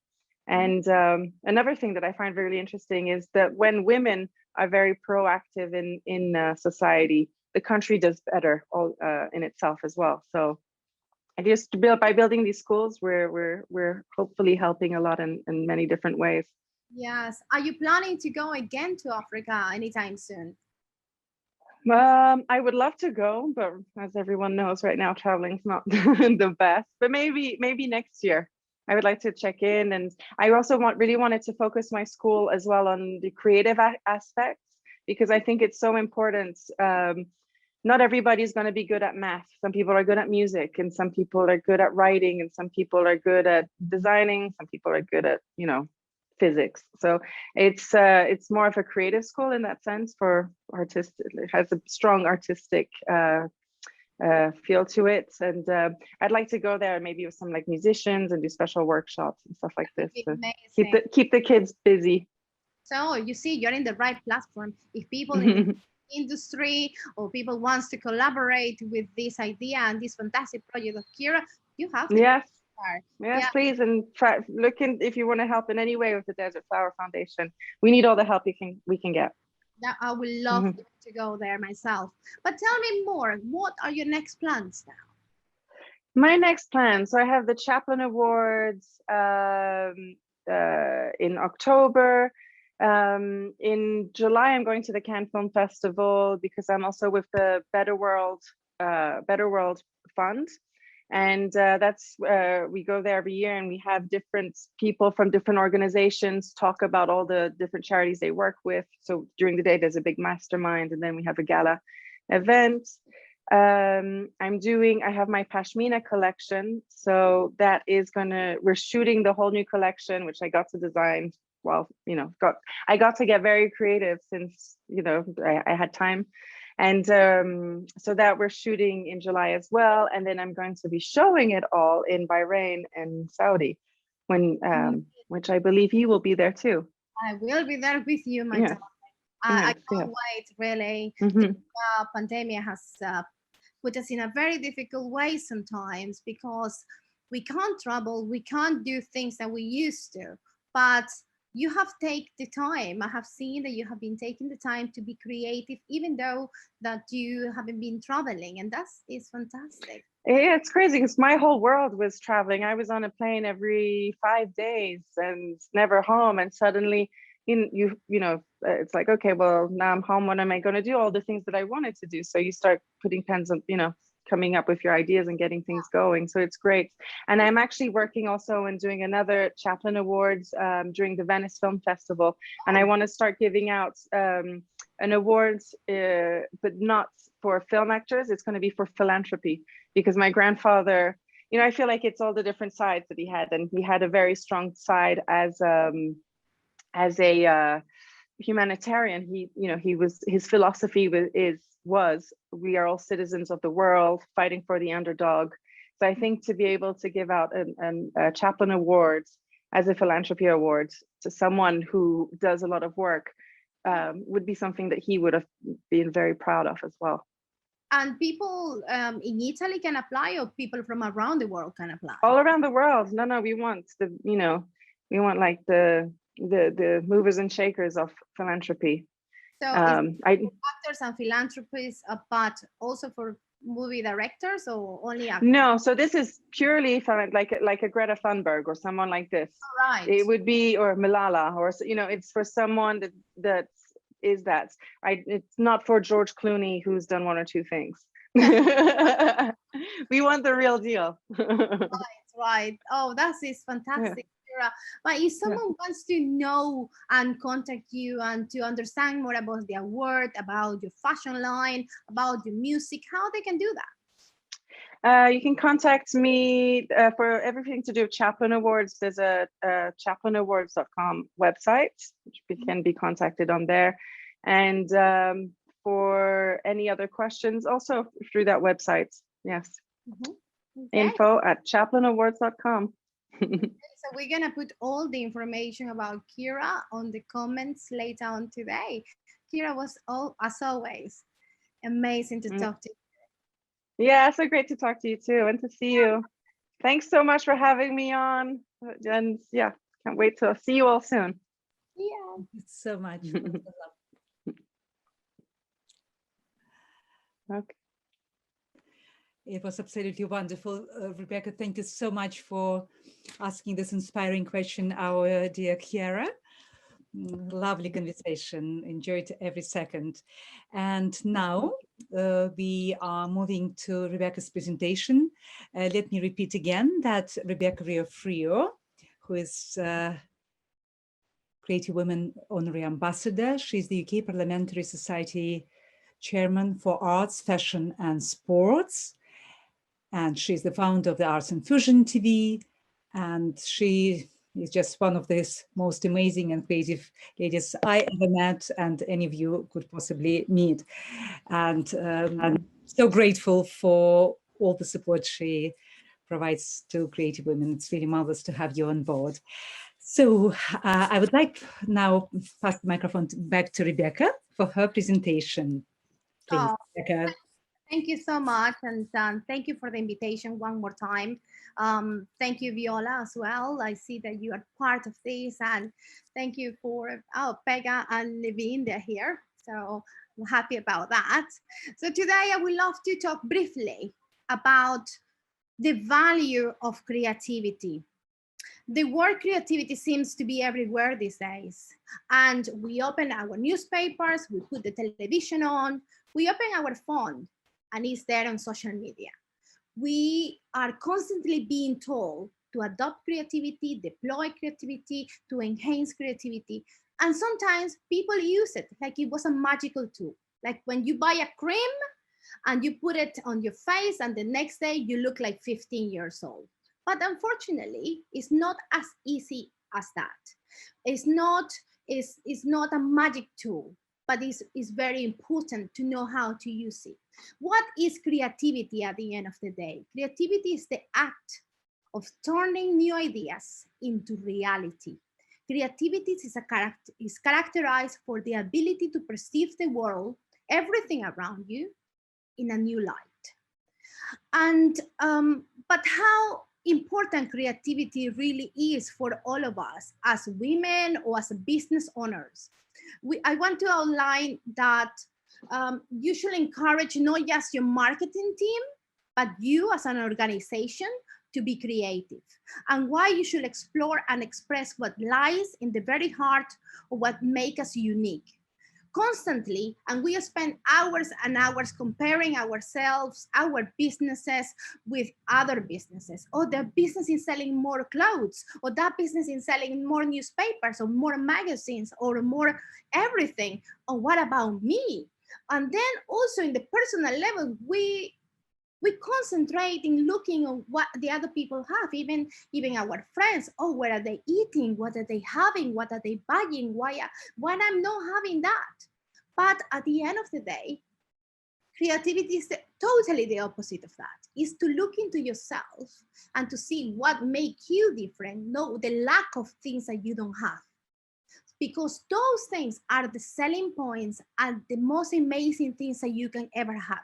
Knowing what makes you different from the rest adds value to you and to your business and to your organization.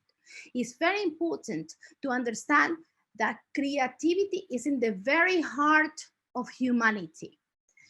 The other day I was checking a documentary about anthropology, and I realized humans, we have been in this earth for around 6 million years. And the human, as you can see it with this brain, more or less about 200,000. But yet we only have accountability stretching up for about 10 to 12,000 years. Why is that? Why 188,000 years we don't have nothing about what happened with us? It's because I think they were in a cave, hunting, eating, moving, and they continue and were happy with that. But suddenly one person, one of those guys, had this idea to start doing agriculture, to start planting and to start eating. And then civilization started to arise, to become something. And always to think outside the box is so important. Maybe many people around us, maybe those people, they were like, why are you planting something in the earth if we have food around us? But that's so important, to be pioneers. And that is what creativity is, trusting in ourselves. So I have divided very quickly the word creativity in two aspects: originality and expressiveness. Originality, first of all, creativity speeds people understanding. People tend to remember for longer the out of the ordinary things. Nowadays, everybody is starting to look the same. Have you realized that? People, women especially, all of us, we have the same lips, the same noses, the same eyes, the same doctors. And the sense of the things that make us unique are disappearing. And sometimes we feel like those things that they are different from the rest are negative things. I usually am the more rounded friend around my friends, the more flamboyant, but sometimes those characteristics make me more memorable for other people, and then they remember what I have said or what I have looked or what I did. Don't underestimate those qualities that you have that make you different from the rest. Those are part of creativity. And second of all, the expressiveness of all. How you make feel other people through creativity. Nowadays, if you realize, people don't sell products, people sell feelings. If you concentrate very careful on the marketing strategies of many businesses, they are not selling you a product anymore. They are selling you an experience. I remember I was in a dinner with Richard Branson, and Richard Branson was talking about so many failures that he had. He became millionaire, then he lost everything, and then he became millionaire again, he lost everything again. And he said something very important. The feeling is what make my business important. When I understood that instead of selling a product, I have to sell an experience, my business bloomed. Look at, and you can see that in any ways, in a hotel, even in a bank. Have you seen Lois Bank? The Lois Bank advert is not a woman going or a man going, putting the money in the bank. No, it's a horse running wild in the sea. And you can see the muscles, you can see the hair, you can see, and they give you that freedom. You can see freedom and you say, wow, I want to be free. So they are selling you the freedom of no worry about your money, we have your back. So research is saying lately that if you use these type of tools into the creative side, using the feelings, you will increase your sales from 20 to 200%. Can you imagine that? Just using creativity.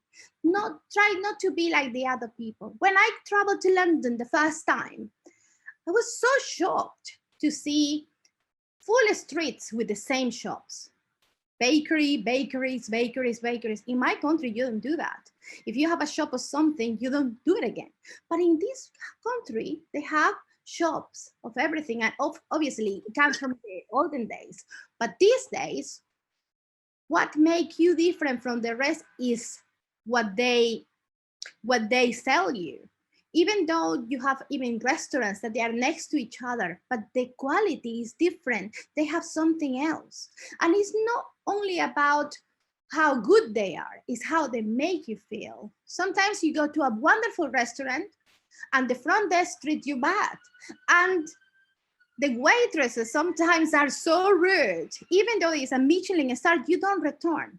But sometimes you go back to restaurants that they know your name, that they make you feel at home. Even you bring your friends. You feel your friends again because they know your name. They make you feel like you're part of the place. And that is what I want you to have today. Think outside the box.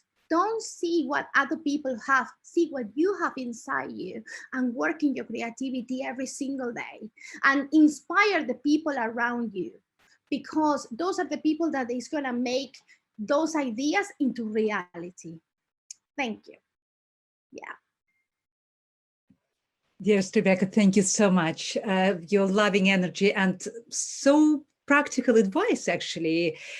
Well, every time I listen to you, I learn something new, and you're truly creative woman. Thank you so much for doing your beautiful presentation. Oh, you're welcome. Thank you so much for speaking to your dear friend who we know because of you. We always remember that. And it was a beautiful conversation. You opened new sides of Kira. Both sessions were very, very beautiful. Thank you for everything, who you are and what you're doing for us. Thank you, Olga. And we're going to see you very, very soon. Thank you so much.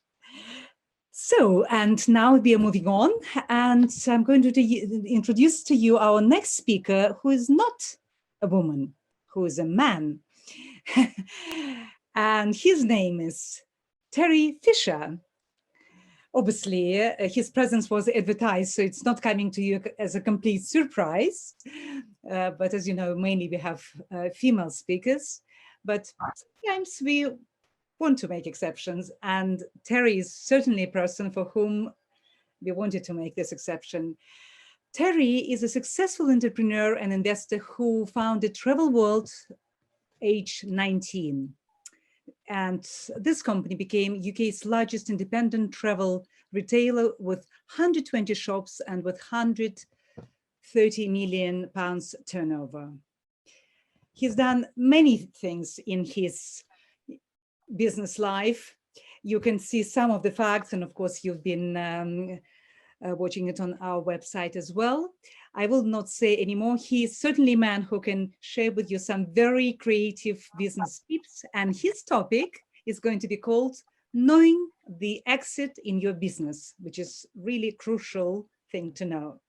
So Terry, who is right now in Spain.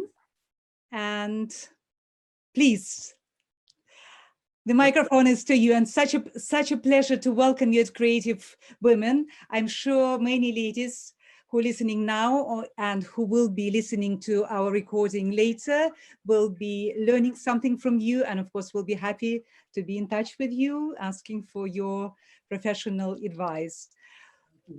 And if there are any questions, please do ask now, or you can pass them to us, and we'll be very happy to pass them to Terry. Please, Terry, welcome.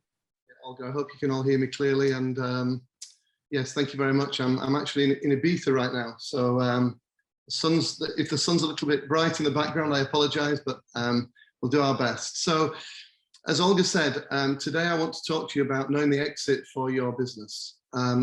Why do I want to talk about knowing the exit for your business, and why do I feel qualified to speak to you on the subject? Well, my name's Terry Fisher, as you know, and in the last 25 years, I have exited 6 businesses. Many people build and sell one business. Some people are fortunate enough to build and sell 2 businesses. I've done 6 in the last 25 years, and therefore feel very confident on speaking on the subject.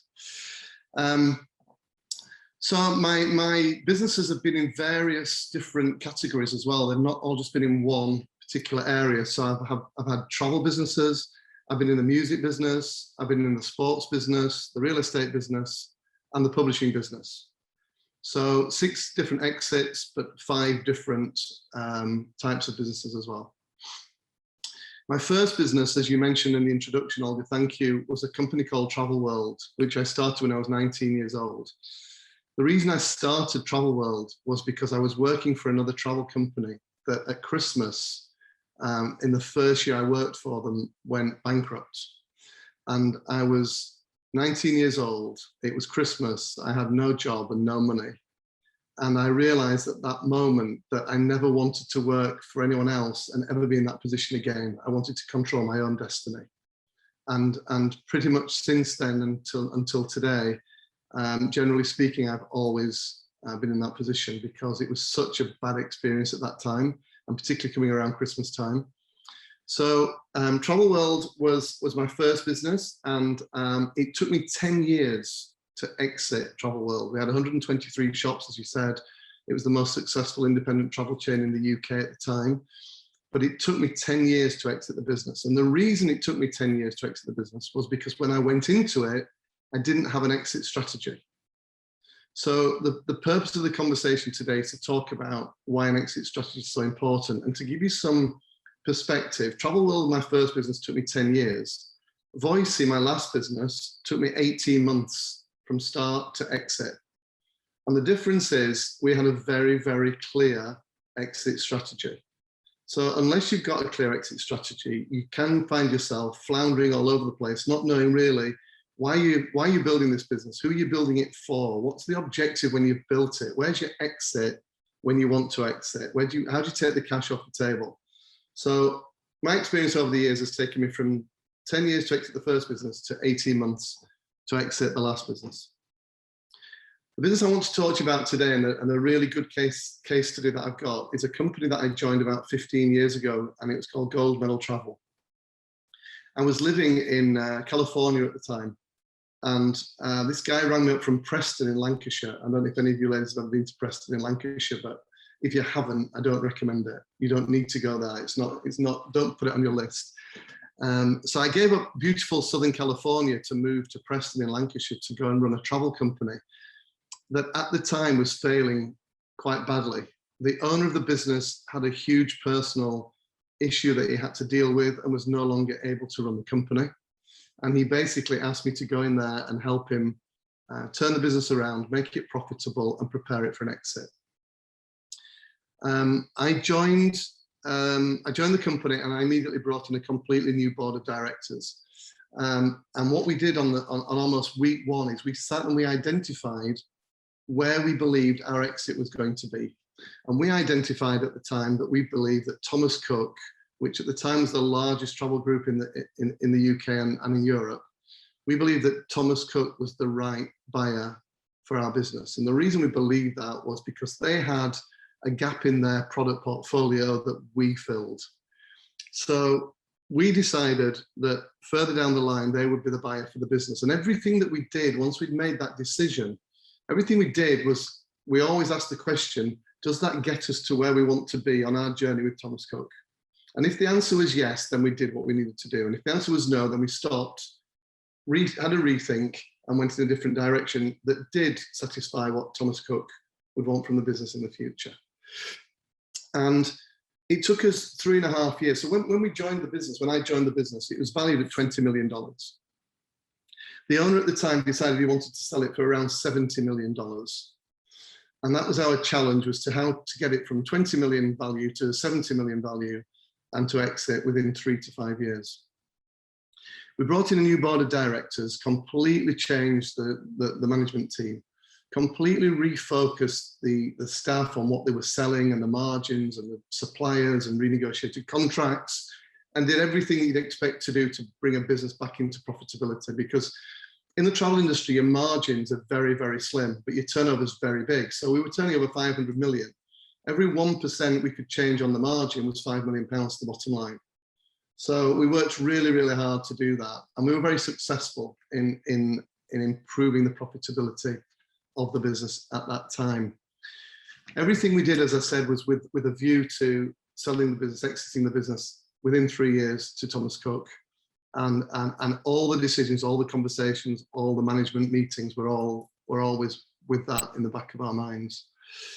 And we built the business, we did extremely well. And we came 3.5 years later to the point where we were ready to start the sale process.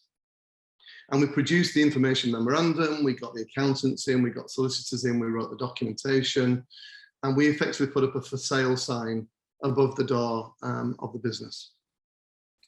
After a few weeks of negotiations with lots of different travel companies from all over the world, we got an offer, or the best offer we had was around 100 million for the business, which was far exceeding the owner's expectations, and obviously would have satisfied my contract with him and everything that he ever asked me to do.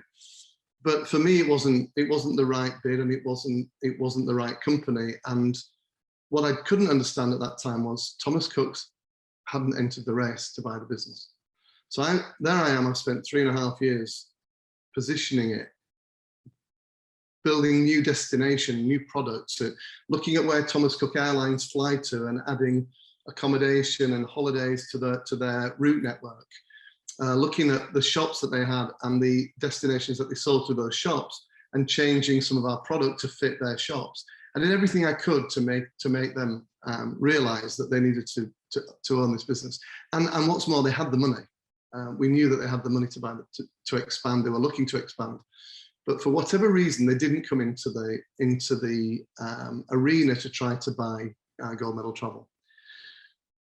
So after a few weeks, I decided to pick up the phone and speak to the CEO of Thomas Cook and ask him man to man what the issue was. And I knew the guy, and I called him up and I said, look, Manny, I said, I know and you know that you should be buying this business. You know we're in play, you know we're for sale, and you've not made an offer. And he said, the reason we haven't made an offer is because we think that you are the business. And we think that when the business is sold, that you will leave, and that all the expertise and all the things that we're buying will dissipate because you're no longer part of that business. And I said, well, if I promise to sign a service contract and stay with Thomas Cook for at least 3 years, would you reconsider? And we had a few calls backwards and forwards over the next few days. And eventually, Thomas Cook made an offer, and Thomas Cook bought the business. And for me, that was a huge tick in the box for 2 reasons. One, because I'd set my stall out and I knew that they were the buyer. And the other is, if I go back to my first business when I started when I was 19, and I had one small travel agency in the UK, I always used to tell my friends that my ambition one day was to be CEO of Thomas Cook's. So this was also for me a fantastic personal journey to get me to the role that I always wanted when I first set out when I was 19 years old. So we set up the business. We decided right from the start that Thomas Cook were the buyer, and 3.5 years later, We exceeded the owner's expectations in terms of value, and we sold it to exactly the company that we built it for and that we knew were going to be the buyer. And as I say, for me personally, it was a very satisfying exit, a very satisfying sale. And it proved to me that if you do understand your exit and you do know why you're building the business and you do have in the back of your mind all the time who that potential buyer is going to be, then it really helps you to focus, it helps you to achieve a higher value, and it helps you to achieve your objectives. It's a great case study. It's something that I've used ever since. I wish I'd known it when I was 19. I learned it 30 years later or more, but unfortunately. But what it did mean was that when we launched Voicey 18 months ago, and Voicey was nothing to do with the travel industry, Voicey was a music app that we built and sold from scratch in 18 months and sold to one of the largest social media companies in the world, to Snapchat, within 18 months. All the experience that I gained over the years and all the knowledge that I had and the belief that I have about knowing your exit, really, I was able to tap into all of that experience, and that really proved very, very beneficial.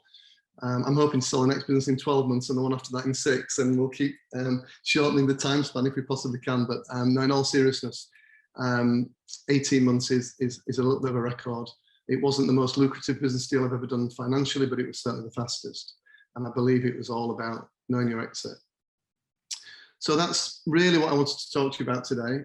It's to understand when you're in the business, why you're in a business, what you're looking to achieve from that business, and who do you think is your potential buyer if a sale is your objective, and to identify that and to work towards that, and to always have them in the back of your mind, and to always ask the question of everything that you do in the business, does that satisfy my journey and what I'm trying to achieve for my exit of this company?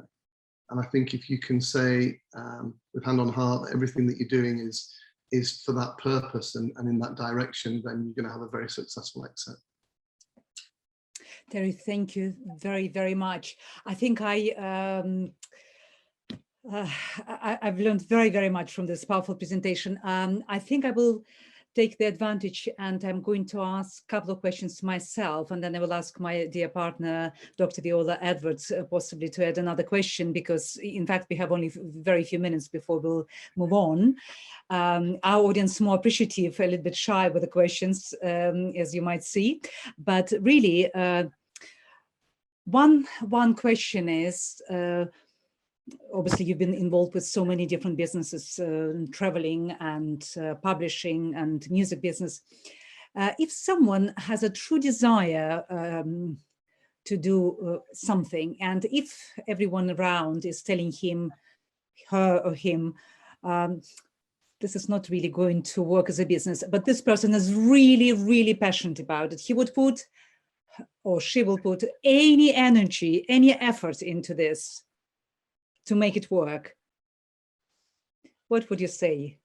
Are there ways of making it work, or there are just some businesses and some business ideas which whatever you do, they will never fly, they will never work? And I'm sorry, this is more generic business challenging question to you. It's not about exiting, but this is really for people who start their businesses or changing from one business to another. I think, and I've got a really good example I can give you of this, and it's a really good question. Thank you, Olga. I think if you passionately believe that you're right and you passionately believe in what you're doing, then you mustn't listen to other people. You must go with your heart. I love you for this. I love you for this. So many of us actually want to hear this. The example I'm going to give you, I sat on a board at Thomas Cook's, and the board was ridiculously large, and there were probably 20 people around the boardroom table. And I can honestly tell you, hand on heart, I remember occasions where I would be sat in that boardroom and I knew that the answer to the question was no. And 19 people around the table were all saying yes. And it takes really strong leadership and really strong mental power to be able to say to 19 very clever people around the table, you're all wrong and I'm right. And we're going to go with my decision. And that's happened to me on more than one occasion. And every time it's happened, fortunately, I've proved to be right. And every time it's happened, it's made me stronger in my belief that if you really passionately believe in something and you believe it in your heart and you know that you can deliver it, then please don't let other people take you down a different path, divert you, talk you out of it. You've got to stick with your heart and you've got to go with how you feel. It's beautiful. It's very, very encouraging. And of course, it doesn't mean that you have to stupidly follow your dream, whatever it is. You have to be, of course, you have to be adaptable. You have to take advice, professional advice from many different people around, but still believing in your dream and making everything for this to go and to fly. Sometimes, you know, with a startup, you don't have the funds, you don't have the professional advice, you don't have the people around you, you don't have necessarily people you can talk. You've got your own idea and your own beliefs, and you've just got to go with it, and you've got to give it everything you've got and prove to yourself that you're right and make it happen. Because you don't necessarily have, you know, the advisors and the money to pay those advisors. You know, you're left to your own devices, and I think as long as you believe in yourself and you're really strong in your objectives, then you will deliver it. Well, thank you very much. It's a truly creative answer, actually. Now, since we are here at Creative Women and this conference dedicated to women, would you give any kind of different advice to women entrepreneurs who are deciding to start new businesses, who are considering to maybe exit from one business and to start another one? Anything different women you believe should do to men, or is it really, really equal in your opinion? And by the way, all the time now these days, we are saying that women should not be treated differently. We're all the same, we have the same power, but tell us what is... As well. And again, and I'm going back to my historical businesses, but I love working with powerful, strong-minded women. And I've always had those sorts of women on the boards of my companies. And sometimes the guys would get upset because they felt sometimes I'm listening more to the women than to the men. And that's the point I'm trying to make here. It shouldn't make any difference. There should be no difference. You know, a clever woman is just as able to deliver as a clever man. And I strongly believe that. And not just because I'm talking to a Creative Woman conference today, but, you know, if you look at any of the boards that I've ever been responsible for, there have always been strong women on those boards. I think they bring a different perspective at times to the meetings, and I think they bring a different viewpoint, definitely. But I strongly believe that, you know, women in the boardroom and in business, women should not be treated any differently to men. Well, thank you very much. This is what we are trying to prove, that there's no difference and we can be as good, as successful as men. As well. And certainly we want to claim to be much more creative than men.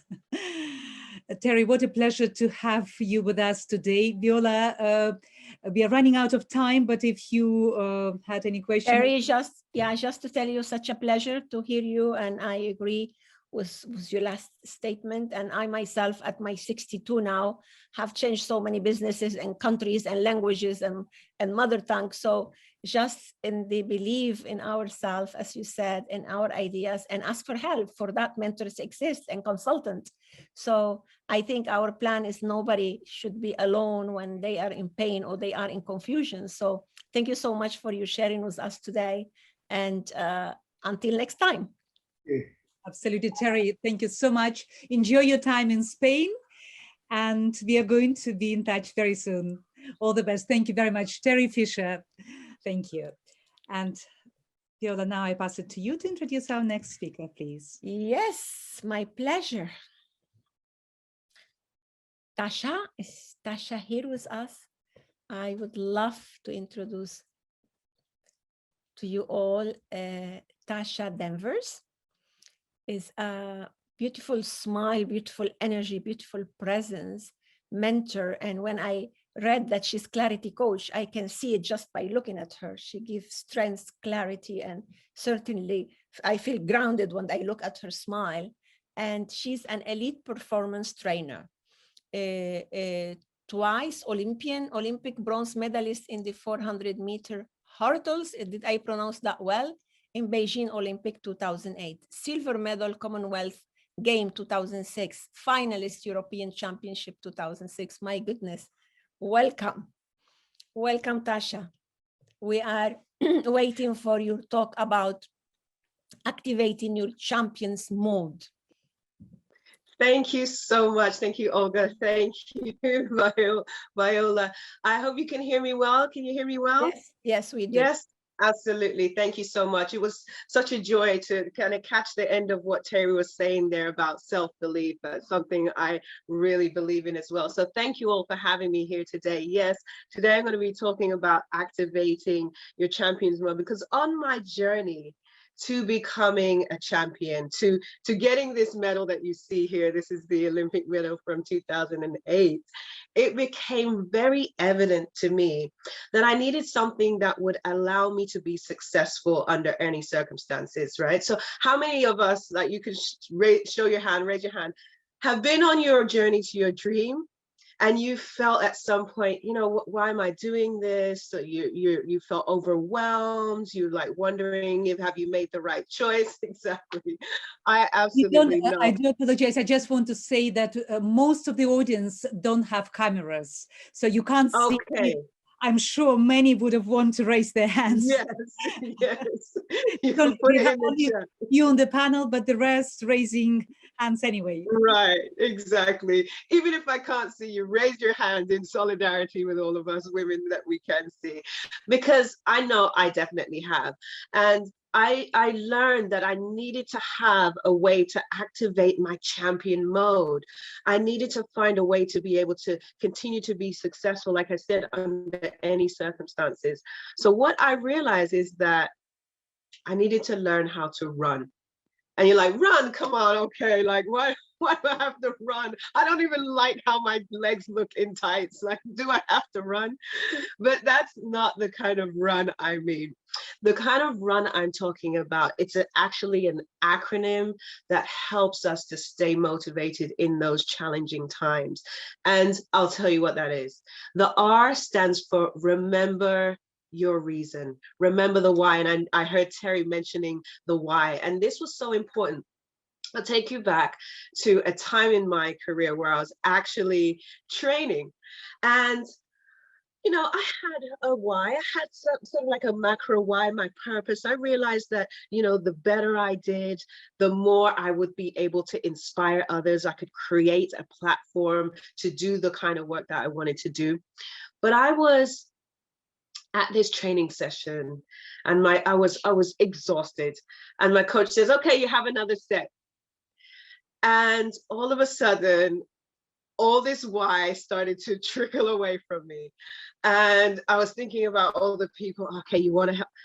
And my brain went into survival mode and started saying, no, no, no, you know, those people can help themselves. You don't need to push harder. You don't need to work harder. They can figure it out. And I realized at that moment, I needed not just a macro why for the world, I needed a why for the win. So I always encourage people to remember the reason you're doing things, but also have a reason for you and a reason that's a bigger purpose for others. So a why for the win, which is for you, and a why for the world. So my why for the win at that point was, you know what? I want to make sure that every workout that my coach gives me, I finish.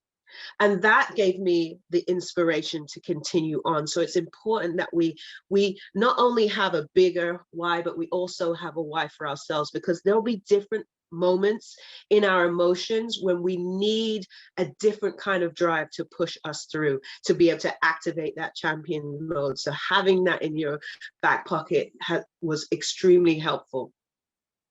The U stands for understand that it's normal. It's normal to go through cycles of our feelings and our emotions. So a lot of people, when they start to feel challenged, when they start to feel lack of motivation, lack of clarity, you know, maybe this is the wrong choice. They start, all that self-doubt, all the negative self-talk starts to creep in, and they second guess whether this is even the path that they should be on. But I want us to understand that it's normal to go through those cycles, go through those emotions that we have. Emotions are like seasons. Our feelings are like seasons. We have our summer months where we're full of drive, we're full of energy, we want to get things done. And then we have those winter seasons where we're like, what am I doing? Why did I even start this?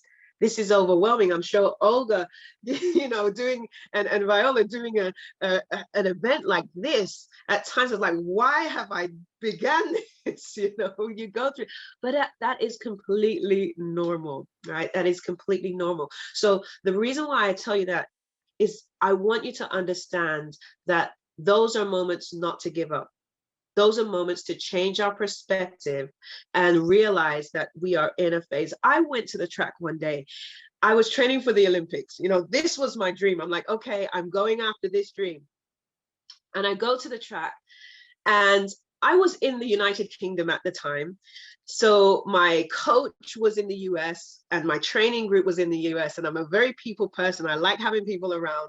And I go to this track to do my workout, and the track is empty. Nobody is there. It's overcast, you know, as England tends to be, and it's drizzly. And all of a sudden, all the motivation I had to do the workout was going away. But I said, no, okay, I'm gonna do it. I'm gonna do, my coach said, do 3 times 5 times 300. I'm gonna do my workout. I start doing my warm-up. And then the little voice starts creeping in. Well, you know, maybe I don't have to do the whole thing. Maybe I could just do 3 times 300. Finishing my warm-up. Oh, maybe you know what? Maybe I'll just do the warm-up today. And the next thing I know, like, my whole motivation for being there just seeped away. And I had to realize that those moments, those challenging times are normal. The N. So what do we do when we realize that this is a normal experience? When we are remembering the reason, what do we do then? You know, what do we do with those challenging times? What do we do with those moments? How do we handle that? Well, what we want to do is nourish our dreams. So the N stands for nourish your dreams. A lot of us want to keep pushing, keep pressing, keep working to get things done hour after hour after hour. But we all go through those, you know, times when we need to reinvigorate ourselves. So our bodies get tired. And what do we do when we get tired? We feed our bodies, or we rest our bodies. And we need to do the same with our dreams. So what do? We nourish our dreams. And that could be from within, through self-talk, positive affirmations, through gratitude. It could be from without. You could hire a coach, get mentoring, get accountability, or maybe you simply need to rest. But whatever it is, you need to nourish your dreams. So when those times, those stormy times of stagnation happen, when those emotions, those stormy emotions, those rainy days happen, those challenges come your way, whether they're expected or unexpected, life throws you spanners in the work that, you know, throw you off course. That's when you need to learn to run. Remember your reason. Understand that it's normal to go through challenges, to have ups and downs in your emotions, and nourish your dreams. Run, run, run, run, run, and never stop running, because you are running for your life. Thank you so much, Olga, for having me. And thank you so much, everyone, for listening. Maybe finally somebody gonna make me run, because I've been resisting all my life, living when I was an athlete and being the sister of a dancer and nothing. But now I'm gonna run in this way, continue running. And I love it that we have really a why for the self for win, because it's for me how to follow up, how to engage, how to be able really to make it, and a why for the others, for the world. Yes. And then exactly. Connectedness is possible. Thank you so much, Tasha. It's such an honor, pleasure, and inspiration to be with you. Keep smiling. Thank you. Thank you so much. It's such a pleasure to be here. And I wish everyone their best life. May the rest of your life be the best of your life. You can say to everybody that there is a group of creative people that really honor your championship from inside out. Oh, thank you. Thank you so much. And from a champion to another champion in another field, though, it is my honor and pleasure to present my dear Raluca Ioana. She is our chair for Cyprus and Romania. And Raluca, we met some years ago and been always impressed by her strengths and her drive. Raluca Yonaman is the executive director of R7 Ltd, which operate in Europe, the United Arab Emirates, China, and Singapore. And she's an expert, and she's going to tell us more about why branding and what about brandness. And she really helped me to find some name for my own expression. And I want her to tell you what is her business about, because really is marvelous what she does and the way how she does it. Welcome, Raluca, our dear chair for Cyprus and Romania. Thank you so much, my dearest Viola. Thank you, Olga. Thank you so much, my dearest Viola. You're always so kind, and I'm so grateful for your amazing words, as usual. And I have to start with this. What beautiful vibes, and what a beautiful way to end up a week and start your weekend with all these amazing creative women and men. So we don't make any discrimination, because I believe in gender equality. Thank you so much for having me. And if you tell me, I'll share my screen, because I have a small presentation. Why? Because when we have to talk about branding, it's something that, I don't know, it's my passion. And I always like to say that you should follow your passion in everything and anything you do. So I will talk a little bit about the power of personal branding and how to build a powerful brand. I could talk for ages, but I will do my best to not go over the time. So let me just start my presentation.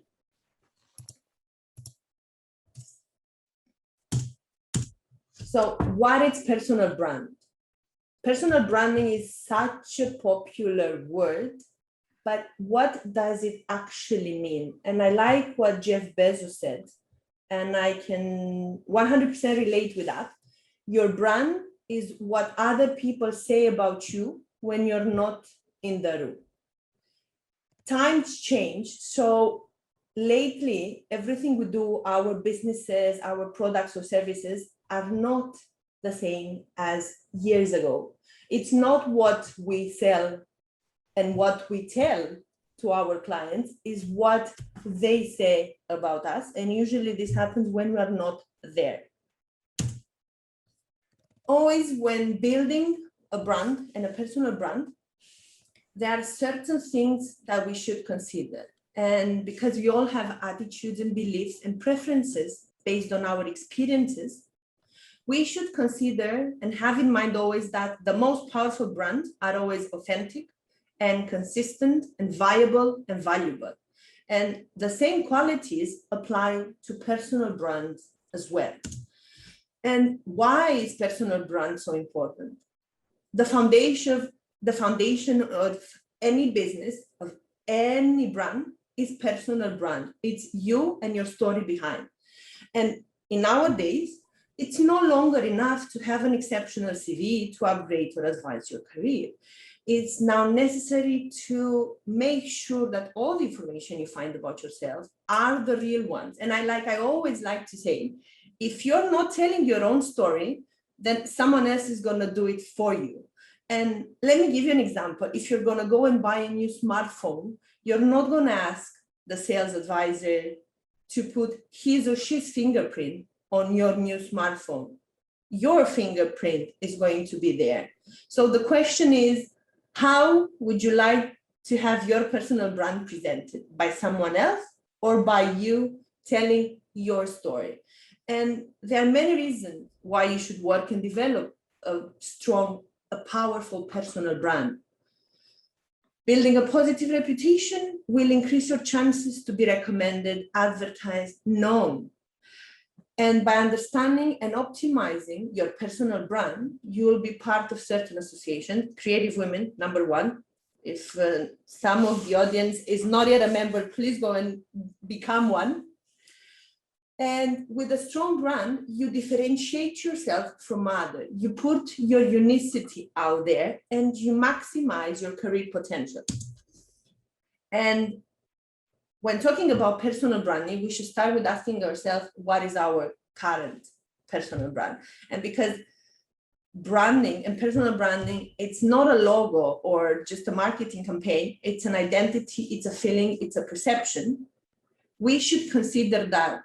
And we should always think about how people feel when they get in touch with our personal brand. And then we can talk about attributes and our vision and core values and trust. And trust is earned, not gained. And if we build our personal brand based on our core values and on our purpose and vision, it's impossible not to succeed. And you can start very easy by asking yourself what makes you special, like greatest strength. And I suggest SWOT analysis, which is the easiest, but so helpful. And what differentiates yourself from others? Someone said, I don't remember right now, leave in the message if you know who said that quote, but don't be afraid to be different. Be afraid and be stressed to be the same as everyone else. Don't follow the crowd, make the crowd follow you. And then ask yourself, how does your uniqueness translate to value? Your more significant accomplishments, and why do people come to you for? And then, what do you want to be known for? And in some of my personal development intense coaching, this question is changed, and I use a more strong one, which is, if you're gonna die tomorrow, what would you like to be remembered for? And the last but not least, what do you want others to think when they hear your name? This is so important. And if you answer very honest to that question, you might change the way you do things, or you might upgrade or adjust. And then we should seek and learn to accept feedback. We're humans. We don't always like to hear and accept criticism. It's not something easy, but it's something so important. And especially negative feedback should be the one that we should follow, because it's the constructive one. And if someone takes time to give you that feedback, it's very important. And we talk about the perception of others, if it's consistent with your own perception of yourself. I suggest as well talking to trusted colleagues, not your friend, because between us, we not always tend to say exactly how it is, and we tend to wrap it up in a pink with a pink bow, the feedback. The 360-degree survey is possible, and reviewing past performance reviews, especially self-performance. And that's why I said self, because in order to strengthen your brand, you have to start with self, because everything should start with self. And we talk about self-reflection, how your road to building a very powerful personal brand should start. And it's extremely important to start by knowing and understanding who you are, by being your best advocate. Infuse your personality in anything and everything you do, and share, be you. Share content that resonates. Don't be afraid to share your opinion, beliefs, or ideas. And network. Contact those people who resonate with you. Get in touch with association and organization that can support you or have similar goals or beliefs like you do.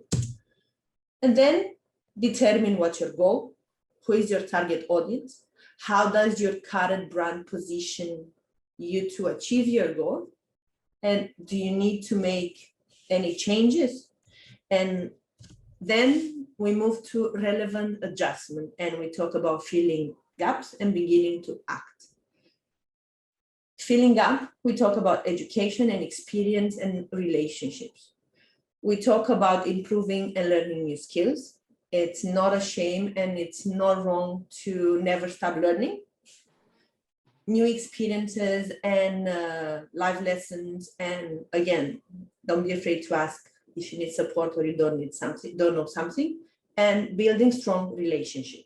It's so important to know what and when and how those relationships should be built, and then begin to act. Introduce yourself, again, tell your own story. Also have your elevator pitch, a very important one, because again, if I meet you one day on the street and I'm going to ask you, who are you? What are you going to answer? And if we talk about, you have 1 minute to I don't know, close a killer deal or lose it, and you need to prove that through your elevator pitch. What's that elevator pitch? And speak the language. Here is very important, and I've realized that after studying many years and doing a lot of research in human behavior and body language and micro-expression and dark psychology and all this, because speaking the language is so important. And we don't speak the same language because we all have different types of personalities and we have different tempers and different traits and we like different things. And my truth is not necessarily your truth. So it's so important to put yourself in someone else's shoes and understand what you have to do in order that the language, it's on a common base at least. Nobody is expecting the language to be 100% the same, but to be there. And I'm repeating myself with share your story. Who you are and why you do what you do. This is extremely important. And then showcase your brand by building influential relationships, by getting involved in cross-functional projects, by using volunteering to strengthen or develop skills. Through volunteer, you can discover a lot of things about your limiting belief, about your limits, about what you like, what you don't like. Do it. One example, go to a center where poor kids with cancer are, and then you realize that you have to count your blessing, and you realize that you can do more, and you do your best to do more. And also take on a leadership role in a relevant organization. We're many times afraid to take a role because we don't like to be in charge. We like to be, not all of us, but some of us, we like to be told what to do. That's wrong. We all have a leader within, so unleash that leader and start a website or a blog. Again, you're going to learn a lot and you're going to practice your skills. And few from the last ones, how to leverage social media. We talk about choosing your platforms, do it wisely again, by knowing who's your target audience, which social media platforms do they use, your target audience, know what you like, and few options that we're talking about: blogging and microblogging and video and audio sites and image posting. You can have not only one, more, we all do, but we need to make sure how we post and if our content it resonates with those certain platforms. And then we talk about establishing your value by maximizing your brand through social media, and it requires bi-directional engagement. Then we talk about what do you have to offer, if it's your own content, if it's a curated content, or it's just engagement, and make deeper connection, connect offline. It's nice to be on social media and make connections there, but especially when you have the possibility and you met someone who's from the same country or city like you, go deeper with that connection and arrange a lunch and get to know each other and network face to face, especially now when things are a little bit more relaxed, and hopefully will stay like this and no more lockdowns. And create a social media plan. I love plans, I love strategies and systems. Commit to consistent activity. I like to use always my 3C: commitment, consistency, and creativity. That's why I love being part of this amazing organization. Manage your time. Plan what amount of time you spend on social media. Use automated scheduling tools. I'm just mentioning my favorite ones that I use, or my team uses, Hootsuite and Canva, and track your activity, because let's use social media to work for us, not against us. Time, it's a valuable resource. Let's use it wisely. And how do you manage your brand? Be proactive. Promote your accomplishment. Tip, self-promotion, not bragging. Maximize your participation in meetings and groups. Don't just participate, be of value. Communicate effectively and efficiently. Tip, first step for an efficient and an effective communication is active listening, not just hearing. We need to learn to truly listen and stay relevant, to the point, clear and concise. Don't complicate things. Less is more. And again, time, it's a lot more expensive than money. Time is our most valuable resource. Let's respect our time. And if we cannot respect our time, let's respect the other time. And be strategic. Choose your associate wisely. I mentioned before, build strong, powerful relationships. Have a positive attitude, because mindset is everything.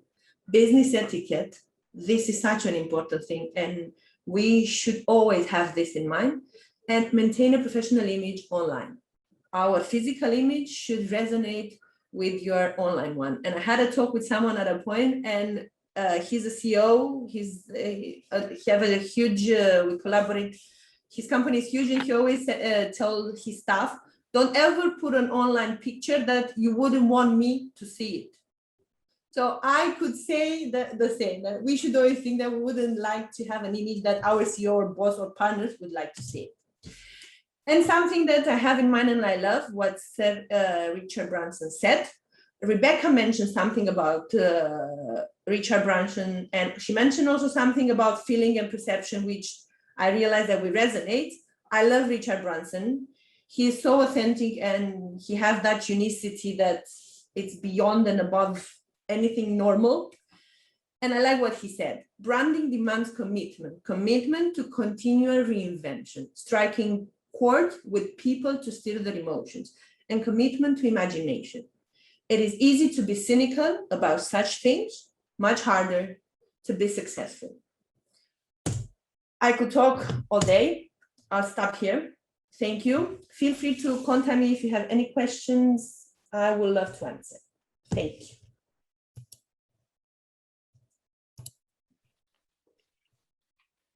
Thank you, Raluca, for this beautiful, majestic presentation as usual. And thank you again for all your support, smiles, and strengths for creative women shining around the world. Thank you. Together we can make it.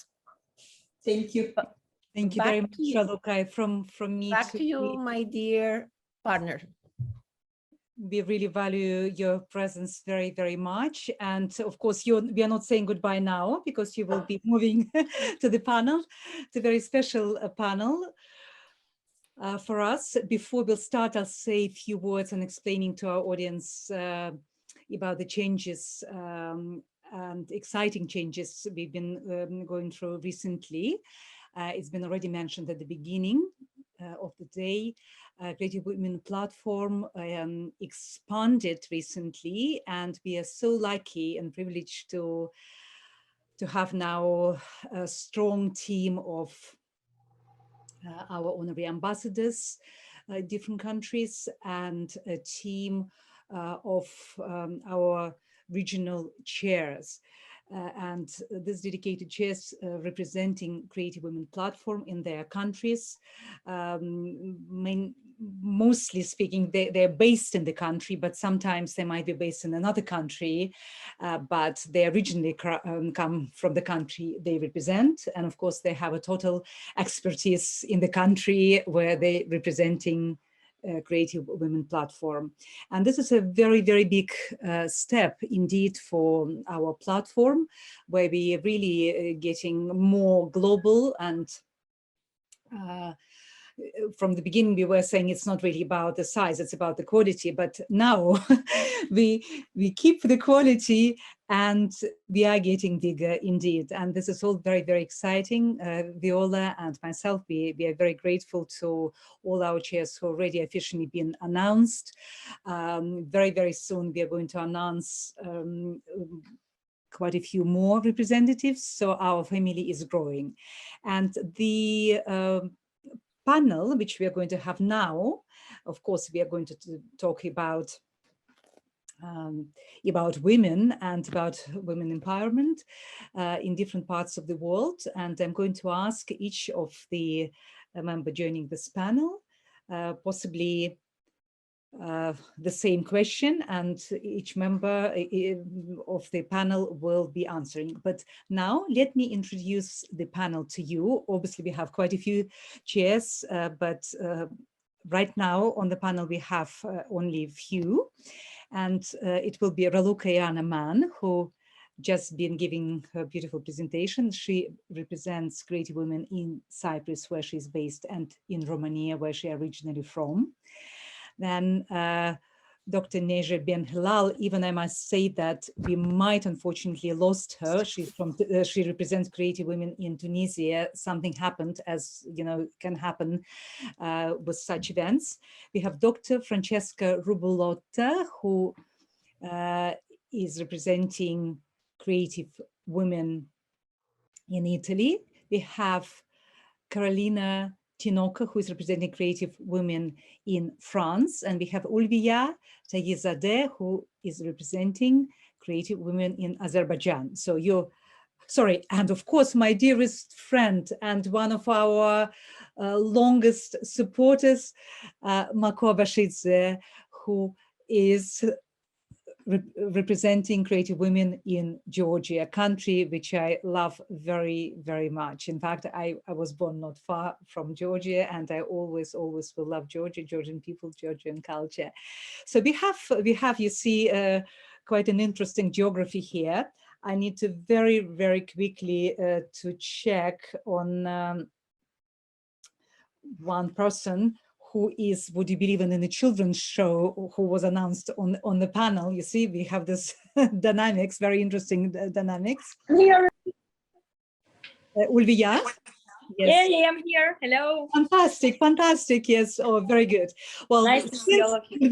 Since Ulviya is right now, she's a mother to twins, boys, Yes. love twins boys, and she's right now in the performance they're doing in the school, and it was very, very kind of you to come out and join the panel. So would you ladies accept the fact that we'll start with Ulviya, and then she could go back to the performance, and then we are going back to you. Thank you very much for your understanding. So I prepared two really questions for you, and I'm going to ask them at the same time, and it would be fantastic to hear your response. Obviously, you're based in the UK and you represent Azerbaijan, the country where you come from. In fact, you're a spouse of the Azeri ambassador. You're so involved with many Azeri and female organizations, and you're in chairing positions of different organizations. So the first question is, how would you describe positive changes happening for women in your country, in Azerbaijan? Because really, we would like to get more flavor. What is happening for women in Azerbaijan? So first of all, I want to thank you, Olga, and thank Viola for choosing me to participate. I'm very happy to see familiar faces here, and I'm very happy that I could sneak from these founders hall where my children are performing now. I will get back to them. And about your question, actually, the first right to vote in even earlier than in France and in United Kingdom and USA was given to the ladies in Azerbaijan and probably in Georgia and in Armenia, in all that region. If I'm not mistaken, it was in 1918. So historically, we did have the woman in diplomacy. We did have the first woman who actually who was the captain in the tanker in Soviet army. She was from Azerbaijan. The first lady who actually was the one who was participating in the Second World War, and she had I think in Russia, in the former Soviet Union, very good Orden Krasной Zvezdy. So she was very brave, even though she was from Muslim countries. So we had a really long history of the woman in power in Azerbaijan. And also, if you will see in a history, Dumas, he was in Azerbaijan, and he had a very good connection with the lady. On that time, she was writing the letters to him. So it's like we did have the history. So it's not just happening now. It always was happening. And now we have a very strong support of the First Lady of Azerbaijan, Mehriban Aliyeva, who is trying to do her best.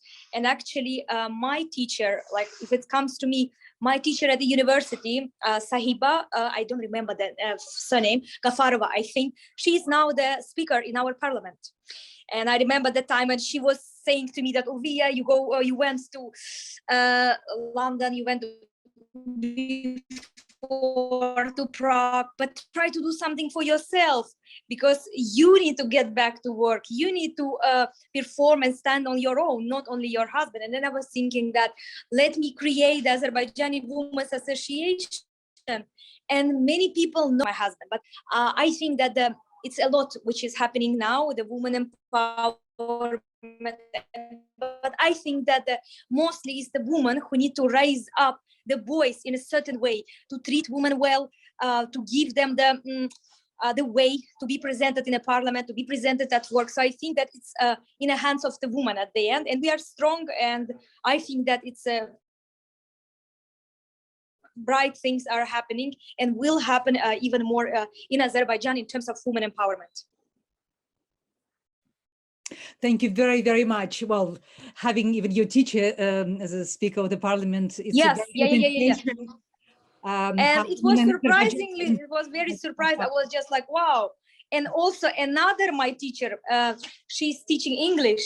She's also in the parliament, and she came here to Parliamentary Week, Sevinch Aliyeva, and I was surprised again. And so I was like, wow. And she said that, yes, so I am here and I work now in Milli Meclis, but she was quite relatively young teacher among all others. But because she was very active, she became the part of the parliament in Azerbaijan. So it's not something which I'm telling, it's happening with me, with the people who I really know. So yeah, there is opportunities. Women just need to be active and just need to take these opportunities. I'm sure for you something to consider when you go back to Azerbaijan, running for the parliament. And the second question, it's really very kind of you to come out and to be with us. The second question would be, what do you believe a platform like Creative Women could do for women generally and for women in your country? What can be contribute? What could be so helpful, could be so inspiring? Thank you so much for the good question. I think that the role modeling, even if you are just reading all the bios of the ladies who are presented here, you are getting huge inspiration. When you see them alive and participate on the events, like talk genuine tips with us, it's empty for you just need to go Google and search women empowerment, and then so many options are coming. They need to participate, and what you could in a future, what you could give. I think if you will just continue what you are doing now, it's already huge work. And I think now it's maybe for me, what I can do, as I did already, I post on social media, just more awareness about the platform, I think. And I understand that it's all based on the sponsorship as well, because I could say that do a live conference, but you are already doing that. Create the free spaces for the people, for the ladies, maybe search in each country 1 or 2 participants who cannot afford it, but again, it's coming to the scholarship, it's coming to the some sponsors. So I think that's all. So keep going what you are doing. It's amazing. I think that's all what you can do, because you're already doing an amazing job. Thank you very much. Thank you so much, Olga. It was very, very kind of you to join us, to share your energy, your views, and we look forward to working with you, of course, in different places and especially in Azerbaijan. Enjoy the rest of the show. Thank you so much, I'm running. Thank you so much, and happy to see everyone. Thank you for sharing your tips, and I will keep watching as much as I can and participate on our WhatsApp group and in the future events. Thank you so much. Thank you. Thank you so much, Olga. Thank you so much. Well, I would like to move now to Francesca Rubulotta. Francesca, can we see you, please? Fantastico. Ciao. Ciao, ciao carissima. Oh. Lovely to see I always tempted to say something Italian to Francesca. Not she speaks beautiful English, but she's so warm and so welcoming that some Italians who speak English well, they don't give you this impression. They want to hear you speaking Italian, but she always does. Francesca, you're an amazing lady, and you of course have your own female organization with which Creative Women partnering, and very soon you will have your own event, and you're going to say a few words very shortly about this. And we are so grateful to you for agreeing to represent Creative Women in Italy. It's a big honor. As I promised, I will stick to these two main questions, but please, each of you, you have freedom to step out of this, to say more, to say how you feel about this subject, how you feel about Creative Women, and a few words about you and your belief in women empowerment. So how would you describe positive changes in your country, in Italy, helping women, assisting women with becoming stronger and to be more successful? And I think the example of your IWIN organization is a fantastic example. Yes. So I remember when we started just empowering women using quotes. So a percentage of participation, which was quite frustrating, to be honest, because women that are qualified do not want to be awarded because of a quote, but just because of their quality. So I keep thanking you, Olga and Viola, because you are really changing. You're really creating a platform where people can have opportunities, and through these opportunities can get what they deserve because of their skills. I think positive changes are made when opportunities are given to the best candidates, the right persons. And that's important change compared to the past. What is the International Women in Intensive Critical Care Network is indeed just a platform that has started in the medical field and is in a way having a lot of synergic activity to what Creative Women are doing. One of these is the fact that is allowing women to know each other and to empower each other through their life, their experience, their knowledge. So I think it's really, really important that positive change are made over time by brilliant, positive, and creative women. Thank you very, very much. And it's wonderful that your organization is started in Italy. And of course, you're planning wonderful events very shortly online, and then you will be going back to live events in Italy. But this organization is it truly global? Yes. Yeah, it is global, and actually started in Singapore, to be honest. And then we moved to Singapore. We were joining there to the World Congress, and then we met the European Congress, and then we promised that we will meet in Italy. And now we are finally organized a foundation with the non-profit, the statutes, and obviously it's my honor to have you and Olga in the scientific committees to guide us and to create this synergistic power. Just by listening, just by talking, I think women get empowered and believe in themselves more. They believe there's nothing wrong with them and they can achieve what they wish to achieve. They touch their dream through the success of another woman. So thank you for connecting and for telling through your webinar, through your meetings, through your stories, success, positivity, and make us believe in each other, through each other, working together as a team. Thank you very much, Francesca. Beautiful words, and we really, really appreciate our friendship and our support. I think it will make sense probably for me to ask you one more question before moving to another panelist. Sure. I think it would be more practical. As I've already asked Olga, I would like to ask you more concretely, what do you think Creative Women could do to help? So generally, what especially we as a Creative Women platform could do? What would you like us to see how we could assist IWIN and other female organizations? What can we do, something really special? You have a fantastic personalized approach. You're not a platform that sticks and treats everyone the same. You have a kindness to reach every single person, let the single individual feel special, and encourage people to speak, to talk, to connect. I think your style is unique, and I'm really grateful for the way you do, the kindness, the really energy that you put, and the elegance, because we are women. You do this with elegance, and why not? That's important. So thank you. I think I empathize. I hope to grow my platform the way you are growing yours, with your style, energy, and kindness. Thank you so much. Thank you, Olga. Thank you, Viola. You are true inspiration to us both and to our platform, and such a privilege to be working with you and supporting what you're doing. Fantastic. And now Carolina Tinoca, who represents us in France. And she's been based in Paris already for some time, but she's originally from Venezuela. She's a marvelous architect. Carolina, yes. Hello, a multi-talented lady, extremely creative, and she's creating many projects.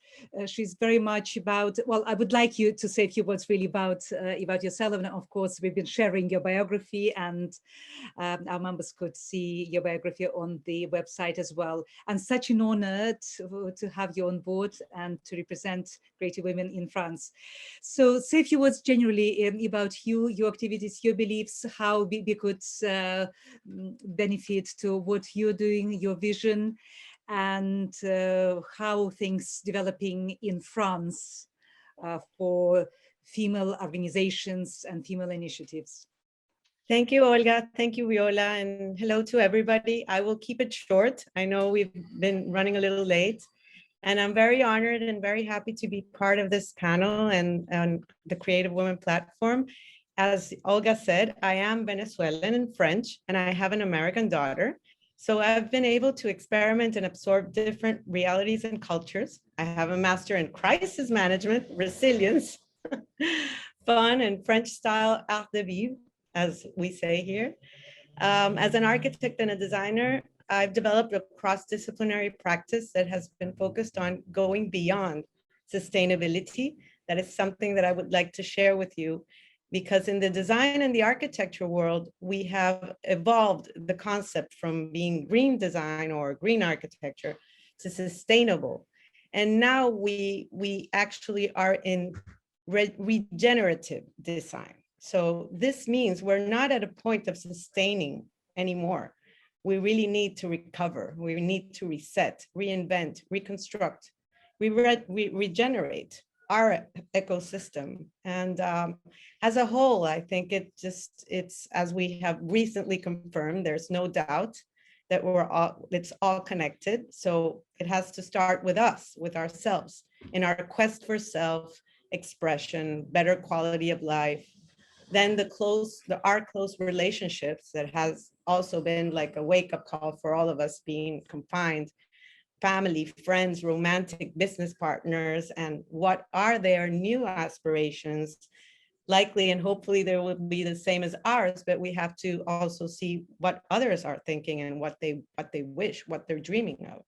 And last but not least, the planet.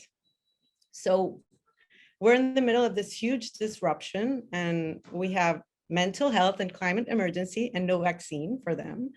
So I'm just talking about shifting the values from growth to resources, human resources, emotional intelligence, so many things and so on that we have been talking, that you have been sharing and talking all day. So the value is in the resources. And I think we have an amazing opportunity to go beyond ourselves and sustainability. And the Creative Women platform is perfect for us to co-create a regenerativo future. And well, it's not an easy task. I know it's not an easy task, but if we are sticking together and we're closer, and I think we all understood that we're better together as well, we just have to let's dance. I mean, something that I miss so much. So let's dance, guys, like David Bowie's song. Beautiful, beautiful. And of course, your profession and your beliefs, amazing, so inspirational. We're really very, very excited starting this creative journey together with you and developing many beautiful projects in France and beyond. And of course, in Latin America as well, where you originally come from. Thank you for joining us today, for being with us, Carolina. And now I would like to reintroduce Mako Abashidze, who is our chair in Georgia, and she's the founding director of British Georgian Chamber of Commerce.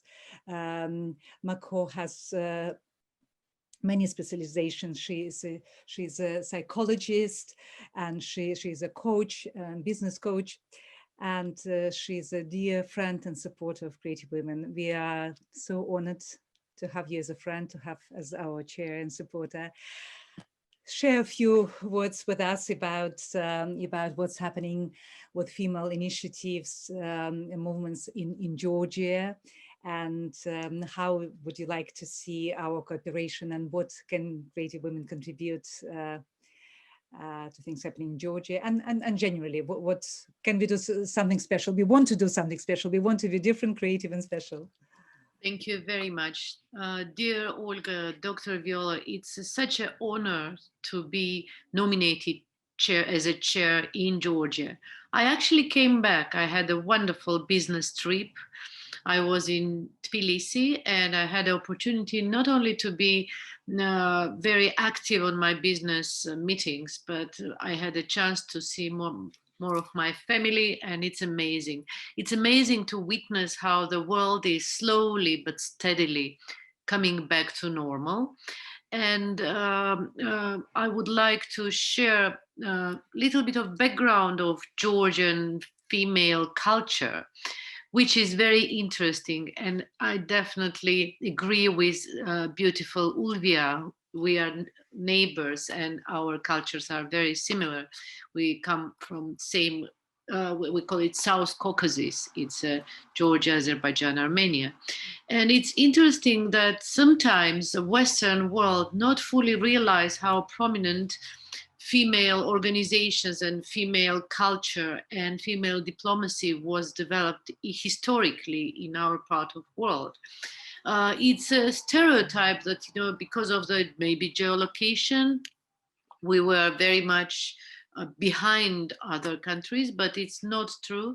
And apart from the voting history, female voting, which happened in South Caucasus much earlier than in Europe, which is true, I would like to say from the Georgian history, 12th century, that was the best and probably the most powerful times of Georgia as a kingdom. We had a female who was ruling the country. Her name was Tamara, and she was so powerful that in history, she's known as a King Tamara, not Queen Tamara, King Tamara. And I think, it's a combination of factors why Georgian, particularly I'm speaking about Georgian women, are very much enjoying the gender equality historically. Because, Georgia was located in a very dangerous place, surrounded by not quite friendly neighbors during medieval period, and it's a small country, and the males normally, every single male was warrior and out of country, out of household, and females were creative from that time, trying to juggle with a household, with the kids, with everyday survival skills. And I think it's in our DNA. And it was a great pleasure to hear Dr. Viola's remark about changing countries and changing languages. That's my story too. So multiple times I changed countries. I moved to Britain. I learned different languages, professions, and through this, I think I gained a wonderful experience. I met the new people, and it made me flexible and adjustable to a modern world, which is very much, very fast changing. So about, the Georgia and what we are planning and what I would like, to offer, and we are in discussion with Olga and with Dr. Viola. Hopefully later this autumn, we all will be able to travel freely. And our president, she is the first female president in a region. And we would love to have some event, conference, which will be hosted at Presidential Palace. That's the idea, and that's a news I wanted to announce. So let's start to work on this. And the second point, which I always highlight when I have this opportunity to speak at this event, is that why creative women is different. And I don't want to compare it to any other female organization. You know, there are multiple, and it's wonderful, and they're all amazing. But for me personally, because I'm a business person and my main activity is that I'm founder of British Georgian Chamber of Commerce, apart from coaching and other stuff, I think it's a wonderful, pragmatic, incredible place, you know, to have amazing connections. I was enjoying the male speaker of yours today, ours, and you know, to have this caliber business speaker and to hear such amazing advices, I think it's a great support. And what I want to encourage, you know, from event to event, please feel free to be connected in a practical way. So if you need anything from each other, from me, from other country representatives, it's very easy, and that's why we are here. And another one, you know, I agree with my previous speaker that even reading the biographies is inspirational. Even listening to the life stories of these incredible ladies is incredible. So thank you so much. Dear Mako, thank you so much for everything what you do for us. And of course, we cannot wait to have a beautiful event which you will be hosting with the president, with the female president of Georgia. It would be really, really amazing. And we hope that many of our associates from different countries will be able to join and making a truly special international event by creative women in Georgia. Thank you so much for everything.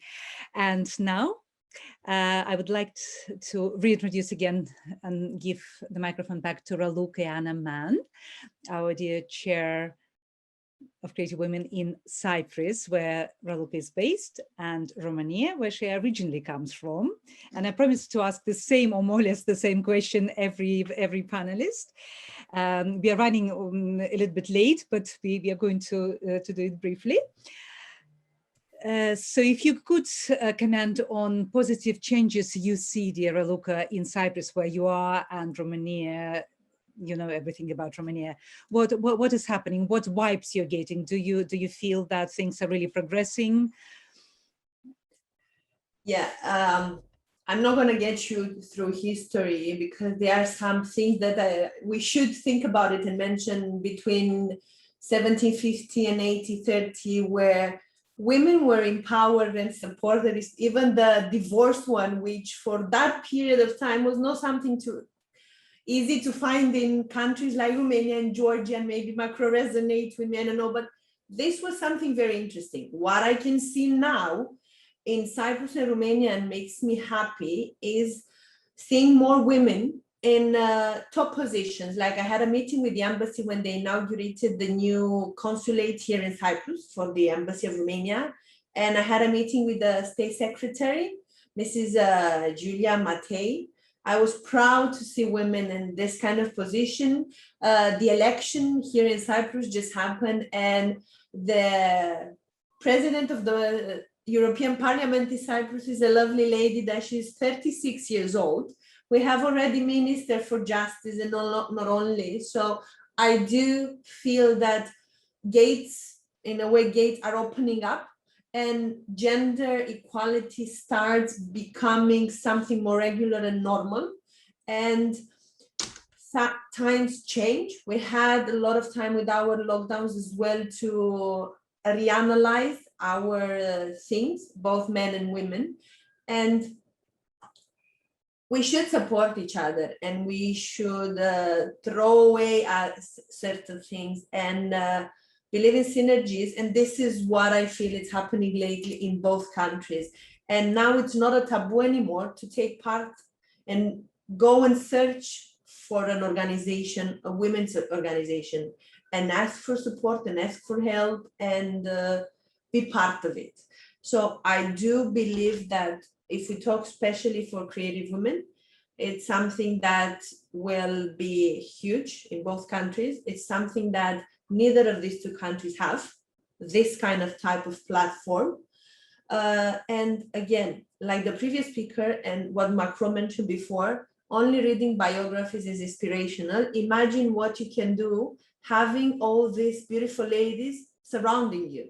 So if any of the country will not support creative women or will not applaud creative women and open all the possibilities, it's their loss, not ours. But I'm sure everything will be better than expected.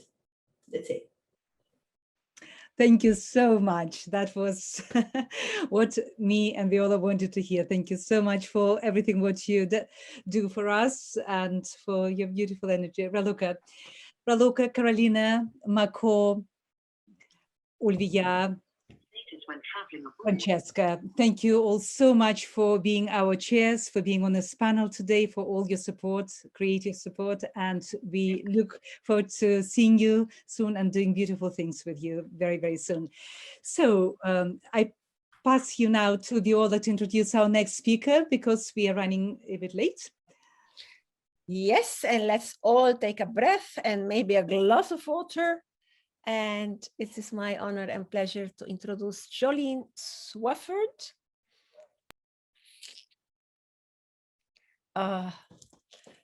Thank you so much for being here with us. Founder and CEO of Beyond Brave empowers entrepreneurs to build and grow socially conscious businesses. Advisor to corporations and entrepreneurs on how to love, give, and lead bravely. A mentor by heart and a coach. Thank you so much for being here with us. And we're going to be talking now is about defining a target audience for your product step by step and adapting your marketing messages. Welcome, Jolene.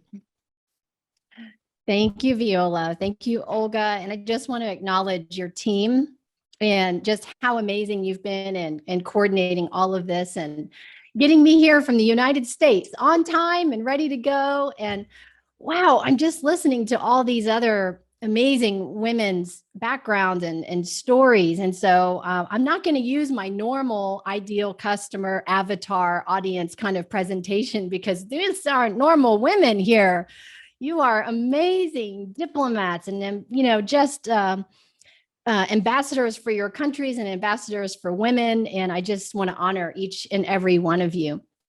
But I do believe when it comes to creating your message and understanding your audience, that we need to make sure we have integrity as women, because this is important for us, with our own brand. And I want to say, Raluca, thank you for your presentation. I came in on the end of it, and it just looked like you had some amazing content there on branding and everything. So nice work there. But I'm just going to pivot a little because I think I'm talking to women right now who are strong and empowered and making a difference in their communities and in the world. That one thing we need is a personal brand, but we also need to have a personal message. So you can use what I'm teaching for your own personal message, but also for your company or for a specific product. But firstly, you really need to understand who is it that you're serving. And I teach people how to create online businesses. And I really started doing that more, I guess, focusing on the online aspects, because during COVID, at least in the United States, a lot of the work towards gender equality was reversed because so many women had to leave their jobs and go work from home. And so the metric of financial income that we use to measure gender equality changed significantly. And so what I wanted to do was take my knowledge and teach women and men, but I do focus on women as my audience, to learn how to make income and maybe even more income than they were making at their prior jobs by staying home and creating online businesses. And so the number one thing to know is, who are you talking to, right? So like when I came in here, and I thank goodness came in quite a bit early. I've been here about an hour, and I got to hear your presentations and the panel. But now I know who I'm talking to. And so I can craft a specific message for you that will resonate with you. So I'll tell you a quick story about where Beyond Brave came from. Well, and how Beyond Brave has excellent messaging compared to my previous company or brand. So in 2016, I left my vice president executive job and started my own company. And I didn't have anyone on my team but me. And so I named it Jolynn Swafford Coaching and Training. Not very exciting, but it worked for about 4 years. But I had to, it took me some time to kind of figure out who my ideal customer is. Who do I want to work with?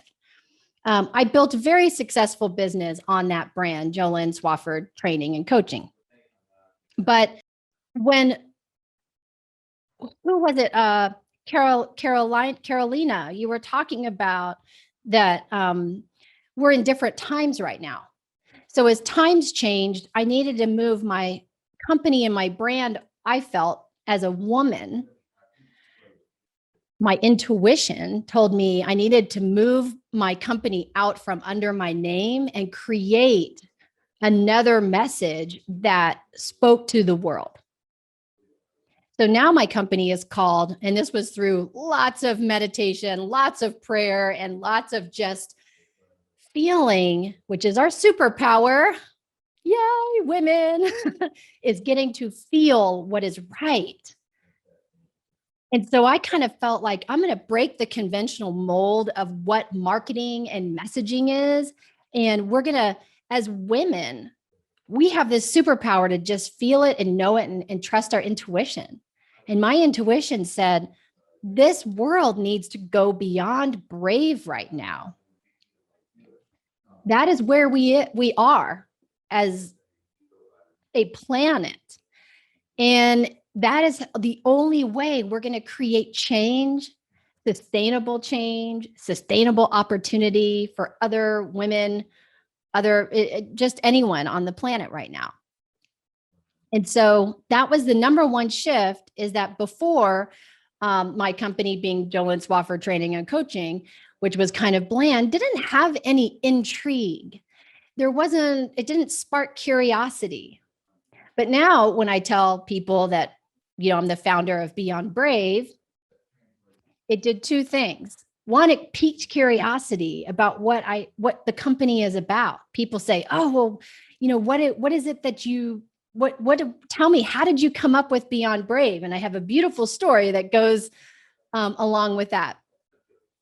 But then it became a 2-word message and a brand in one thing, just one little blurb. And so people now say, I want to be a part of that. So whereas before in marketing, you would do like the science of marketing would say, create a brand, create a logo, create a tagline, right? And it was very sterile, if you will. Now, marketing is about engaging people.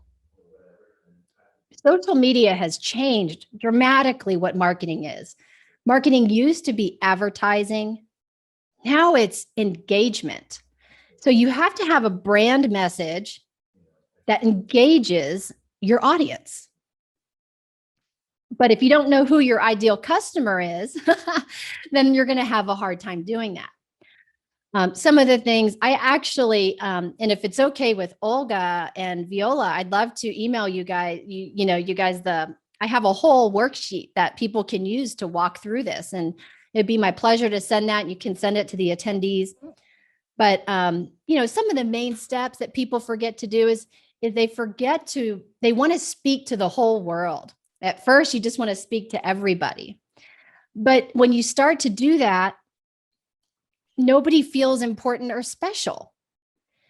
And so what I encourage people to do is when you're looking at your ideal customer, for instance, Viola and Olga for creative women, find one woman that is like your dream person to have in your community.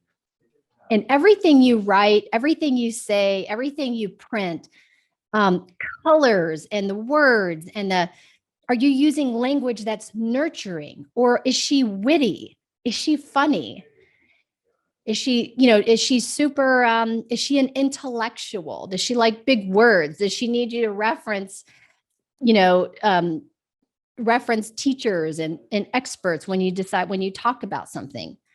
These are really, really important tiny little nuggets that will show your ideal customer that you're obsessed with her, that you love her, that she's the one person on the other side of that camera, and you can talk to her that way. And that has been the superpower of Beyond Brave. And it was kind of scary because, I wanted the whole world to go Beyond Brave. But I really think this is the time for women to rise. And we are born brave. We do lots of brave things, including having children that, just seem to just be natural to us. But the world really needs us to go beyond brave, and women need us to go beyond brave, and our daughters need us to go beyond brave. And so those are some of the key things when it comes to your ideal customer. I want to show you just real quickly, I had it pulled up, what it looks like when you kind of have a cohesive message. So before, you want a message that you can put on a t-shirt. I don't know how simple it gets. Like if you can't put it on a t-shirt or a coffee mug, or it's not in short amount, you need it to be short enough that you can articulate it quickly. Okay, so like in my, let's see. So I took this brand, Beyond Brave, and I came up with 3 sub messages for it. What does Beyond Brave mean? Well, it means you have to love people more than you love yourself, which is love bravely. You have to give bravely, meaning you need to, we're a socially conscious organization. So we give a portion of our profits to a charity called Code Red, which is basically anti-human trafficking in the United States. And so you have to give, meaning you also have to make a personal sacrifice in order to be brave. You might have to give up your personal comfort in order to be brave, to go to the next level. And then the third tagline is lead bravely. And that is, speaking your mind, saying what you mean in the moment, and saying, being a warrior for good in the workplace is what leading bravely is about. So then here on my website, I just talk about taking my people beyond brave. Okay, what does that mean? And I tell the story of what the brand is. And then I created a sub collection for each one. So then there's Love Bravely, and we have shirts, and we have all sorts of creative products that we can convey our message to the world. And now we can put these shirts on other people. We have a whole collection of t-shirts and tank tops and different colors and even baby outfits. So that, because our ideal customer is a woman, right? So she's thinking, oh, wouldn't it be so cute if my husband and I and my kids, we all got our Love Bravely shirts on and took a picture, right? So we have outfits for all of them so that she can pull that off, so she can do it. But basically, you see here, the story is, we're just trying to say that the secret to living a life of joy is to love bravely. So we're not selling anything. This is the point of a message.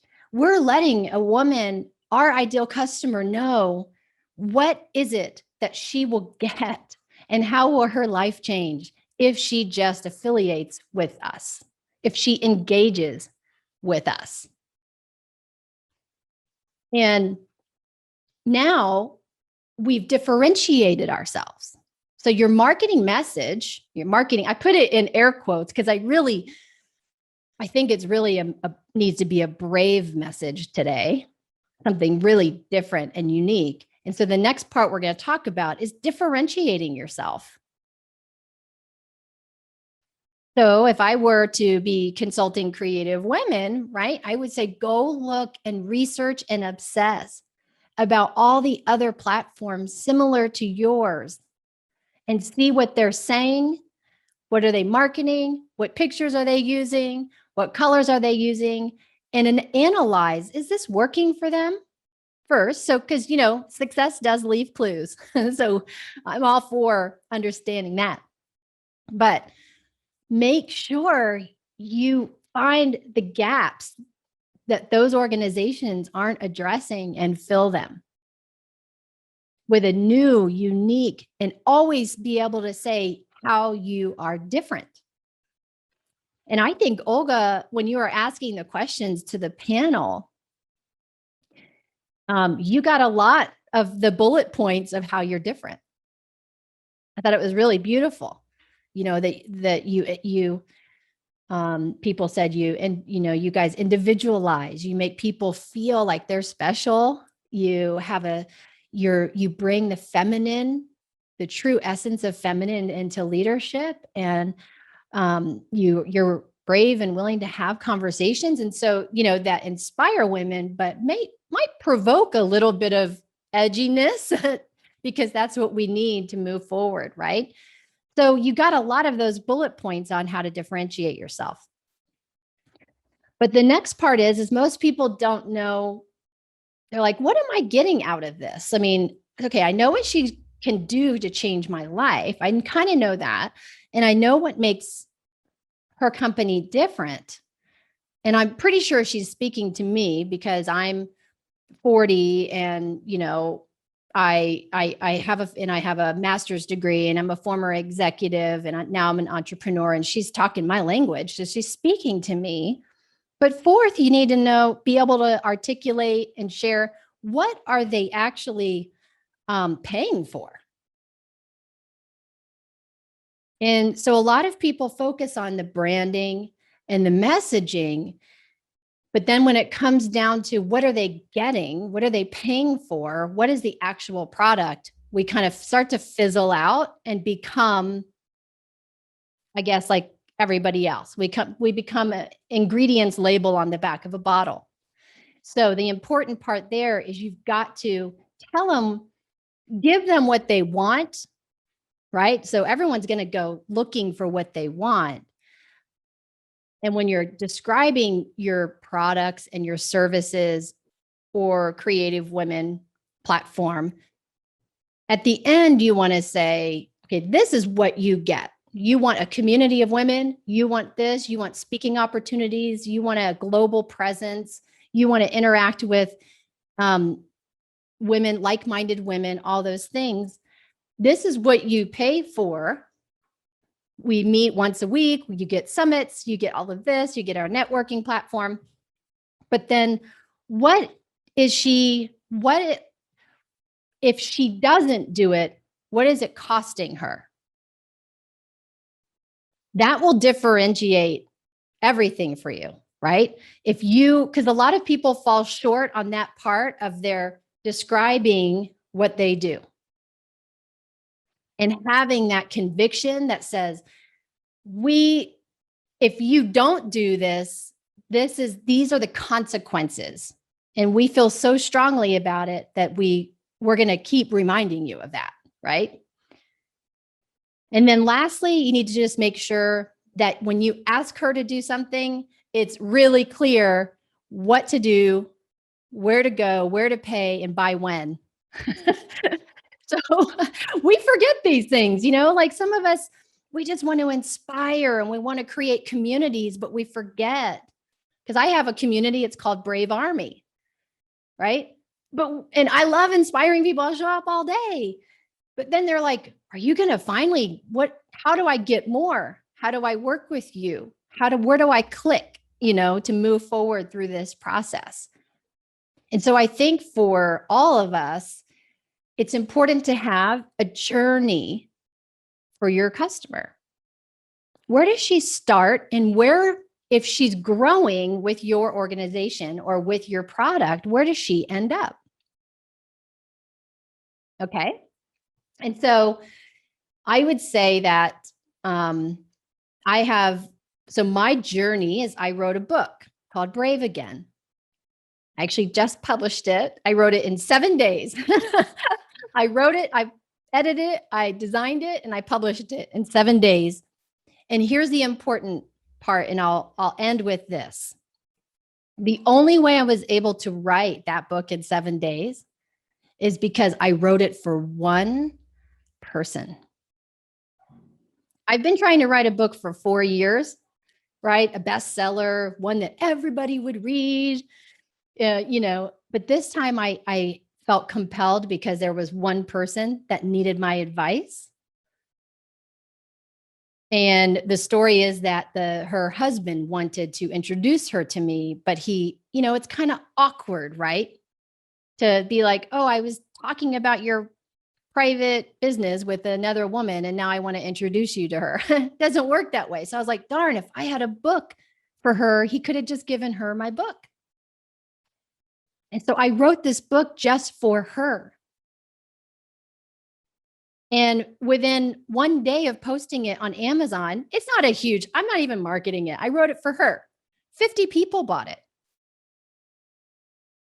I didn't even put it for free because I knew it's valuable, right? But my point is, now other people read it and they go, man, I feel like she's talking to me because I wrote it for one person. And that's what we want our marketing messages to be. That's how this is the superpower of women. And this is how we can change the world, by bringing in real nurturing and intuition and trusting that we have a unique message for the world to share, and bravely speaking that. And so I don't want to put us in a box. I have a whole online course on how to build your marketing message. Boring, because it's great for some people who are just getting started, but not this group of world-changing women, right? And so I think that, and I did want to go back to the journey real quick. So I have a book, and then we have the apparel, and then we have some smaller $100 to $200 online courses and things that we offer people. And it goes all the way up to $20,000 for our products. So you can buy a book for $795, or you can go all the way up and invest $20,000 in yourself. But that's the journey for her. She never has to leave us. And so I think, and we grow for her and with her always. That's how we differentiate. And so it's just an honor to be here with you all. I'm really excited to continue to engage with this community and learn more. And if it's okay with you, I'd like to hang out a little and listen to some of the other presentations. Oh, absolutely. Absolutely. Thank you so much. My pleasure. Thank you. Thank you all for letting me serve you today. Thank you very much. Beautifully, bravely served, bravely loved. We feel cared for and loved, and really taken step by step to your method. We will meet you again for longer time to learn more from you. Thank you so much. Thank you. Ana, it's my pleasure. Ana Irene, bienvenida. Ana Irene Delgado, our honorary ambassador. I dream with her of being a president. You see, she's part of the Senate, but I want her to be, who knows Ana Irene. Huh? So our dear Ana Irene, the member of the Senate of Panama, lawyer, Senator, Panama National Assembly, Investment Promotion Agency to Panama, Provinvex in Madrid, and permanent representative IMO, and a former ambassador. in the UK and Ireland, was it, Anna? So it's, for me, it's always a pleasure, and I take my joy to speak with her in Spanish every time I can. And here we have her today to share with us about newly climate action on oceans protection, marine protected area. Thank you so much, Anna Irene, for being here with us today. So, dear Viola, Olga, my friends, it's really a pleasure and an honor to join you. You know, when Olga and Viola, they called me and they told me about this platform, you know, long time ago, I very enthusiastically said, of course, I'd like to join these very brave women, because I strongly believe that we are strong group together as women. And just listening to my predecessor panelist, I was hearing how brave she is on, you know, engage in all these endeavors, because we cannot forget that as a women's, we gain all our rights later than men. And I think that we have, you know, people argue, and especially in politics, about this, but I think we have strongest challenge, especially in politics. And this is a little bit what I'm going to share with you today. One of the pillars, when I started 2 years ago, 2 years exactly will be achieved the 1st of July, that we joined the Senate for a constituency that is the biggest constituency in the Republic of Panama, that is compounds by islands, by coast, by mountains, and 2 indigenous reserves. I said, you know, we need to first empower women, especially indigenous women. So we've been working really hard, and this last year we struggled a lot because of the pandemic and all of the restrictions. Hopefully we're getting out of this right now. And I said, first, empowering women. I said the second pillar would be giving them education, but proper education. So we presented a rule that is going to be discussed as of the 1st of July that says that we need to enforce education until 12th grade. Before is only enforced, as we speak in Panama, until 8th grade. So they start working when they are 14 years old, especially women, they start giving birth. And you know, when a woman, you see, because this is something I see every single day when I visit my communities. Some people, they probably have not had that experiences in their country because all the cultures are different. And they give birth, I'm telling you, 12 years old, 13 years old, and they are, you know, already mothers. And I said, we need to start teaching them about these situations. And the third pillar, which I'm going to, if you allow me to give you more explanations today, it's about climate change and about environment. I have to proudly tell you today that June the 8th, so 3 days ago, Panama became the first country in the region to have 1/3 of the marine land absolutely protected. That means that the Coiba Cordillera, which is part of our west, closer to the Costa Rican border, is absolutely protected. And we're talking about a piece of marine area that is 68,000 square kilometers broad, so almost the size of the country. And why this has relevance? Well, first of all, because probably you don't know, but Panama in Coiba have one of the biggest in the world marine creatures. I'm talking about sharks, fish birds, and many other coral and reefs that you cannot find in other regions. So together with the Galapagos, that is in Ecuador, and Colombia, we form a triangle, and Panama joined a treaty with the United Nations 9 years before, because there is a limit of 2030 that every country that is a signature of this treaty became 30% of their marine and land protected. So I'm very, very proud that we were brave enough to sign this. Of course, President of Panama gave the news. We at the Assembly support this. And I personally been working really close with two foundations, Pew Foundation, that is very close to oceans preservation, and also a NGO called Mar Viva. You have to, and I'm telling you here because, you know, in politics, there are different interests of different political parties. And this achievement has not been easy, and I explain you why. Remember that when you preserve this amount of marine land, that means in practice that the biggest ships that go and fish there with these enormous fish nets will have to go broader out of the Cordillera to do so. So it's not a very, you know, easy decision to make. And I think that will attract not only tourism, because I think that Panama will be seen as one of the top countries in biodiversity at the moment. I have to tell you that exactly in that area, we have very impressive mangroves.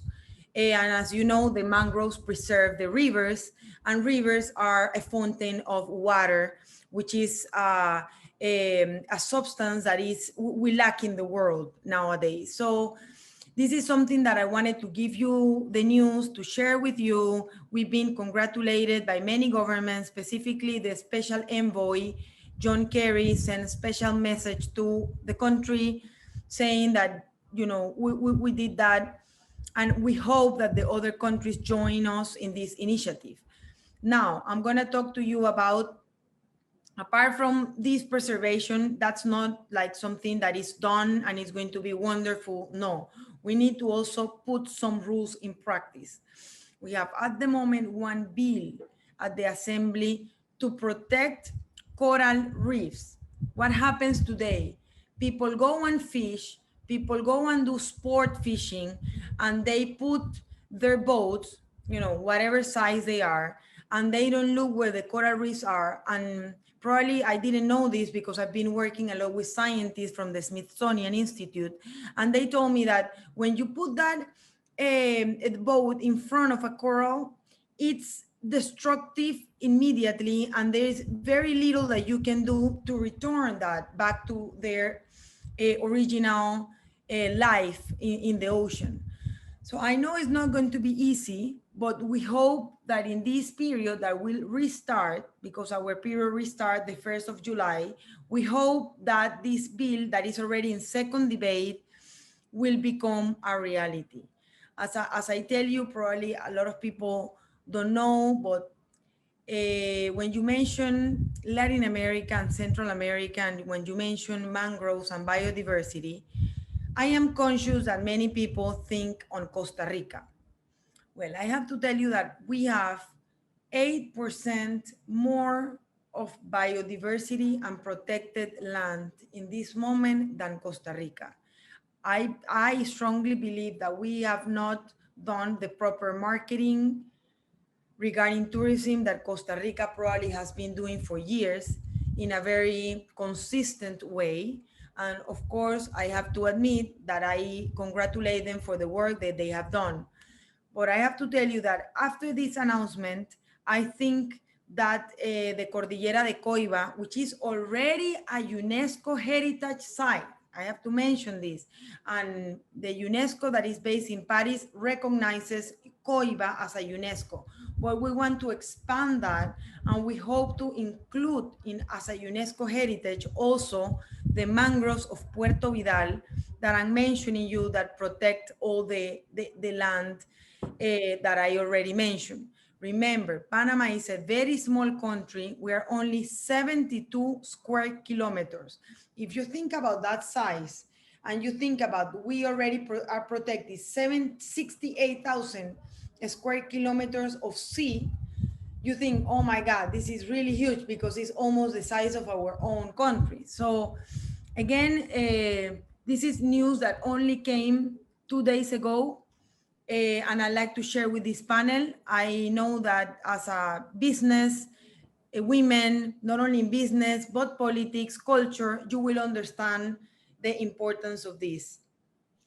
Muchísimas gracias. Thank you so much, Ana Irene, because being here, we learn about so many things and the infinite opportunity also for business. And many of us, if it's not all of us, we are so engaged with sustainability and regeneration and renewal. So this news that you're giving us today is very important for us, for our time and for the generation to come.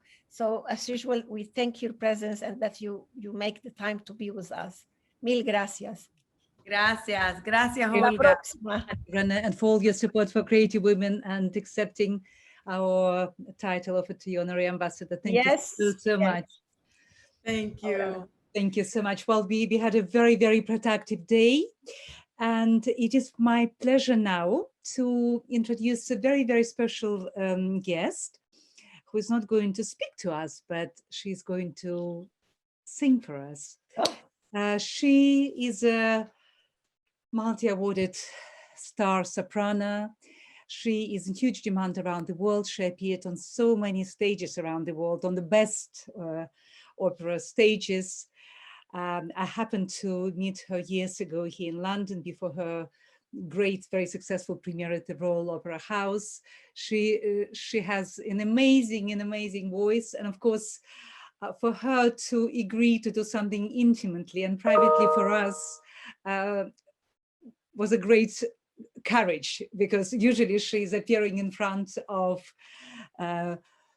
thousands of people in the concert halls and in opera houses. That's why this intimate performance will be so special for us, especially for Creative Women. And Sophia is trying to get her guitar, because obviously it's everything done in this intimate way from home, and it's extremely sweet and very, very creative. And of course, because her origins are from Russia, she, I believe, is going to do a song for us in Russian. And of course, apart from being a star artist, she's a mother to this beautiful boy, Danya, who promised to be very quiet, and hopefully he will keep his promise. Sophia, for me now, such a pleasure to see you, and we can't wait to hear you. If you could possibly unmute your microphone, if Danya will promise to be quiet. Hello. Oh, hello, everybody. Hello, Danya. He was waiting so long. He was very petty and passionate, but now he's losing his passion. Yeah. Now people. Yeah. Hello. Hello, everybody. What a nice surprise. Hello. Yes. Or maybe you will help mommy to sing. So, yeah. Таня, давай, поиграй чуть-чуть вон там, поиграй, а я спою песенку. Не к маме. Ну, давай, так, и слушай. This is part of our reality, huh? Moms? Yeah, this is a part of our reality of self-employed woman now, without any help. Даня, нельзя при всех бить маму. Ну, давай, не будем, да? Давай, успокойся. Договорились? Ты у меня умница. Ты мой золотой ребенок. Золотой человек. Золотой. Все. Конфету, да, шоколад? Да. 1 second. Yes, you see, chocolate. I'm really sorry. Chocolate can solve problems here. He was Remember that our hero, the New Zealander, took her baby to parliament. So why not? Huh? Exactly. This is the reality of women, and we need to embrace this reality and do our best with it. So I'm very happy that this natural situation happened, because this is what women deal with: home, children, the activity, bravely loving and caring. Exactly. As Jolene Hopefully the us. chocolate will solve the problem. Yes. Okay. Yes. First, I'm really happy. Hello, everybody. So you're welcome back. Yes, I'm really happy to see you all. And I was listening a bit of some presentation. It's very exciting to be part of such a group of amazing women. I would like to sing a song of time of Soviet Union from a very popular movie, and it's on the poetry of Marina Tsvetaeva. Is for the Soviet Union, that was an important poet, and also it's very important for this time, because it was on this time it was two very big poets, Marina Tsvetaeva and Akhmatova, and I think it's really beautiful that I can sing this song for you.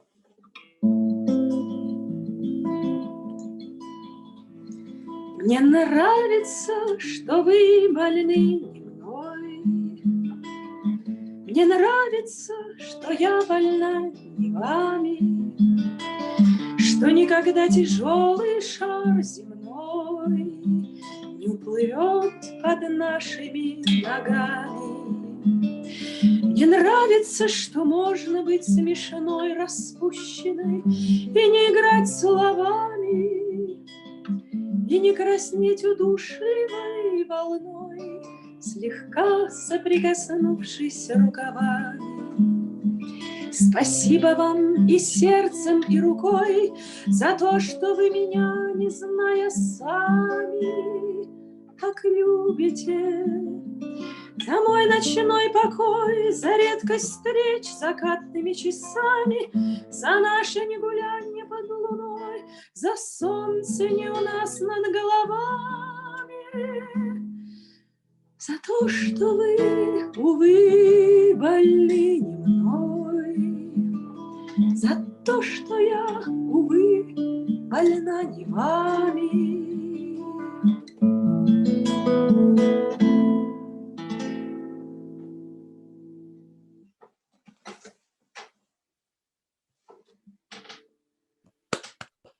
Unfortunately, we cannot give you proper applause because everyone on mute or not connected. But thank you so much for this nice, small, beautiful musical surprise. Really, really, really appreciate. And as I said, Sofia was conquering so many stages around the world, and I would like many of you to follow her. And of course, when life will become normal again, and when all the opera houses and concert halls will be open, you will be able to follow Sofia, and it will be my pleasure and Creative Women Platform pleasure to inform you about her career, her performances, appearances around the world. And she really does travel the world. Thank you so much again for joining us today, and we can't wait to see you on the stage very soon. Thank you, Sofia. Thank you, Olga. Thank you, everybody. Thank you. And say thank you to Danny again from all of us. That was very sweet of him to allow you to go and perform. Thank you so much. I would like to conclude now. I would like to say thank you very, very much to all the speakers, all the panelists, all our attendees who spent this exciting day with us. Of course, those who couldn't join will be able to listen to recordings at a later stage. It will be arranged. Please stay in touch with us. And of course, we are going to see you tomorrow. We have another exciting day full of very useful panels and speeches and presentations. Please join us tomorrow from 12 o'clock UK time, British Summer Time. And let me one more time to thank our partners, Grit Academy, Kayana Breathworking IWIN organization, the Parliamentary Club, Women's Club in Russia, Balakleets Saris and Co, Keep Well, Gergiadis and Associates, ARC Consultants, San Rafael and Resort Hotel in Limassol, sold out tickets, and our media partner, Art Infusion TV, Business Suite Magazine, Middle East Business News, Premier Media Group, Culture Scope, and Revista Level. Thank you very much for your support, for being our partners. And we look forward to seeing you tomorrow. Viola, probably you would like to say a few words at the end as well. Yeah, I would like to say that I'm filled with joy, with love and with care, and a lot of information, organic information, to learn, to expand, and to give more and more. So together we can make it. Together is better. And see you all tomorrow. Thank you so much.